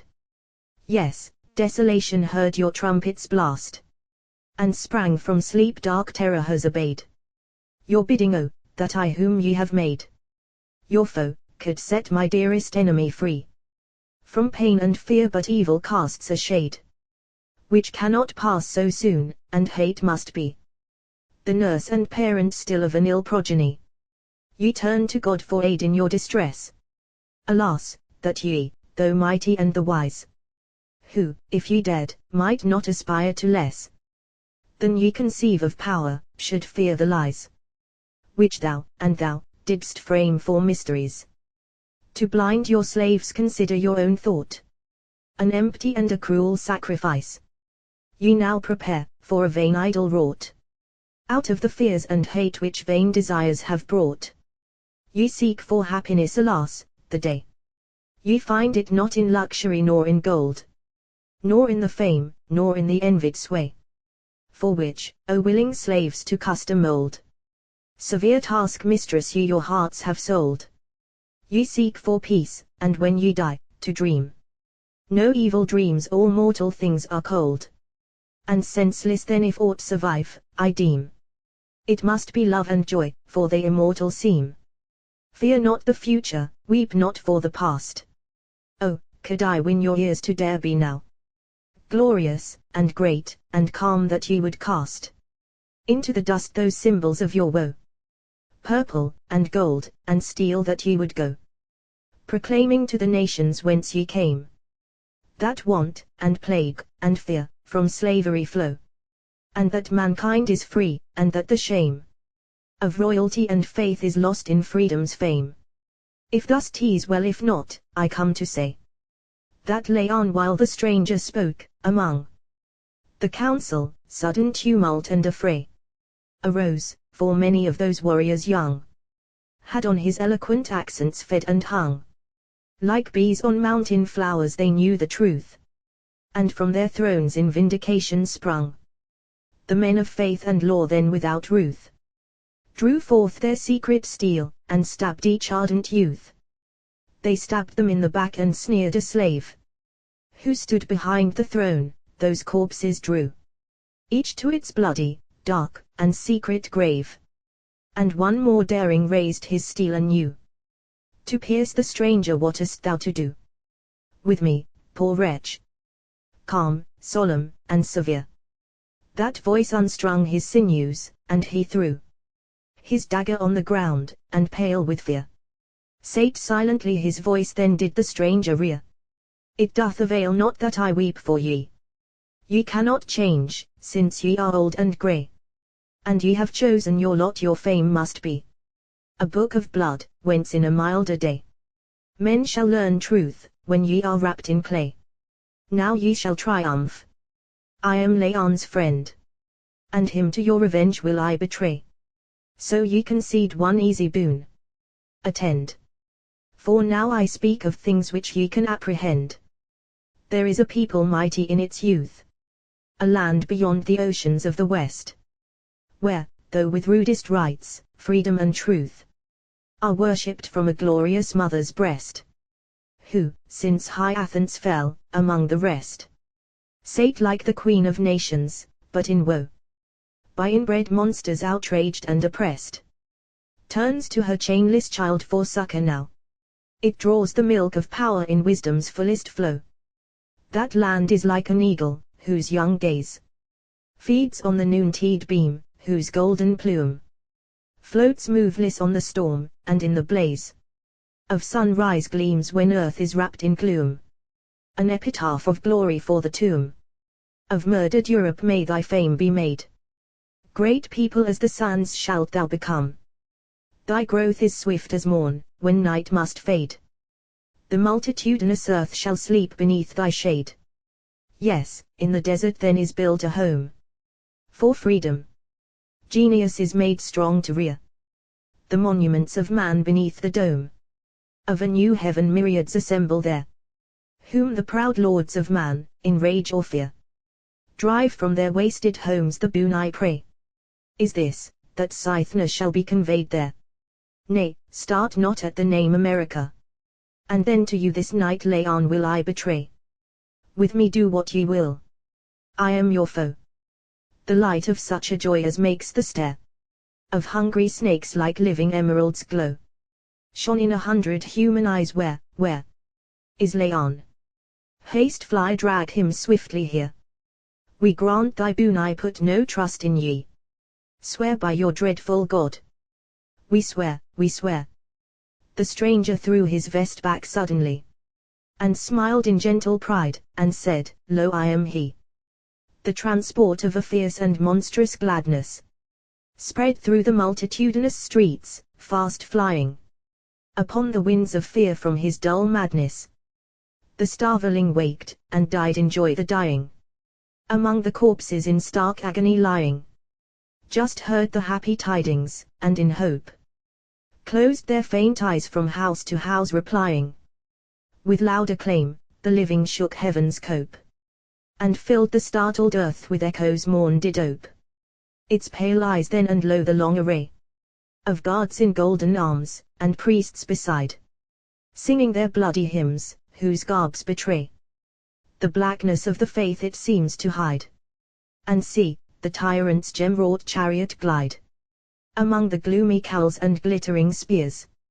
A shape of light is sitting by his side. A child most beautiful in the midst appears. Laon, exempt alone from mortal hopes and fears. His head and feet are bare, his hands are bound behind with heavy chains, yet none do wreak their scoffs on him, though myriads throng around. There are no sneers upon his lip which speak that scorn or hate has made him bold his cheek. Resolve has not turned pale, his eyes are mild and calm, and like the morn about to break. Smile on mankind his heart seems reconciled to all things and itself, like a reposing child. Tumult was in the soul of all beside. Joy, or doubt, or fear, but those who saw their tranquil victim pass, felt wonder glide into their brain, and became calm with awe. See, the slow pageant near the pile doth draw 1,000 torches in the spacious square, borne by the ready slaves of ruthless law. Await the signal round the morning fair, is changed to a dim night by that unnatural glare. And see beneath a sun-bright canopy, upon a platform level with the pile, the anxious tyrant sit, enthroned on high. Girt by the chieftains of the host all smile, in expectation, but one child the while. I, Laon, led by mutes, ascend my bier of fire, and look around each distant isle. Is dark in the bright dawn towers far and near, pierce like reposing flames the tremulous atmosphere. There was such silence through the host, as when an earthquake trampling on some populous town has crushed 10,000 with one tread, and men expect the second. All were mute but one, that fairest child, who, bold with love, alone stood up before the king, without avail, pleading for Laon's life. Her stifled groan was heard, she trembled like one aspen pale among the gloomy pines of a Norwegian vale. What were his thoughts linked in the morning sun, among those reptiles, stingless with delay, even like a tyrant's wrath? The signal gun roared, hark, again in that dread pause he lay, as in a quiet dream the slaves obey.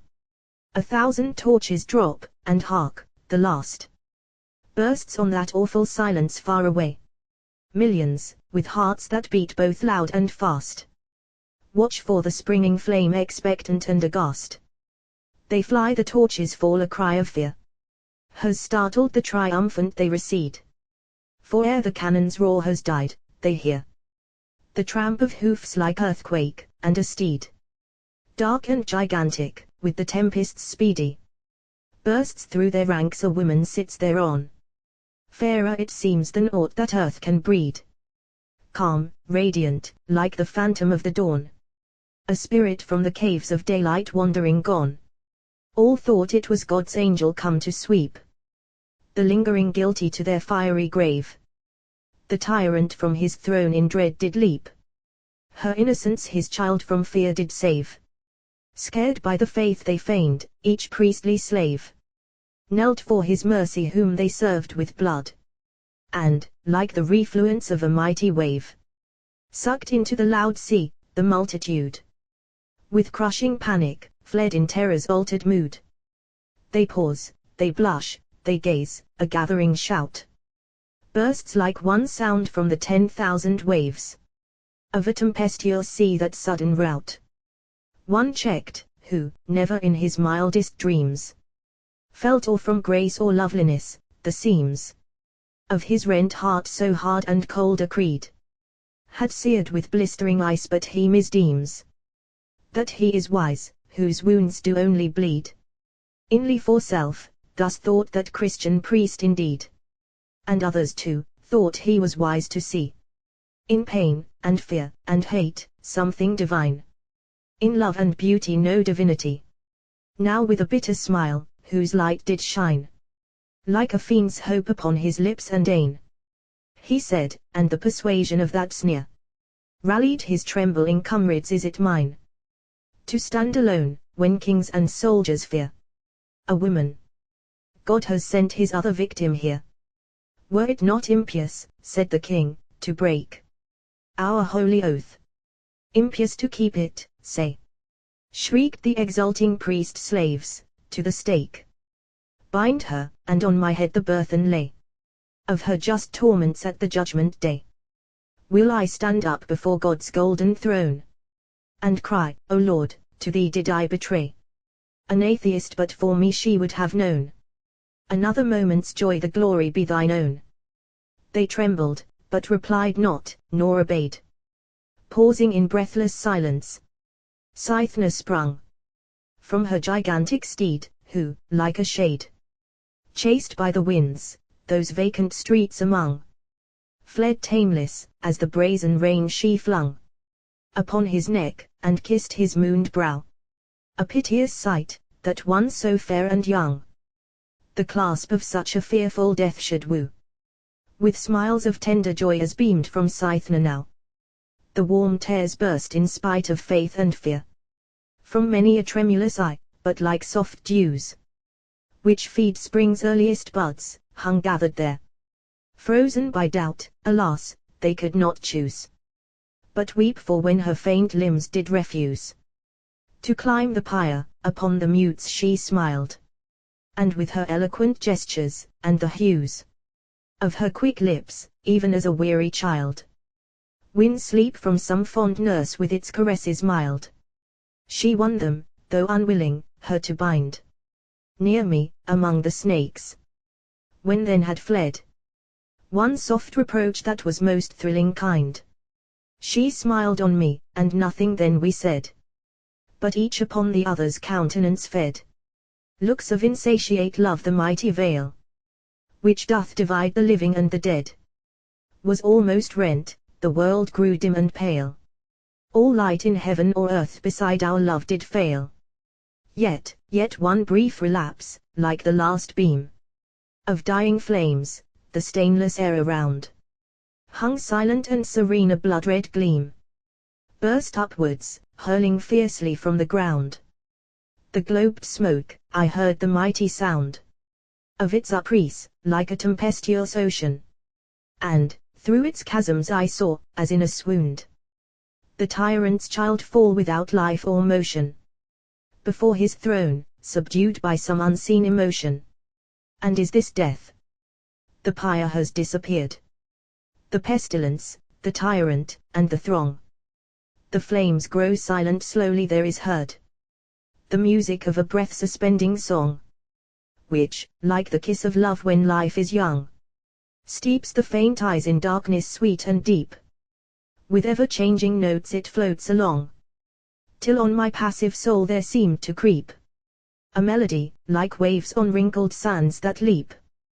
The warm touch of a soft and tremulous hand wakened me. Then lo, Cythna sate reclined beside me, on the waved and golden sand of a clear pool, upon a bank o'ertwined with strange and star-bright flowers, which to the wind breathed divine odor. High above was spread the emerald heaven of trees of unknown kind, whose moon-like blooms and bright fruit overhead a shadow, which was light, upon the waters shed, and round about sloped many a lawny mountain, with incense-bearing forests, and vast caves of marble radiance to that mighty fountain.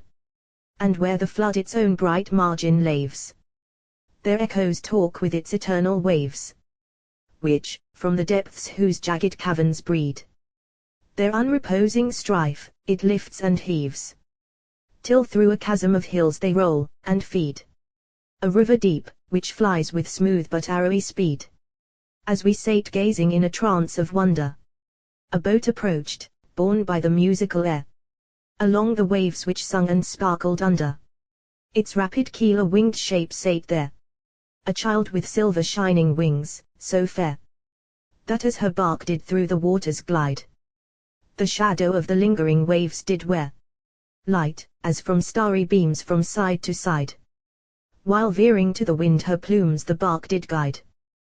The boat was one curved shell of hollow pearl, almost translucent with the light divine of her within the prow and stern did curl, horned on high, like the young moon supine, when o'er dim twilight mountains dark with pine, it floats upon the sunset's sea of beams, whose golden waves in many a purple line fade fast, till borne on sunlight's ebbing streams, dilating, on earth's verge the sunken meteor gleams. Its keel has struck the sands beside our feet. Then Cythna turned to me, and from her eyes, which swam with unshed tears, a look more sweet than happy love, a wild and glad surprise, glanced as she spake. This is paradise, and not a dream, and we are all united. Lo, that is mine own child, who in the guise of madness came, like day to one benighted. In lonesome woods my heart is now too well requited. And then she wept aloud, and in her arms clasped that bright shape, less marvelously fair than her own human hues and living charms, which, as she leaned in passion's silence there, breathed warmth on the cold bosom of the air, which seemed to blush and tremble with delight. The glossy darkness of her streaming hair fell o'er that snowy child, and wrapped from sight the fond and long embrace which did their hearts unite. Then the bright child, the plumed seraph came, and fixed its blue and beaming eyes on mine, and said, I was disturbed by tremulous shame, when once we met, yet knew that I was thine. From the same hour in which thy lips divine kindled a clinging dream within my brain, which ever waked when I might sleep, to twine thine image with her memory dear again. We meet exempted now from mortal fear or pain. When the consuming flames had wrapped ye round, the hope which I had cherished went away. I fell in agony on the senseless ground, and hid mine eyes in dust, and far astray my mind was gone, when bright, like dawning day, the spectre of the plague before me flew, and breathed upon my lips, and seemed to say, they wait for thee beloved. Then I knew the death mark on my breast, and became calm anew. It was the calm of love, for I was dying. I saw the black and half-extinguished pyre in its own grey and shrunken ashes lying. The pitchy smoke of the departed fire still hung in many a hollow dome and spire, above the towers like night beneath whose shade, awed by the ending of their own desire, the armies stood. A vacancy was made in expectation's depth, and so they stood dismayed. The frightful silence of that altered mood, the tortures of the dying clove alone, till one uprose among the multitude, and said, the flood of time is rolling on. We stand upon its brink, whilst they are gone, to glide in peace down death's mysterious stream. Have ye done well? They mould of flesh and bone, who might have made this life's envenomed dream a sweeter draught than ye will ever taste, I deem. These perish as the good and great of yore have perished, and their murderers will repent. Yes, vain and barren tears shall flow before yon smoke has faded from the firmament, even for this cause, that ye who must lament the death of those that made this world so fair, cannot recall them now, but then is lent to man the wisdom of a high despair. When such can die, and he live on, and linger here, ye may fear not now the pestilence from fabled hell as by a charm withdrawn. All power and faith must pass, since calmly hence in torment and in fire have atheists gone, and ye must sadly turn away, and mourn in secret, to his home each one returning, and to long ages shall this hour be known, and slowly shall its memory, ever burning, Fill this dark night of things with an eternal morning. For me the world is grown too void and cold, since hope pursues immortal destiny. With steps thus slow therefore shall ye behold how atheists and republicans can die. Tell to your children this then suddenly. He sheathed a dagger in his heart and fell. My brain grew dark in death, and yet to me there came a murmur from the crowd, to tell of deep and mighty change which suddenly befell. Then suddenly I stood a winged thought before the immortal senate, and the seat of that star-shining spirit, whence is wrought the strength of its dominion, good and great, the better genius of this world's estate. His realm around one mighty fane is spread, Elysian islands bright and fortunate, calm dwellings of the free and happy dead. Where am sent to lead these winged words, she said, and with the silence of her eloquent smile, bade us embark in her divine canoe. Then at the helm we took our seat, the while above her head those plumes of dazzling hue into the wind's invisible stream she threw. Sitting beside the prow like gossamer, on the swift breath of morn, the vessel flew o'er the bright whirlpools of that fountain fair, whose shores receded fast, whilst we seemed lingering there, till down that mighty stream dark, calm, and fleet, between a chasm of cedarn mountains riven, chased by the thronging winds whose viewless feet, as swift as twinkling beams, had, under heaven, from woods and waves wild sounds and odours driven, the boat fled visibly 3 nights and days, borne like a cloud through morn, and noon, and even. We sailed along the winding watery ways of the vast stream, a long and labyrinthine maze, a scene of joy and wonder to behold, that river's shapes and shadows changing ever, where the broad sunrise, filled with deepening gold, its whirlpools, where all hues did spread and quiver, and where melodious falls did burst and shiver, among rocks clad with flowers, the foam and spray sparkled like stars upon the sunny river, or when the moonlight poured a holier day, one vast and glittering lake around green islands lay. Morn, noon, and even, that boat of pearl outran the streams which bore it, like the arrowy cloud of tempest, or the speedier thought of man, which flieth forth and cannot make abode. Sometimes through forests, deep like night, we glode between the walls of mighty mountains crowned with cyclopean piles, whose turrets proud, the homes of the departed, dimly frowned o'er the bright waves which girt their dark foundations round. Sometimes between the wide and flowering meadows, mile after mile we sailed, and 'twas delight to see far off the sunbeams chase the shadows over the grass dollar. Sometimes beneath the night of wide and vaulted caves, whose roofs were bright with starry gems, we fled, whilst from their deep and dark green chasms, shades beautiful and white, amid sweet sounds across our path would sweep, like swift and lovely dreams that walk the waves of sleep. And ever as we sailed, our minds were full of love and wisdom, which would overflow in converse wild, and sweet, and wonderful, and in quick smiles whose light would come and go, like music o'er wide waves, and in the flow of sudden tears, and in the mute caress. For a deep shade was cleft, and we did know that virtue, though obscured on earth, not less survives all mortal change in lasting loveliness.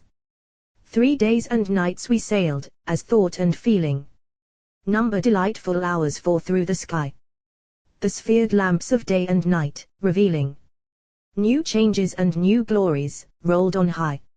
Sun, moon, and moon like lamps, the progeny of a diviner heaven, serene and fair.